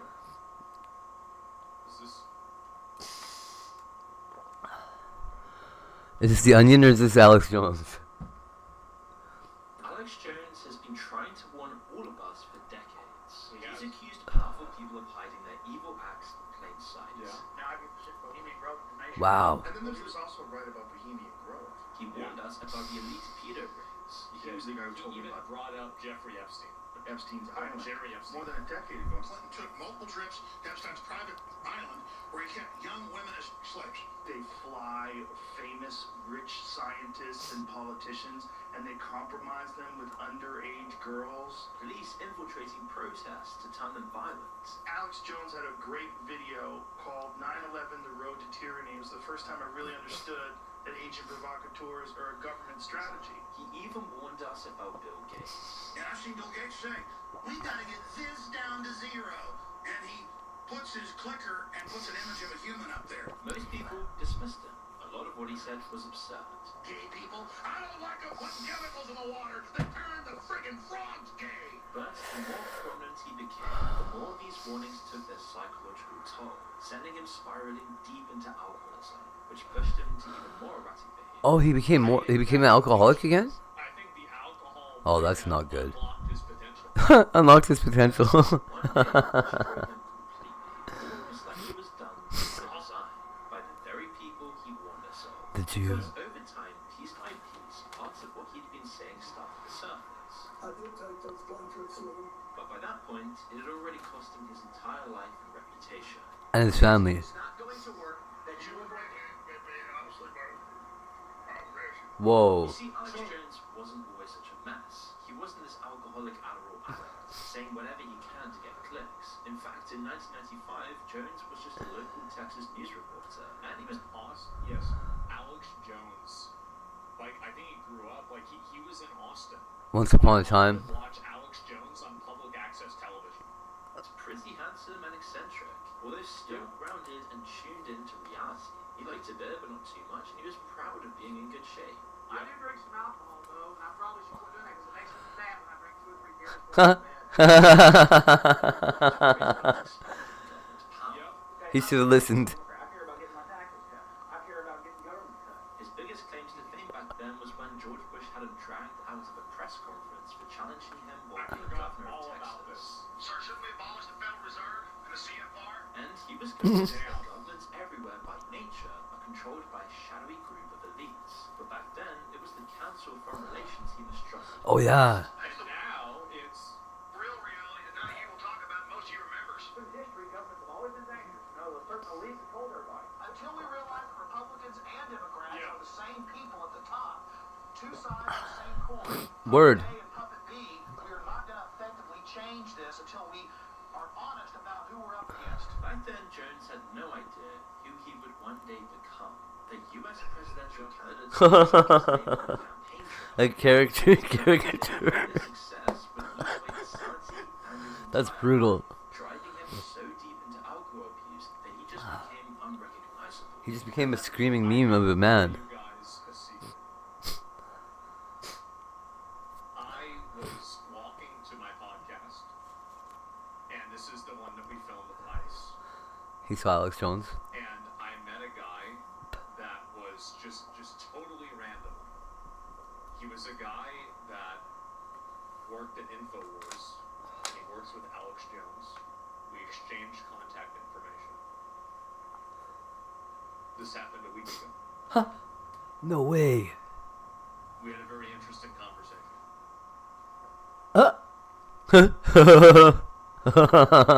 It's crazy. What are the odds of that? Wild. What he gave us would eventually turn to psychosis. But to understand Alex Jones, you have to understand that back in the day, he was an early genius of the internet. Someone who adopted it before anyone else, realizing he could give InfoWars unlimited reach. The reality is... My mom was on the internet constantly. Like, you should be watching him, like all these other guys, like... It wasn't a prescient move anticipating the web's domination. It was solely because he was booted out of traditional news for claims about Waco and the Oklahoma City bombings. 9/11 was the big one. Yeah. Two Waco, scene of April 19th,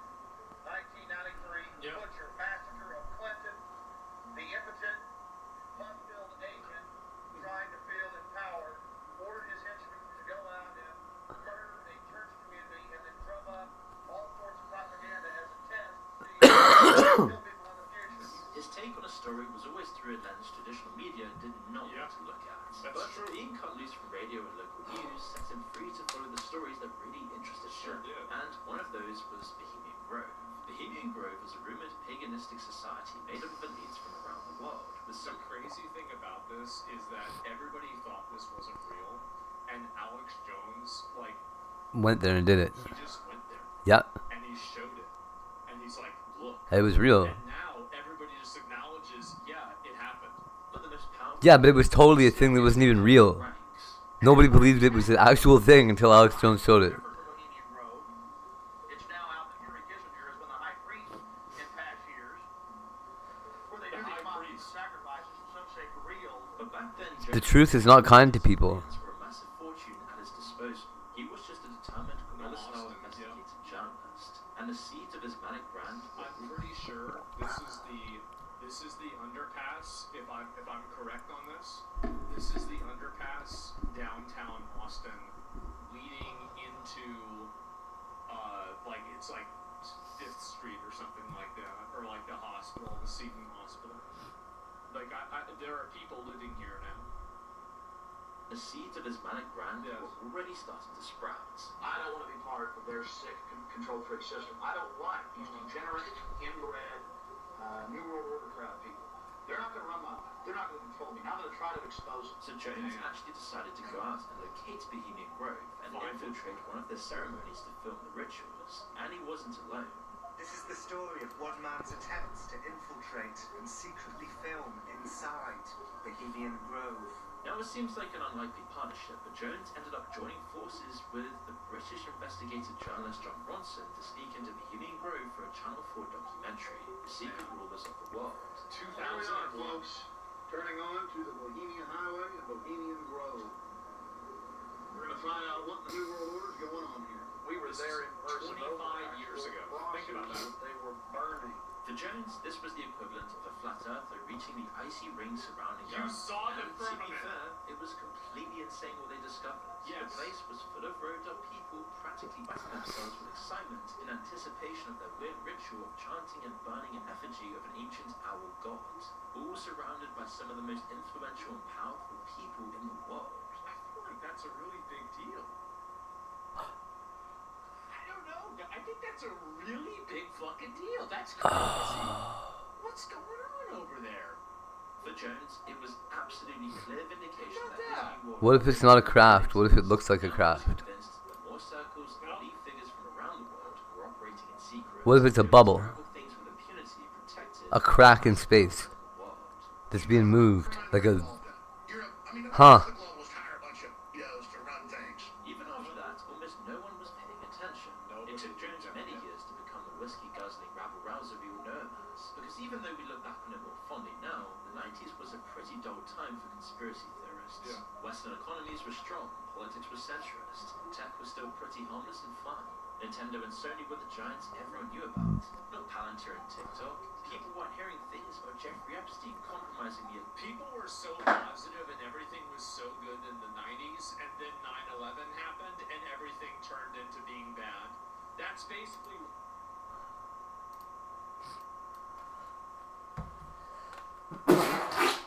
Oh.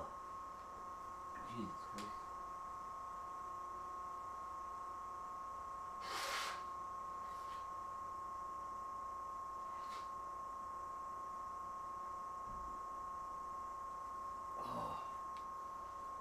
Oh, it's such a bad headache right now.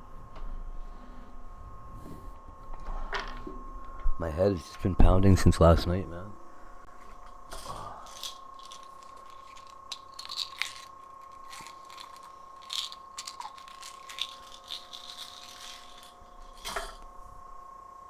If I have a heart attack, it's because I quit taking my meds. Oh. Hopefully it won't be a heart attack. Can we see your son? Yeah, son. Alright, this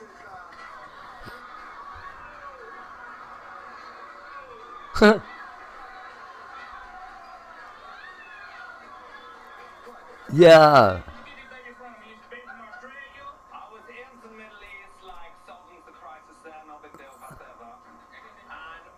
Gaby, look at her.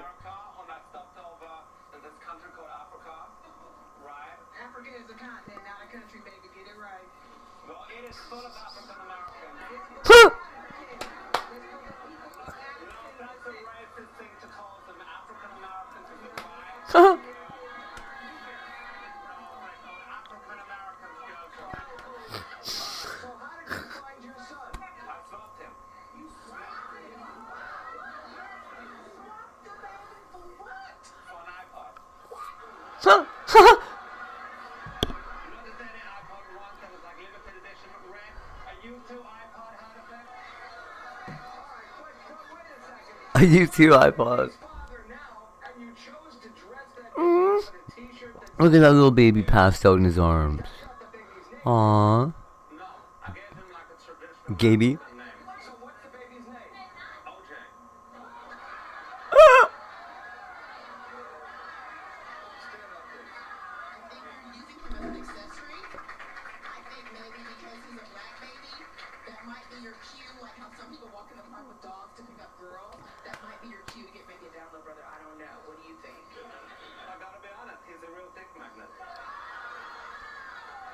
Haha, haha, oh!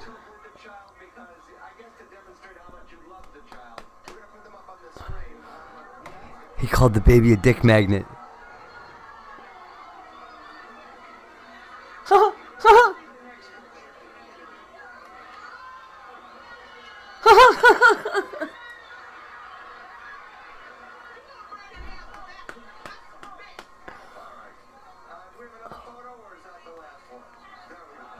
Oh,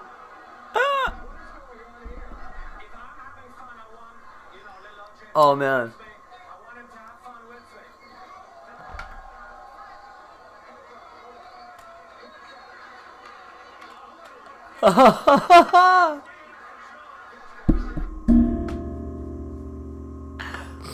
Oh shit.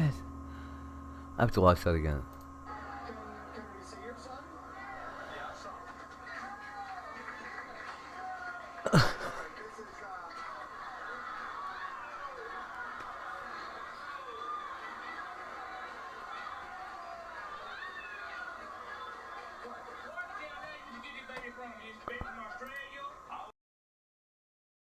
The crisis there, no big deal whatsoever.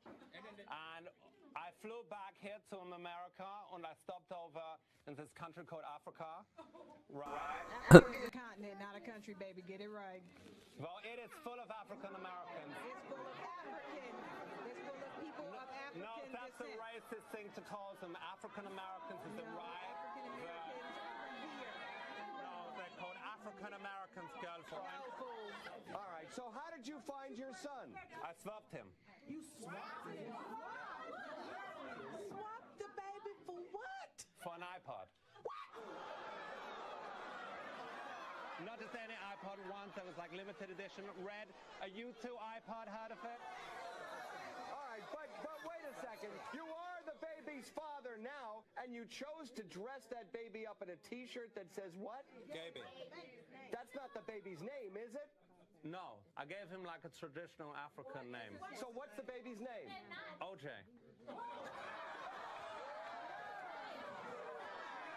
Stand up, please. Ah, shit. Oh, yeah. That might be your cue. Like sometimes walk in the park with dogs to pick up girls. That might be your cue to get maybe a download brother. I don't know. What do you think? I gotta be honest, he's a real dick magnet. Okay, enough of that. Little dick magnet.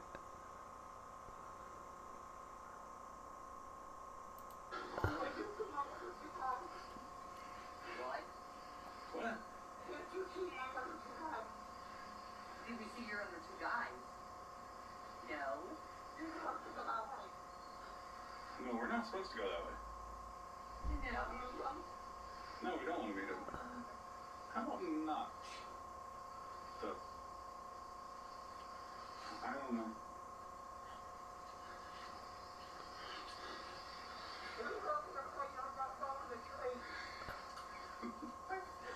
I don't know, it sounds like she's gargling water. Something over the tree. Oh my goodness. What? I thought that was somebody else.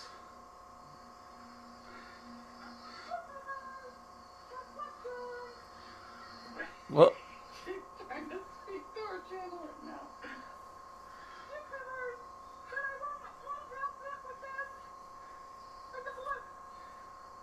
Oh my God, you're kidding me right now? She's asking people for what? Oh, why am I? Help me. Oh my goodness. Can't get over that?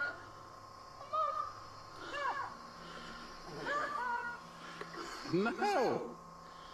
She said, here I come.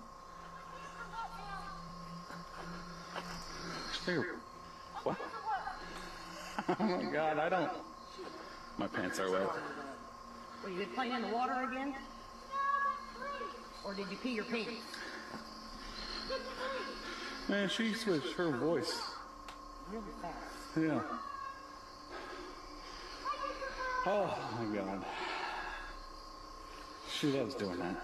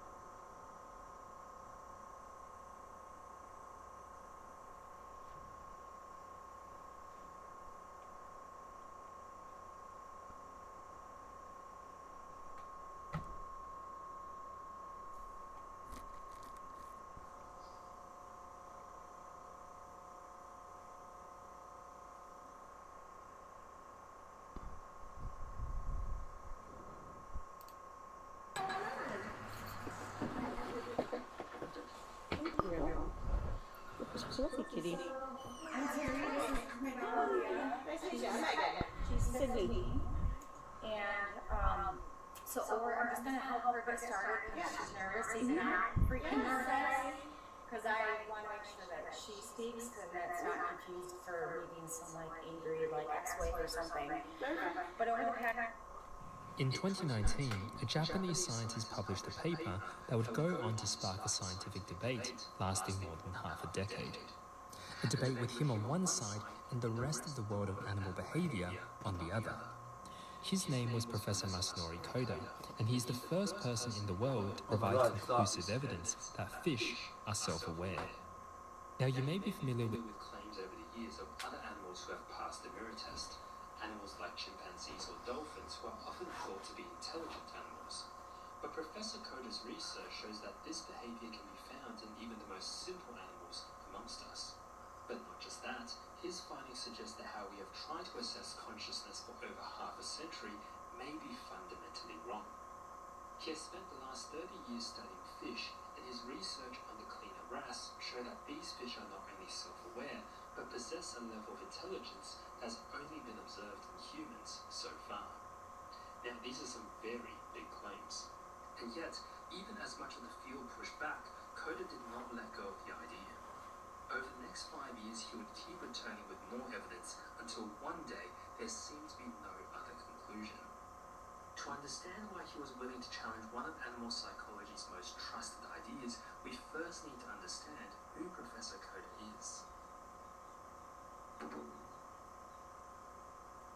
Koda says his fascination with animals began when he was still a child. He remembers the first time he read a picture book at school called The History of Life, which sparked his curiosity about animals and taught him to really pay attention to the living world around him. Outside of school, he would often go on fishing trips with his father, where they would collect the strange and wonderful creatures they found in rivers near his home. That curiosity followed him into university, where he began studying animal behavior. In class, he found himself fascinated by the diverse species of fish he read about in the African Great Lakes, and that eventually led him to conduct his studies near Lake Tanganyika. There he spent his days living and swimming amongst cichlid fish, and this absolutely captivated him because all the literature had mentioned that fish were primitive creatures who simply operated on instinct. Yet as he swam alongside them, he instead saw a world where individuals recognized one another and lived surprisingly rich social lives. Over the next few decades, Koda devoted himself to understanding just how complex fish really were. And the longer he studied them, the harder it became to believe that fish were as simple and unintelligent as people had assumed. But while Coda was reaching that conclusion through his own work, the scientific world around him was moving in a very different direction. Since the first self-recognition studies in chimpanzees, similar claims gradually began to emerge in other animals like dolphins and magpies. These animals were held up as rare exceptions, species that were intelligent enough to recognize themselves where hundreds of others have failed. And with each new claim, the search seemed to always continue in a familiar direction, toward the animals we already imagined as especially intelligent. Fish, meanwhile, were almost entirely absent from that conversation. They were far outside the boundaries of what most scientists even imagined as a serious possibility. But Coda's experience over the years told him a very different story, and eventually he decided to test the question for himself. So next, let's take a look together at what he found.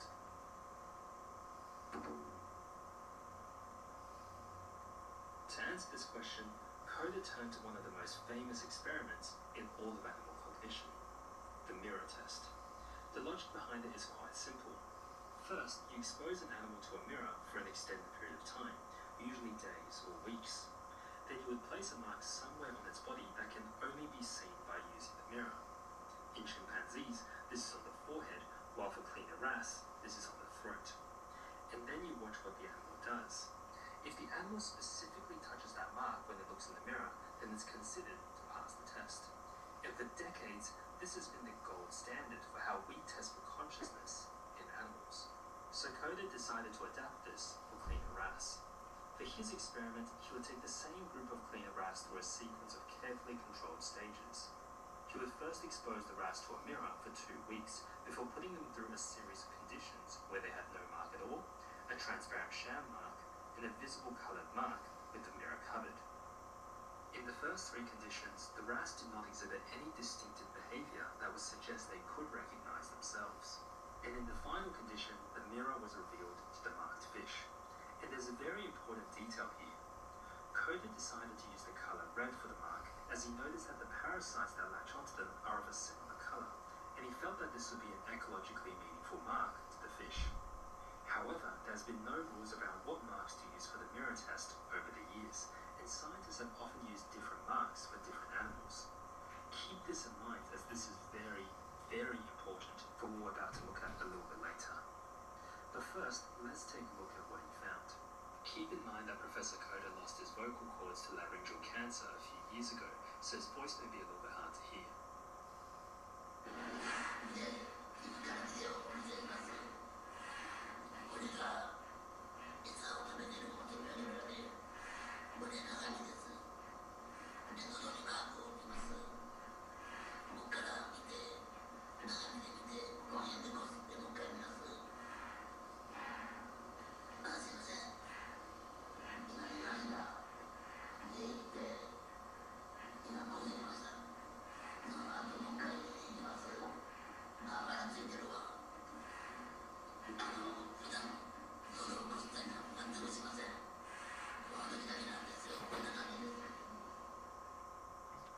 This experiment marked the first time the possibility of consciousness had been observed in fish, and Coda soon published his findings in a groundbreaking paper in 2019.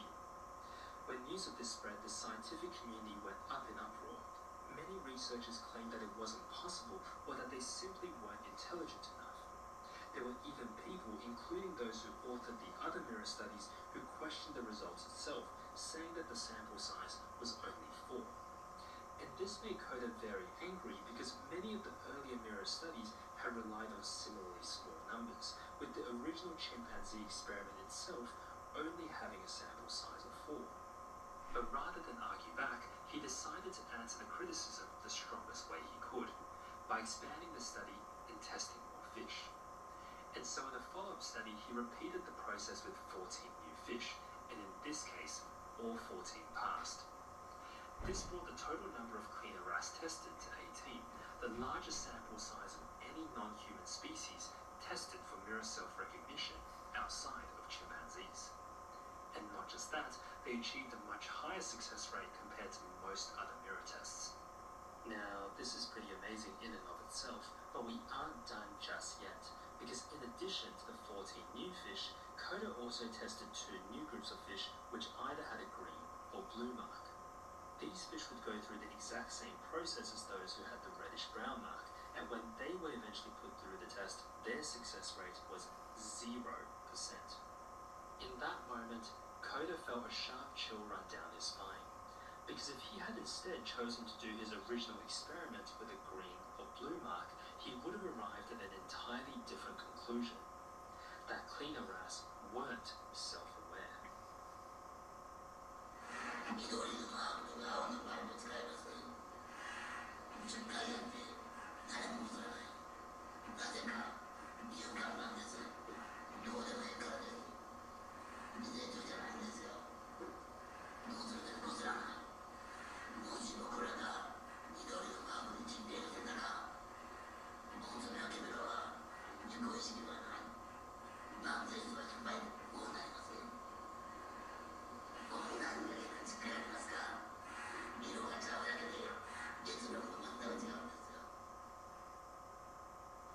In the following days, the results from this experiment weighed on his mind. He thought about the countless animals that had supposedly failed the mirror test and were deemed as stupid simply because we had been careless about the methodology we used. And the more he thought about the mirror test, the more problems he found. What exactly are they using in the mirror to recognize themselves? It's commonly assumed to be the face, but what if it's something else entirely, like the pattern on another body part? Do they actually have a mental representation of themselves, much like we do? How long does it take them to recognize their own reflection? It turns out no one had done anything to really try and test for these things. To Coda, this was unacceptable, and that's when he made a decision. If no one had done anything about this process, then he would do it himself. So next, let's take a look together as he tackles each of these issues one at a time.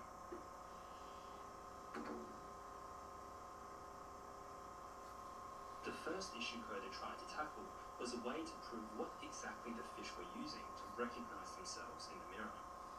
Over the years, he had repeatedly found that fish seemed to identify each other by the patterns on their faces. And that made him think about how humans do something similar. See, when we recognize another person, we don't usually begin by looking at their clothes or the rest of their body, we look at the face. And that gave Coda an idea. If cleaner wrasse were really using the face as the key to identity, then what would happen if you created an image in which the face belonged to one fish while the body belonged to another? Here is an example of how that looks.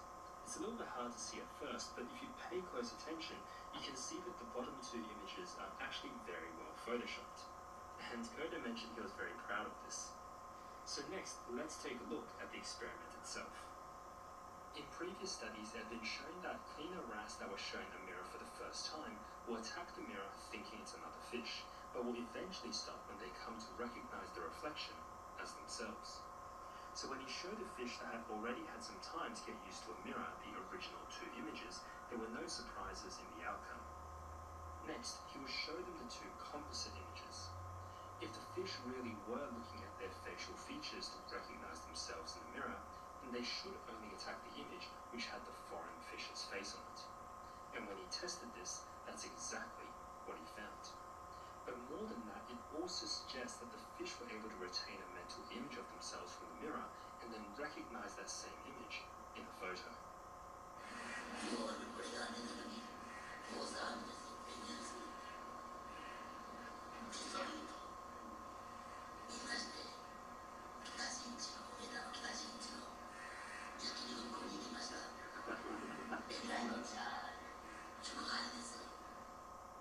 That night, Coda and his colleagues found themselves in a yakiniku restaurant, raising a toast to what they had just found. The entire evening carried a quiet buzz of conversation and excitement, and the feeling lingered with them late into the night. But the very next day, his inbox was flooded with messages from skeptics all across the world. One of the most frequent arguments was that maybe the fish were not recognizing themselves, but were simply treating the photograph as a close relative, and that's why they didn't attack. Now, Coda thought this was ridiculous, but rather than wasting time arguing, he decided to push on with the next experiment he had already planned. This time, the cleaner rats would be put through something far more complex than the mirror test, something called the photo recognition test. So next, let's take a look at this experiment.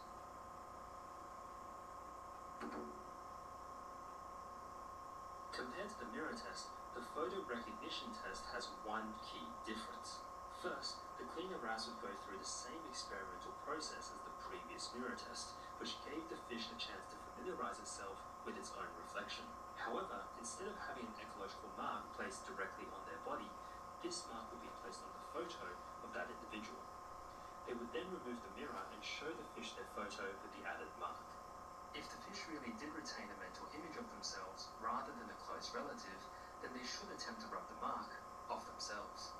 Now, before we look at the experimental footage, there's two more important details.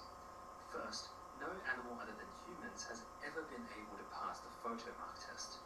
And second, because photos are 2D, putting a mark on the throat would naturally imply it's on one side of the face. Looking at this photo, it may seem like it's on the left side. However, if you consider this as a mirror reflection, then this would actually imply the mark is on the right side of the face.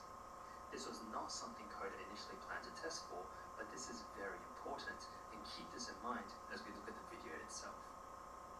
In this video, you can see that the mirror on the right has been hidden, while on the left, the fish is presented with a photo of itself with a mark near the throat.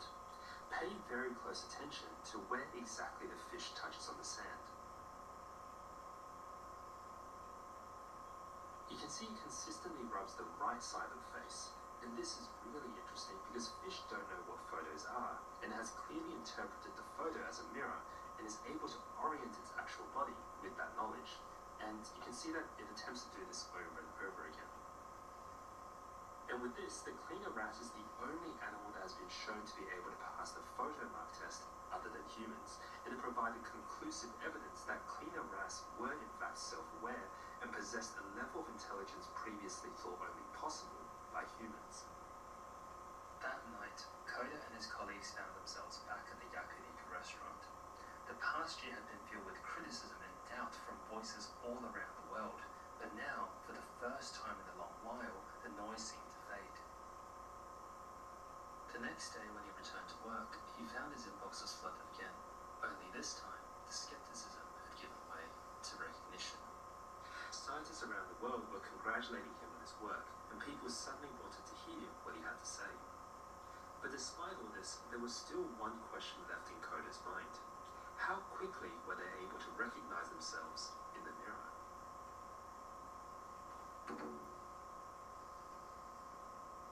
In the months that followed, Coda would go over the past literature on the mirror test in meticulous detail. He noticed that in all previous experiments, it was assumed that animals would need a very long time to get used to a mirror, and were often given several days to a week before any kind of real testing began. But he also noticed a consistent pattern that seemed to occur in all animals that passed the mirror test thus far.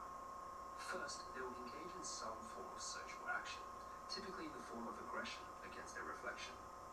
Then they start to engage in a series of unusual behaviors known as confirmation behaviors, where they examine their reflections in the mirror. Eventually, these behaviors will stop altogether, and it's believed that at this stage, the animal has come to recognize the reflection as itself. So with all this in mind, there was one final experiment left to run. This time, Coda gave the fish an ecological mark on the throat before they were ever shown a mirror. He then introduced the mirror and paid close attention to their behavior. In particular, he wanted to track exactly when the fish would move through each of the phases, and most importantly, to identify the moment they first tried to remove the mark from their body, which would serve as definitive evidence that they recognized the reflection as themselves. And before we get into the results, I'd love to hear your guesses in the comments about how long you think they took to recognize themselves. For context, for a 2-year-old child, this process takes about 10 minutes, while people from a community in Papua New Guinea with no prior exposure to mirrors takes around 20 minutes. Now let's take a look at what Coda found. First, in the initial phase, you can see that the fish engage in what's known as lip fighting, where they repeatedly try to attack their reflection. This is also the same type of behavior that was used to test previous experiments. Once this phase finishes, the fish would begin displaying a range of unnatural behaviors. This includes things like swimming upside down, rapidly approaching the mirror, dropping shrimp, which is a type of contingent testing that's also been observed in dolphins, where they blow bubbles, and other weird behaviors.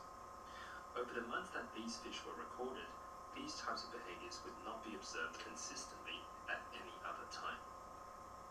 And finally, they would stop their conformation behaviors and eventually touch the mark on their body. So how long did all of this take? In a group of just 9 fish, the fastest time it took to pass the mark test was just 20 minutes, almost on par with a human, with the average being 82 minutes and the median being This was the first time scientists had confirmation of just how quick animals could actually identify the reflection as themselves. Coda believes self-recognition happens even earlier, at the point where confirmation behaviors stop. After all, in humans, that stage is often already taken as evidence that self-recognition has begun, even without the formal mark test. And if that's true, then the real timing becomes even more impressive.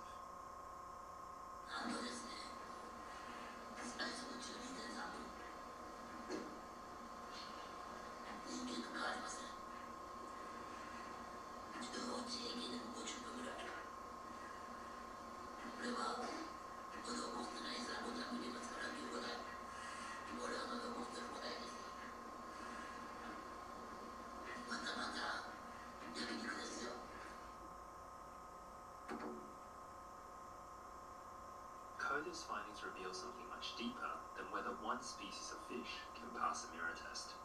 They challenge a belief that has quietly shaped animal psychology for decades, that self-awareness and perhaps even consciousness belong only to humans and a small group of animals we had already decided were worthy of them. For years, we designed experiments in ways that made sense to us, and when other animals failed those tests, we took that failure as proof of an absence of self-awareness, intelligence, and even consciousness itself. But Coda's work suggests a more humbling possibility, that what we were measuring all these years was not the limits of animal minds, but the limits of our own methods. He believes that to truly understand intelligence and consciousness in other animals, we first need the curiosity and patience to understand their world, and only then can we begin to design experiments. And when the animals we study cannot speak to us, then it also requires something else. Imagination.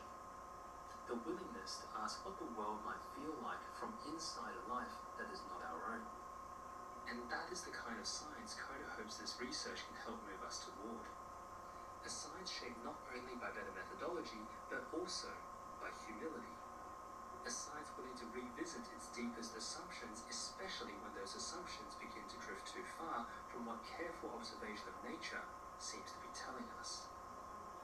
When Coda looks out into nature, he sees something far busier and more alive than most of us ever imagined.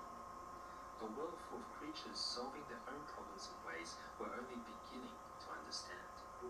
And that is precisely why Professor Coda wants to teach us to really appreciate the living world around us, to pay closer attention to forms of life that we have been too quick to dismiss, and to remember that if one day we want to understand other minds, then we may first have to learn how to stop looking only for ourselves.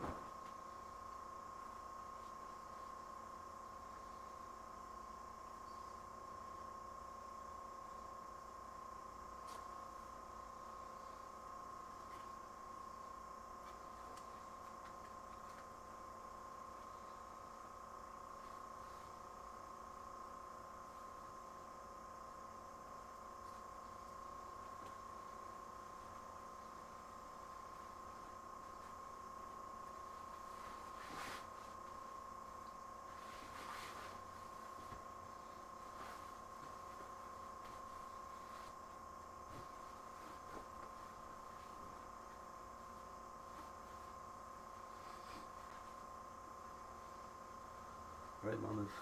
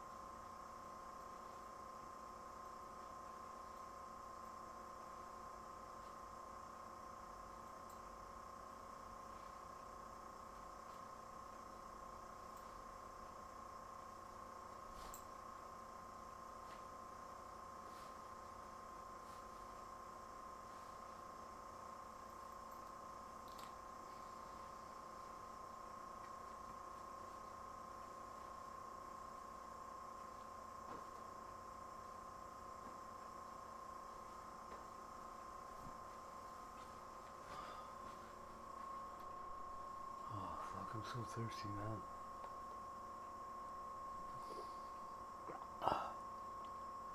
This is such a bad idea.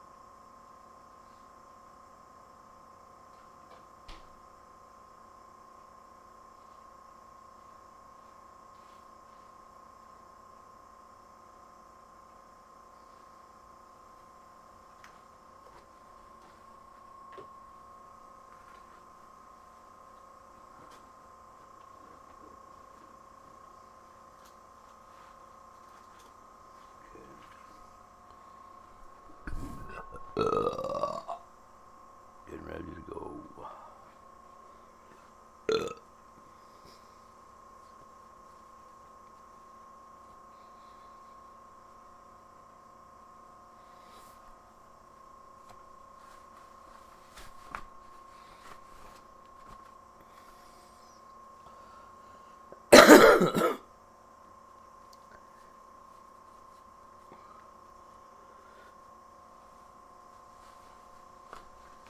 If I can get hold of the soda stream at this place, you better bet I will.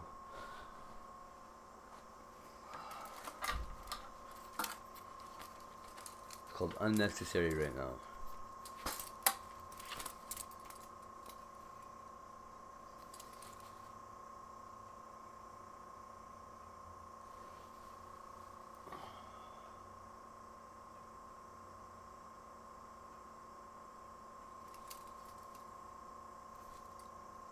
Pretty bad.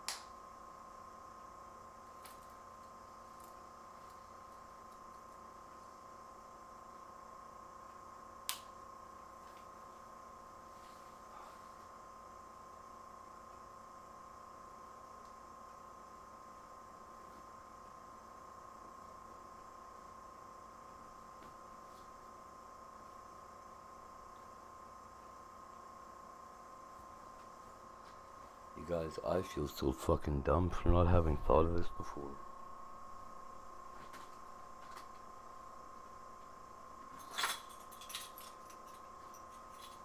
This is gonna work incredibly well.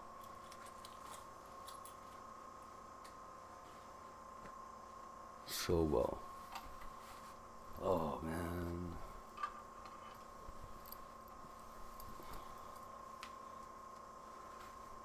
We're going to a whole new realm, yo.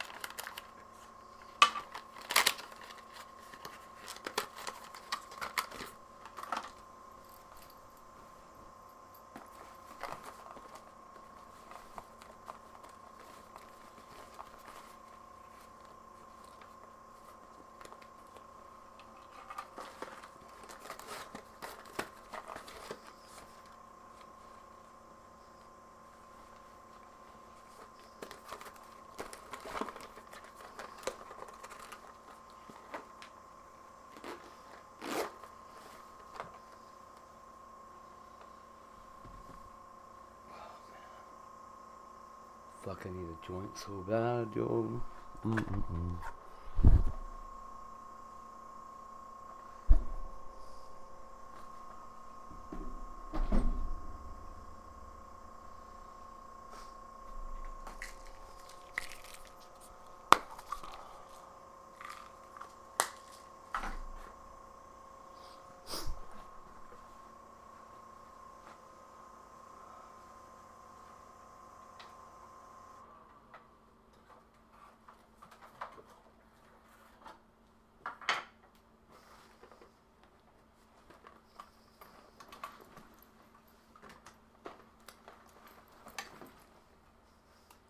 Okay. Yo, I'll be back, you guys. Hopefully.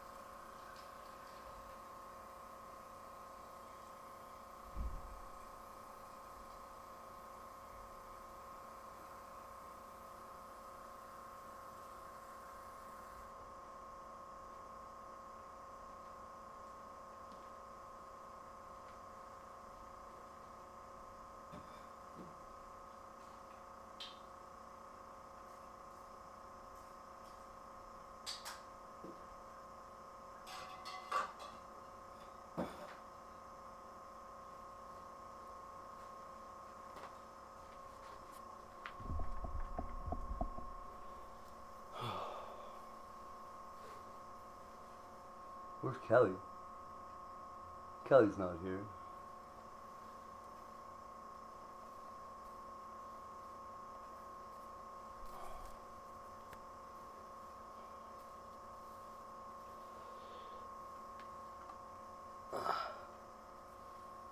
Ah, my hair.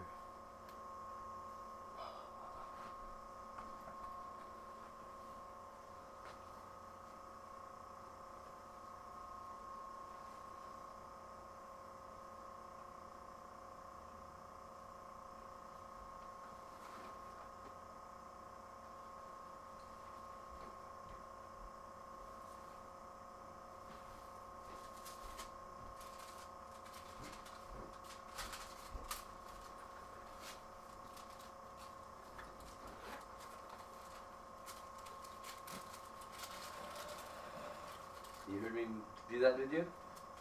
Okay, good. I'll be back, alright? Yes. I have to go to that thrift store I went to the other day that I got our clothes at, right? Yes. I'm gonna go exchange the earphones I got and a couple things I wanna snag up over there. They owe me a couple dollars, so they're gonna pay. They are gonna pay. Oh.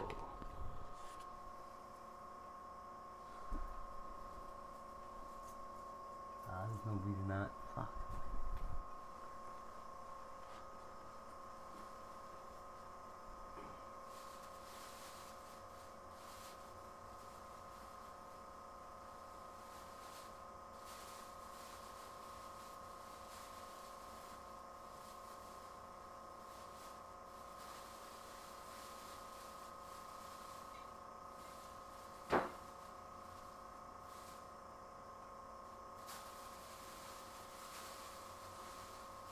I'm kind of wondering if anybody knocked on our door at all today.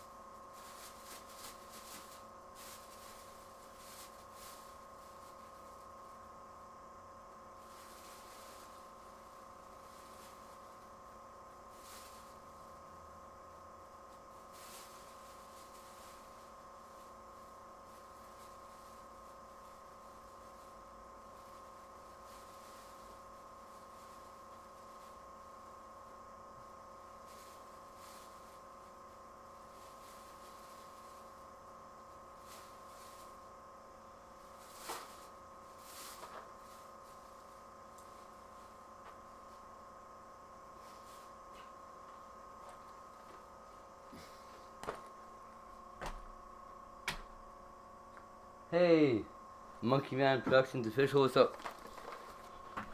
Oh god, stuff everywhere. Wow.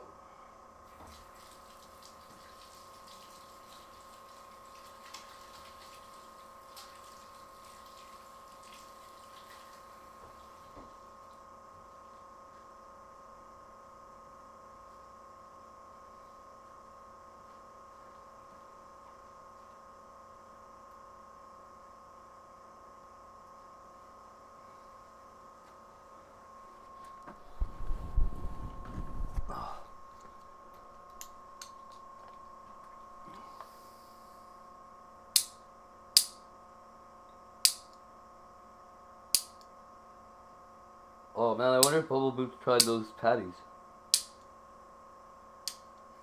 Oh well. Find out later.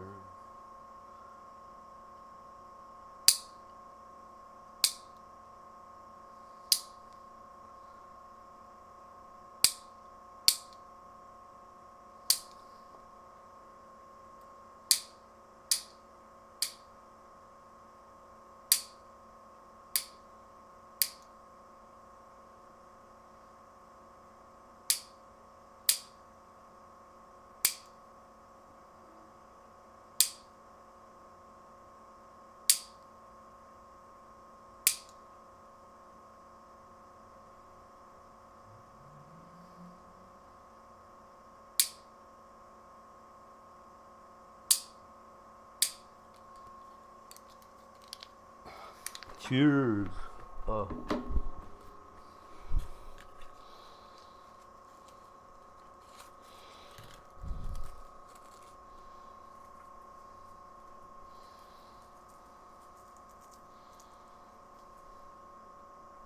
That one, oh, that's a roach for sure.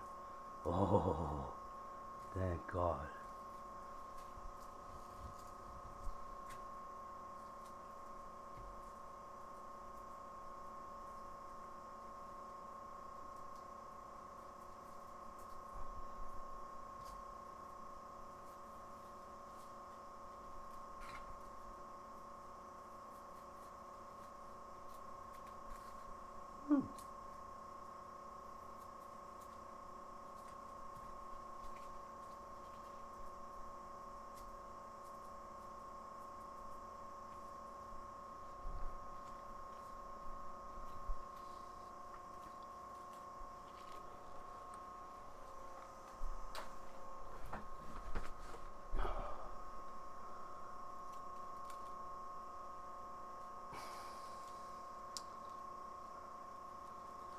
Okay, Chip, I love you. I'll be back, buddy.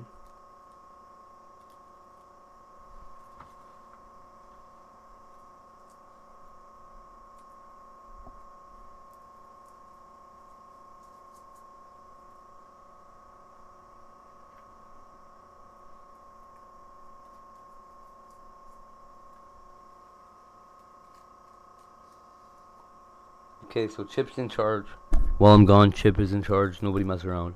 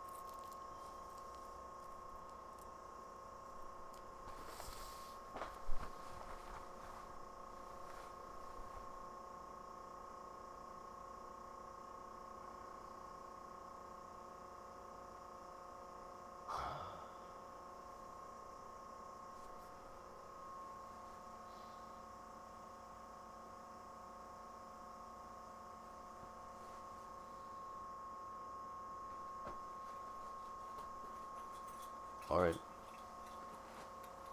Peace out, you guys.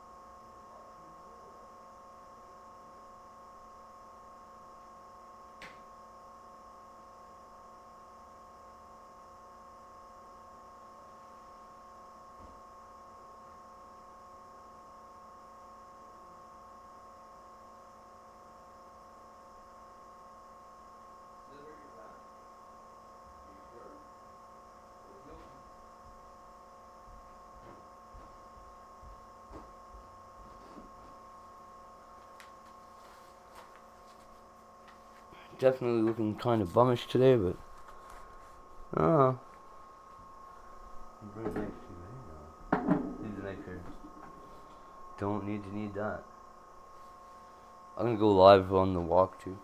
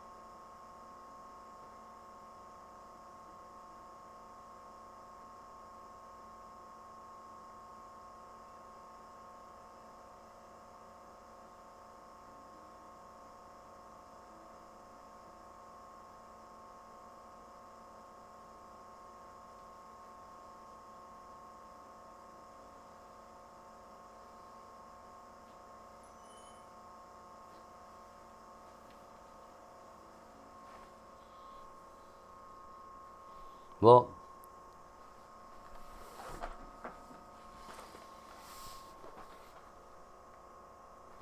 yeah, don't worry about it. I'm back. Chip ain't a punk. Don't treat Chip like a little punk. What the heck? I mean, good luck. Chip's a good man. He knows exactly how to keep both you troublemakers busy, so... Big ups on Chip. A.K.A. Blackie.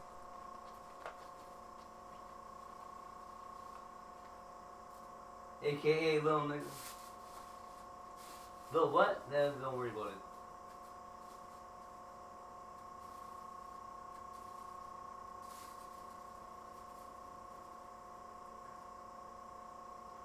You called Chip a little what?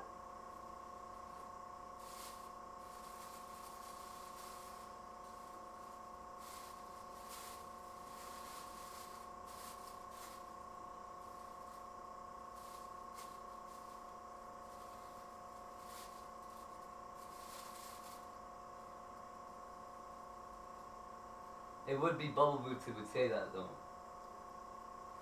The one that I would expect to be trouble.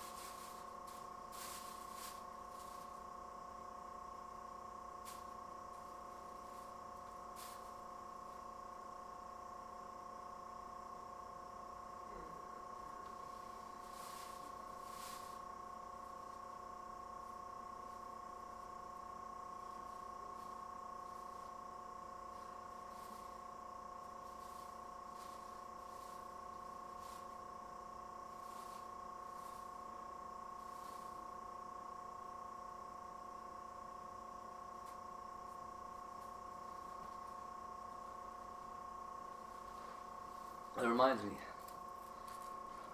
I had a nightmare today.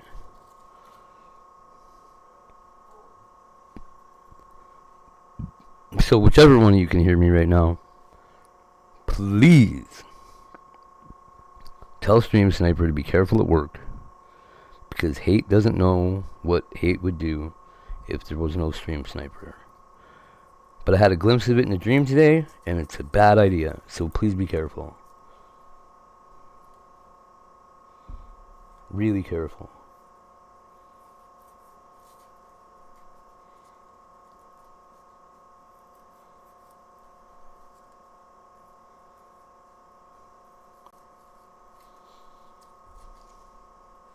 It was more like a daydream. It happened for about a half a second, and I'm never ever going to that place in my mind ever again.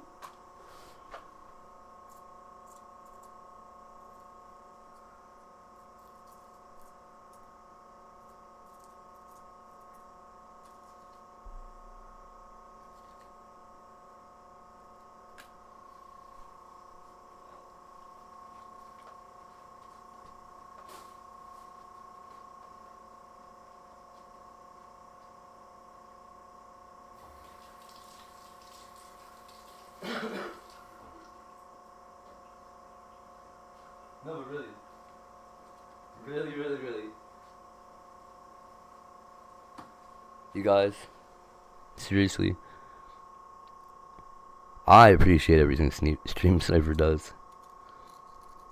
Y'all better just love him up some bits or something.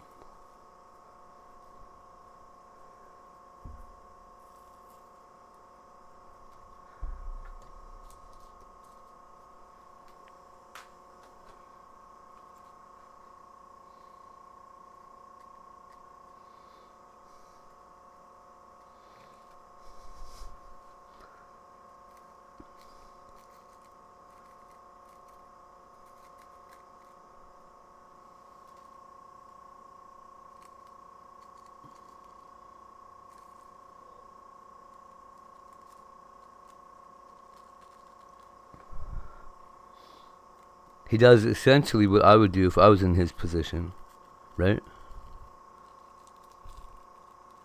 But I don't have to be in his position, so I'm not. So, good job, buddy. My fellow human male, appreciate you.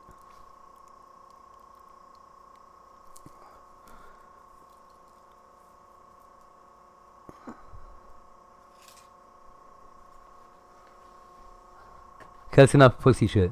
We're gonna look something up.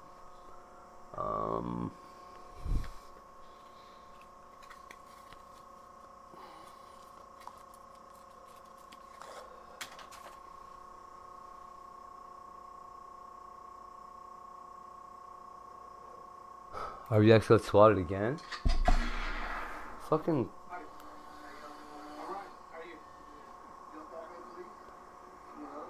What the fuck?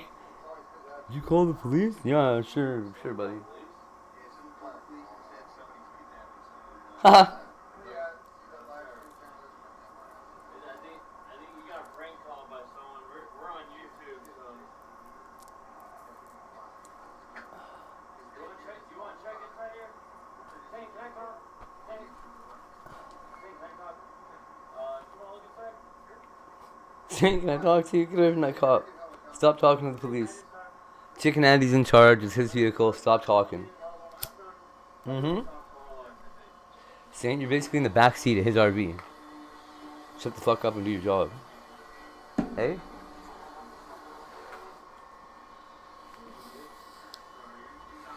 He's like, is anybody kidnapped in here?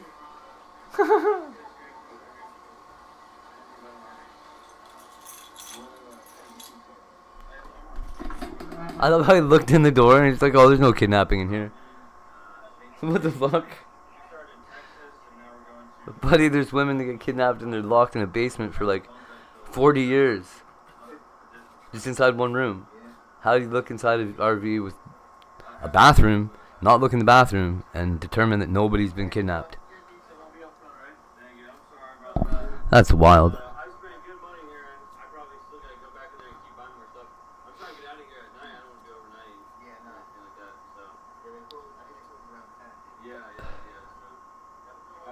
Where is he? Home Depot?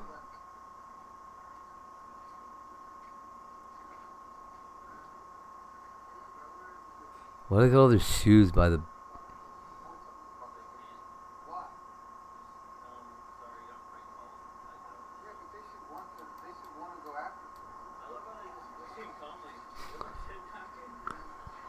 Yeah, just send up one dude to see if there's a kidnapping.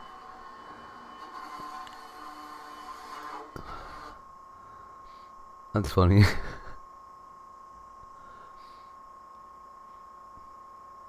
So it's raining outside, I didn't go.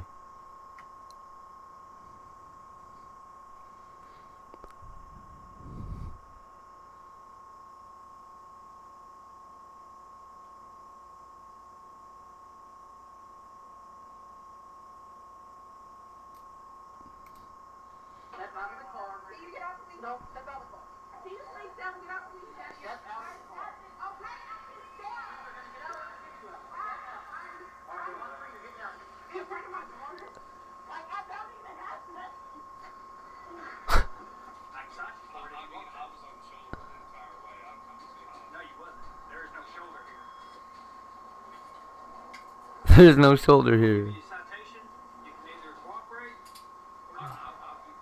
Sometimes the people we trust to protect us become the ones we need protection from. In this video, you're going to see what happens when Oh, Twilight Eclipse or whatever.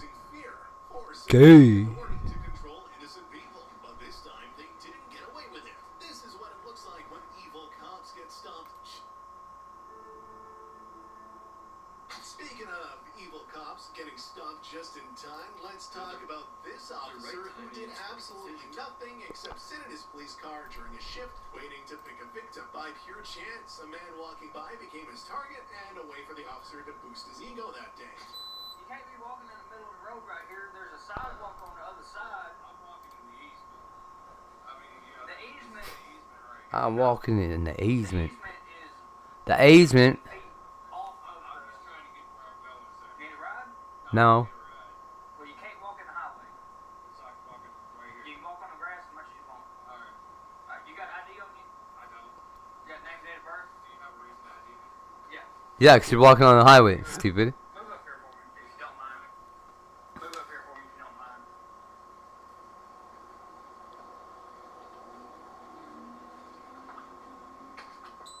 You can't be walking on easement.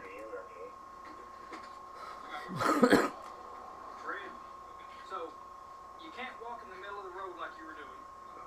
The easement is not on the roadway. The easement is... The man wasn't blocking traffic, he wasn't causing a disturbance, he was just walking, which apparently was enough to trigger a full-blown street-level lecture from a cop desperate to sound important. When asked for the legal reason behind the ID demand, the officer didn't cite the law, he cited his chief's office hours. That's the kind of ad logic you get when ego replaces training. And unfortunately, this was just the opening act. Off of the roadway. Okay, so as far as I know, a pedestrian is considered the same as a cyclist. Okay? And as far as I know, state of Arkansas, a cyclist can ride down the road. You're not going to tell cyclists to go down the road. Can you walk on the highway? On I-40? I don't know. No, you cannot. I'm not going to tell you that I do know.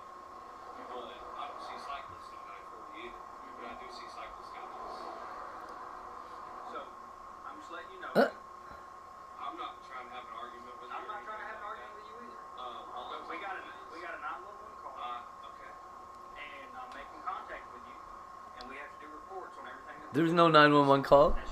There was no 911 call? If you have an issue with it, you can contact him Monday through Friday, or Monday through Thursday, 8 a.m. to 4 p.m. Okay. He just left. Is Jay legal? Yes, sir. I got a 420. here if you want one. Okay, yes, sir. Would you like a copy of the report? Which had a 45. Hey, 1050, can I get a report number, please? Where are you guys located at? Wilson Farm Road, right up next to First Security Bank. Ow. Are you threatening me with an arrest for this ID? And there it was, the sudden transformation from helpful to hostile. Are you threatening me? Are you threatening me?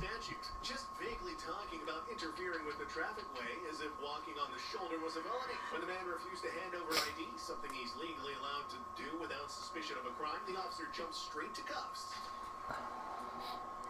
Is this guy a cop? Or what is this other guy?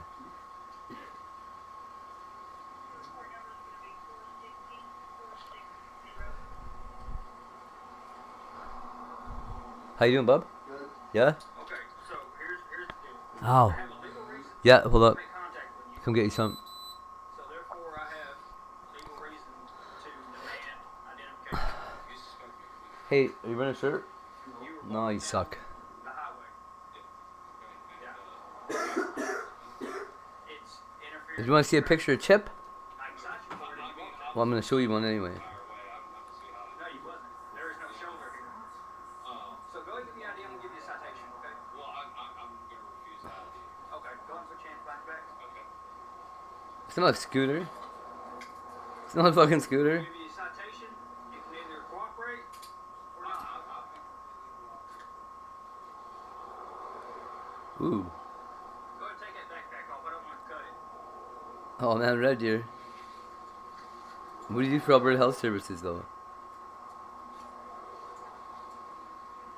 You got something wrong with your shoulders? No. Alright. It's always interesting how quickly a traffic rule turns into a threat of jail the moment someone pushes back. That's all it took to make this officer uncomfortable. The man was respectful, even reasonable, but that didn't matter. Around cops like this, knowing your rights is practically treated as a provocation. The more he stood his ground, the more So obvious he's got no cop this really was. information on her stuffs. That's fine. I'm not Okay. worried about that. What is up with this?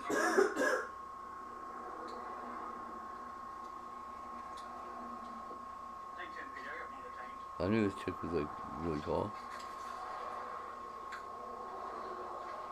I'm really not wanting to go this route, but I mean, I work at the hospital and stuff like that. That's all I do. I don't want to go this route either. But I mean, I'm not gonna give you an ID for walking down the road, sir.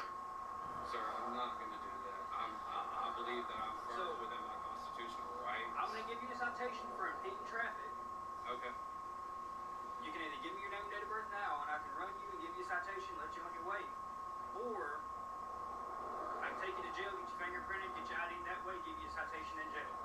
Yeah, I mean, if that's what we have to do, that's what we have to. I'm just not. I don't want to get in criminal charges, sir. But I'm not going to give you an ID without the arrest. I'm not going to give you an ID. Yo. I believe I'm firm within my constitutional rights on this. You know, I mean, I'm getting my life right and stuff. I haven't been in no trouble or anything like that. You know, but I believe I'm well within my rights, sir. I'm just walking to my father's house. All right, I'm walking damn near 20 miles from Colorado. So much for de-escalation. The man said he didn't consent to a search. The officer responded by arresting him on the spot, like the refusal itself was a crime. And that's exactly what made the cops snap. Judging by how casual he was about it, this probably wasn't the first time and definitely won't be the last. All right, I'm just trying to see what I can do. I'm trying to get down the road. BMO! I'm not going to do. Okay, go ahead and have a seat.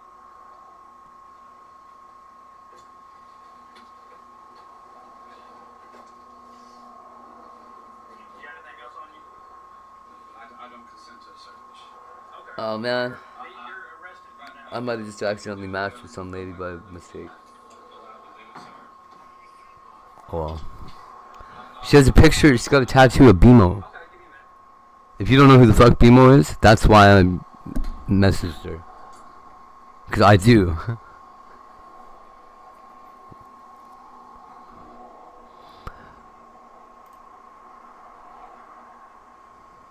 If you don't love BMO, you got something wrong with you. Or you don't know who BMO is. Aww. Is that a deal? Shall we try? I think we... I miss Sydney Cat. Nah. You know, whatever, yo. I pissed off a lot of people today.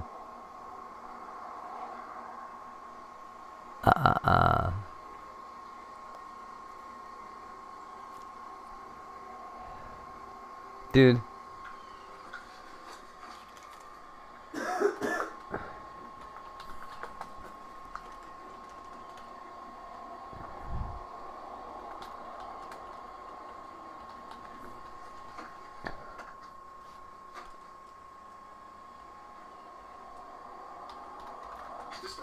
the moment he picked up the phone. Suddenly the man was just a nameless figure who couldn't follow instructions. The arrest sounded smooth, almost procedural, like the officer had been forced into it. That's how they do it, not by lying outright, but by stripping out every detail that might suggest they overreacted. And the worst part is, he knew exactly how to frame it.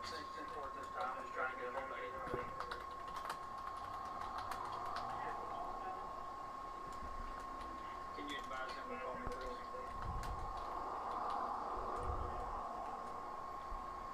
I hate to say it, but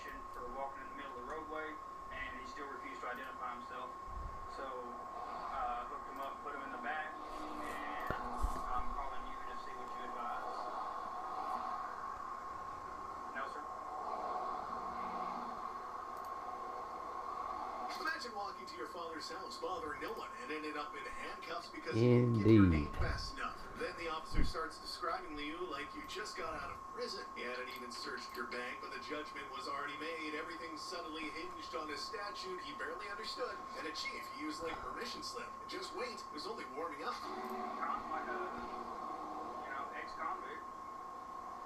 But he said he's trying to get his life straight and stuff like that. I haven't searched his bag or anything like that. But there is a statute for walking in the middle of the roadway.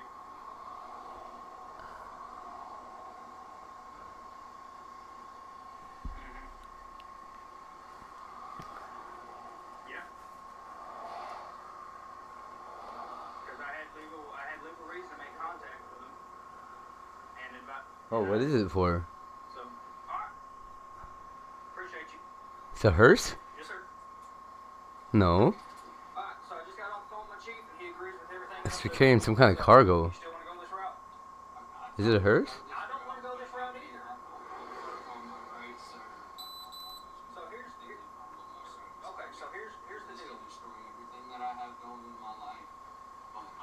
Oh, you can see through walls with it. Oh, it's a X-ray machine. You were walking in the middle of the roadway, which is illegal. Sir, with all due respect, I was on the shoulder. I wasn't No, you was not. right in the middle of the road. I mean, I wasn't acting fool or There is no easement here. Vehicle with the big roof, counter surveillance, electronic warfare van. Having nothing illegal, even says he's been on probation for a decade, and the cop still acts like there must be something wrong. Because in his world, if you don't submit instantly, you're suspicious by default. As if refusing to hand over your ID turns you into a fugitive. The guy couldn't have been clearer, but that wasn't the answer the officer wanted. Easement is the grass. That's the easement. I get what you're saying, sir, and I'm not trying to argue the law with you. I'm not a lawyer. I'm not a lawyer. All I'm trying to do is just to get to where I'm going. That's it. So do you have warrants? Is that why you're not wanting to identify yourself?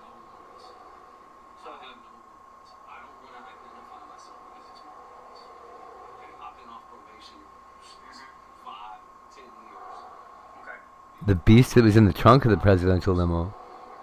I told you I got weed in my pocket. I don't care about weed. It's still in my pocket. You know, I don't have anything on that at all, sir. Yeah, the Lumber's voice never had a literal beast in the trunk, that's right. So wherever you go from here is up to you. I mean, I'm just going to Thornberry. So let's get this straight. The man says he'll give his information, but only because he knows he's about to be arrested if he doesn't. That's not consent, that's coercion dressed up in casual conversation. And the officer nods and types it in like none of that matters. Imagine thinking this is how law enforcement is supposed to work. But for this cop, it wasn't about ID anymore, it was about winning, and he wasn't done proving his point. Okay. And you're more than welcome to either walk in the grass or on the sidewalk. And I would be more than happy to walk in the grass. But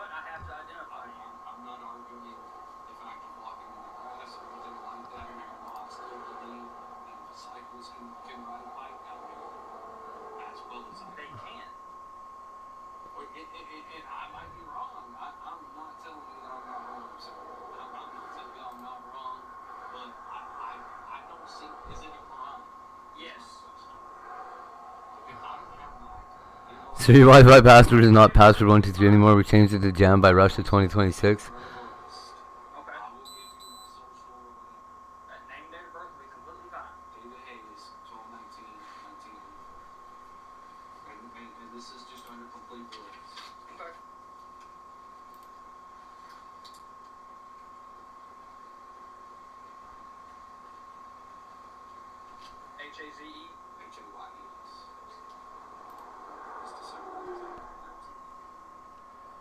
December what? No, Grok, that was actually worse. David Hayes, 12/19/93. Give me 1 second.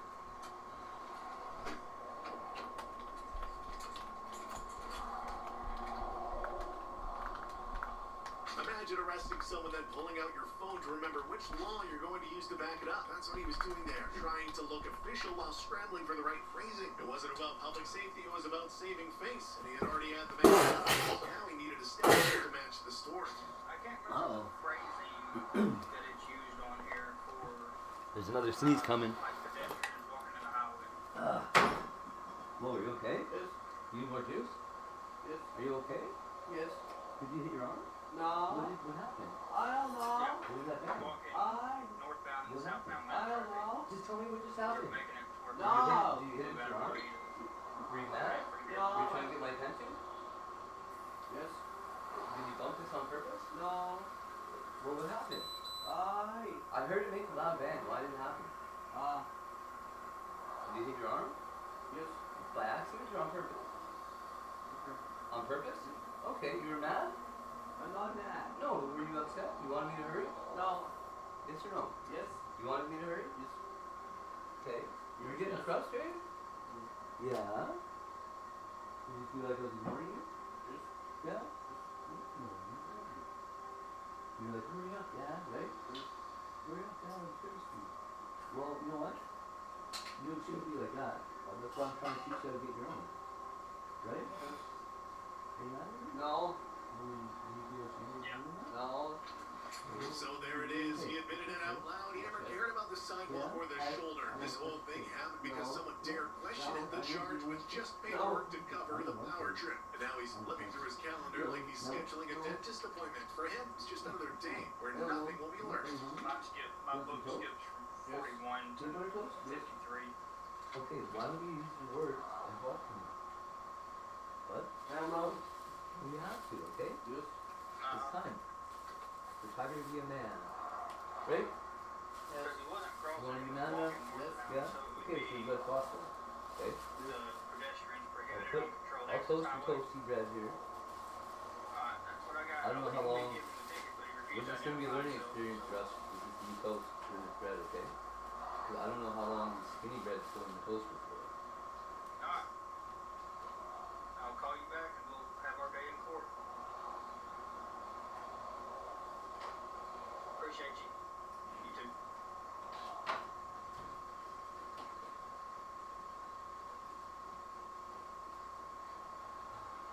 Almost done here, bud.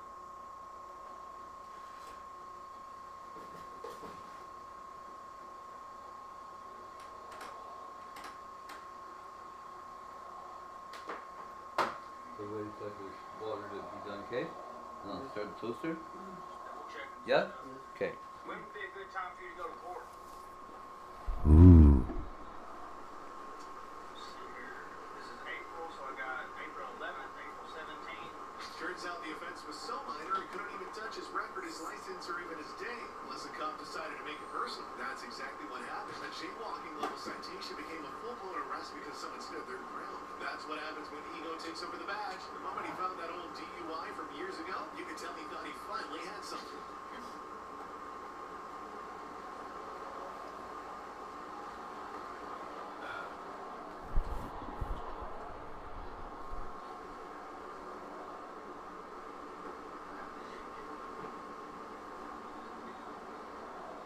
It's unclassified misdemeanor. Kind of like a jaywalking ticket. Won't go any driving record or anything like that, and since you're not on probation, you won't.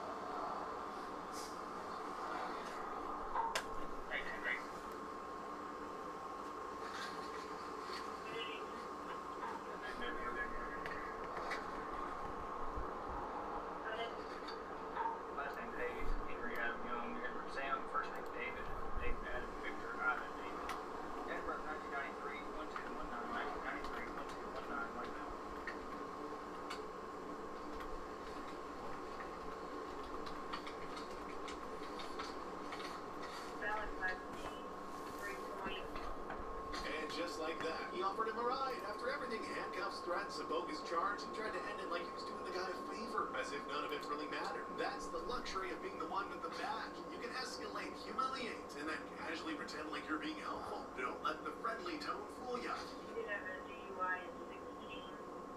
Says you have both his numbers and CFC is clear.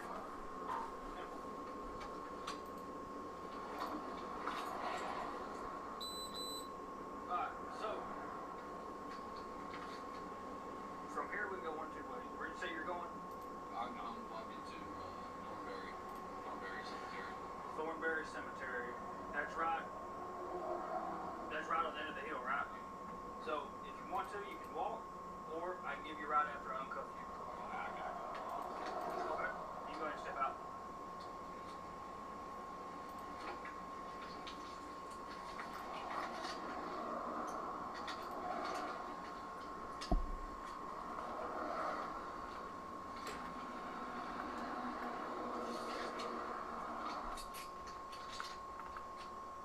He handed over the ticket like it was a mutual agreement, threw in a Lincoln quote for good measure, and acted like the cops' threats and intimidation never happened. All the man did was ask if walking was still legal in America. That's what triggered all of this. And the officer, well, he wrapped it up in a policy, a smile, and a business card.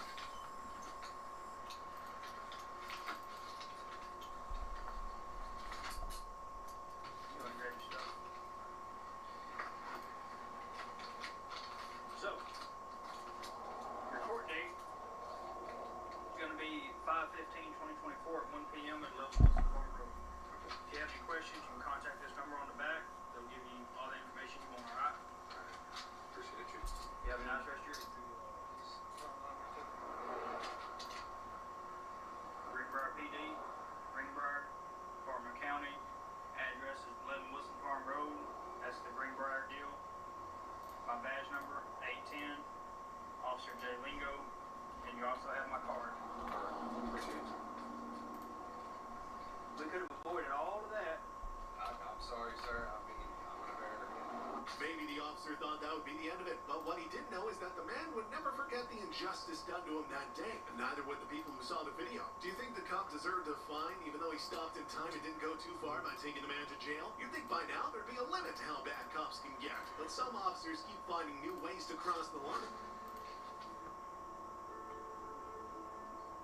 On March 1st of 2019, a woman had car trouble in the alley behind her grandmother's house. She parked in the driveway so she could use the headlights to see while changing her baby's diaper in the back seat. Officer Noah Strawman approached, pretending to offer help, but actually started a warrantless investigative stop. The situation got even worse when more officers arrived. Is your car broken down? I got you. Yeah, well, I was coming to help you because I figured you were broken down. Okay, well, I figured your car was broken down. This car? What car? Kinda, yeah. Okay, well, we didn't know that. You're just sitting in an alley. The car blacked out. How would I know that when I saw you on the street?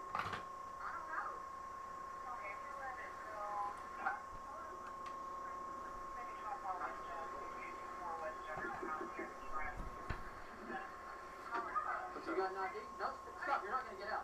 You're not going to get out. You're going to sit right there. No, you're going to sit right there. Sit right there. You got an ID on it. Okay, well, hi, honey, how are you? Another officer, Clayton Poff, arrived at the scene. He held the woman's car door open and demanded her ID. What started as a simple conversation slowly turned into something much more serious. When officers are sober and on edge, they often expect instant compliance. Any hesitation can feel like a personal challenge. But the woman just wanted to finish changing her child's clothes. And if you think things were bad already, wait until you see what happened next. Do you have an ID on? Don't answer messages. I got it. They're on edge. You got an ID? I sure do. Can I see your ID? In the back by my card.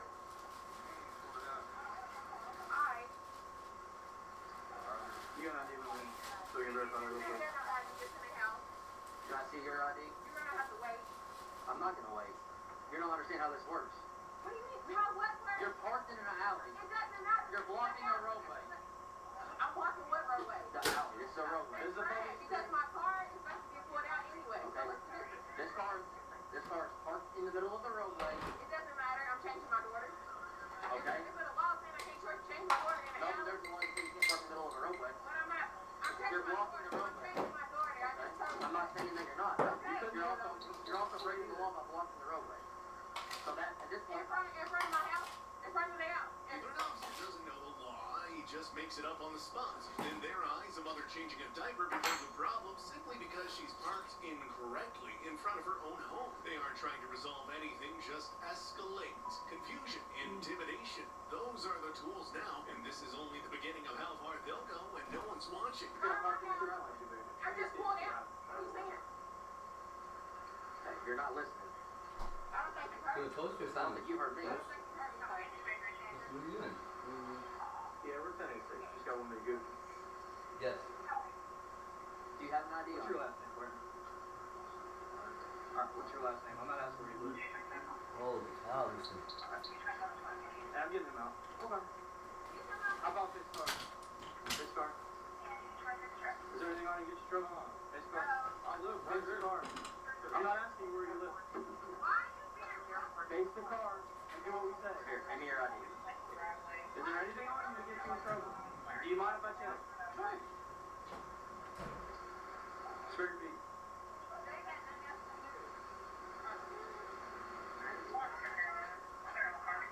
When authority is built on ego instead of the law, a calm answer becomes a threat. She gave them ID, explained who she was. Still, that wasn't enough. They weren't interested in clarity, they were looking for control. Pretending to ask while already giving commands is a textbook move to mask coercion as consent. And just wait until you see what happens when someone doesn't jump fast enough.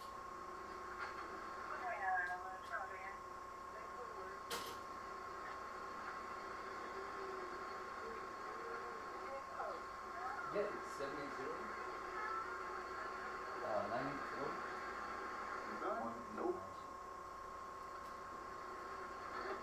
I was just calling to request What's your name?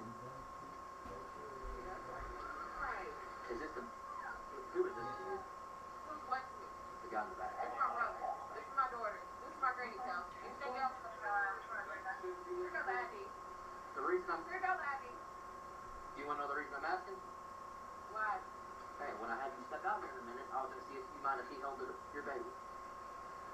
Or she can stay there. It don't matter to me. Okay, you're going to get out of the car when I tell you to.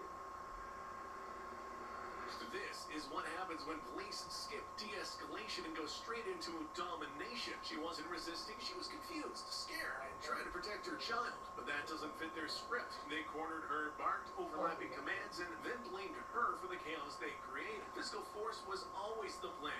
They just needed a few seconds of confusion to justify it. What they do next will make this moment look almost tame.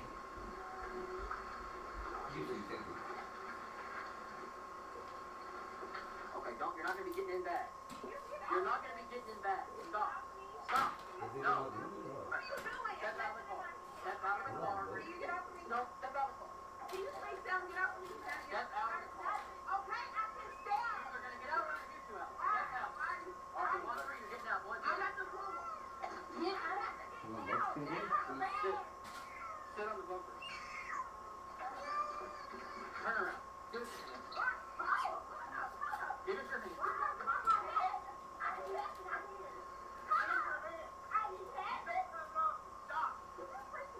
No. All right, take her to the ground. You're going to go to the ground.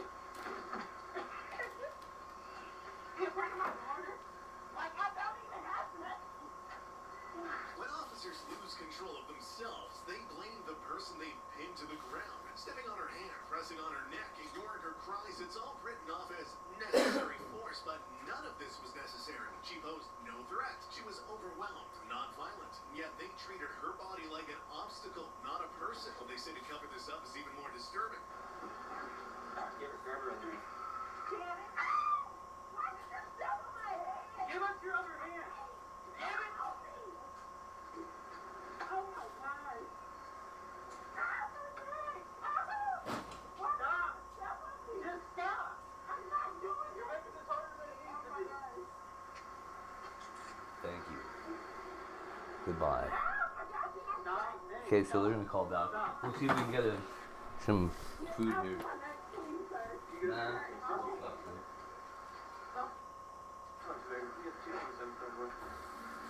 You got anything on you? No, I don't. I don't do drugs. I don't do that. Hi, hon. Roll to your side. Roll to your side. Roll to your side. You do that? Now they pretend to care. After slamming her to the ground, stepping on her neck, they suddenly remember EMS exists. Viewers, don't let the fake concern fool you. This isn't compassion, it is damage control. The same people who ignored her screams are now asking if she took something, like it's her fault for losing consciousness. And this is what they do on camera. Imagine what happens when no one's filming. Go to your knees. Is the bread good? Go to your knees. You like it? Yeah? Okay. You want an ambulance? Center of Edwards. You want an ambulance? Yeah.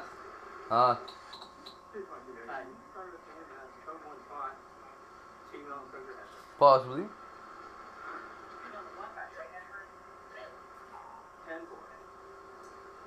I could do that. I don't know. She just wake up.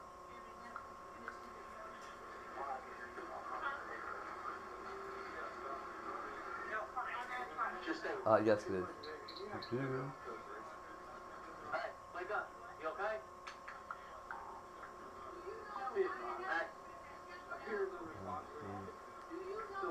It's always called an investigation when someone pulls out a phone. That word isn't about facts, it's a barrier, a warning, a way to control the narrative. While they pretend to babysit and play nice, the woman who needed help is still on the ground, barely conscious. But as long as they keep smiling and using polite words, they think the violence disappears. Watch closely, this is how abuse hides in plain sight. Might be still on the wagon, yo.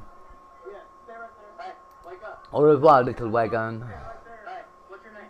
Au revoir. Hey, right there. There's an investigation. Wake up. Au revoir. Do you want to hold the sand baby? Do you want to hold the sand baby? What's a sand baby? That's fucked up. You can't call kids that. Hey, do you want to hold the sand baby?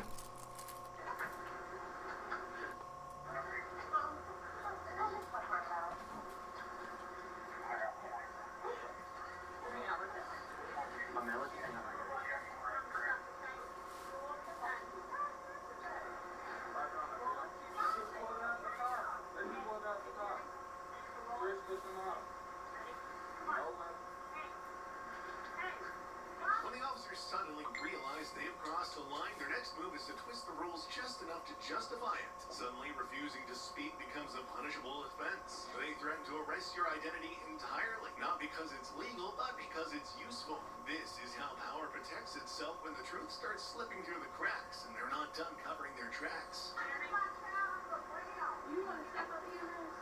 I did. I stepped up so long. Is this yours? Yeah. Well, did you got any warrants?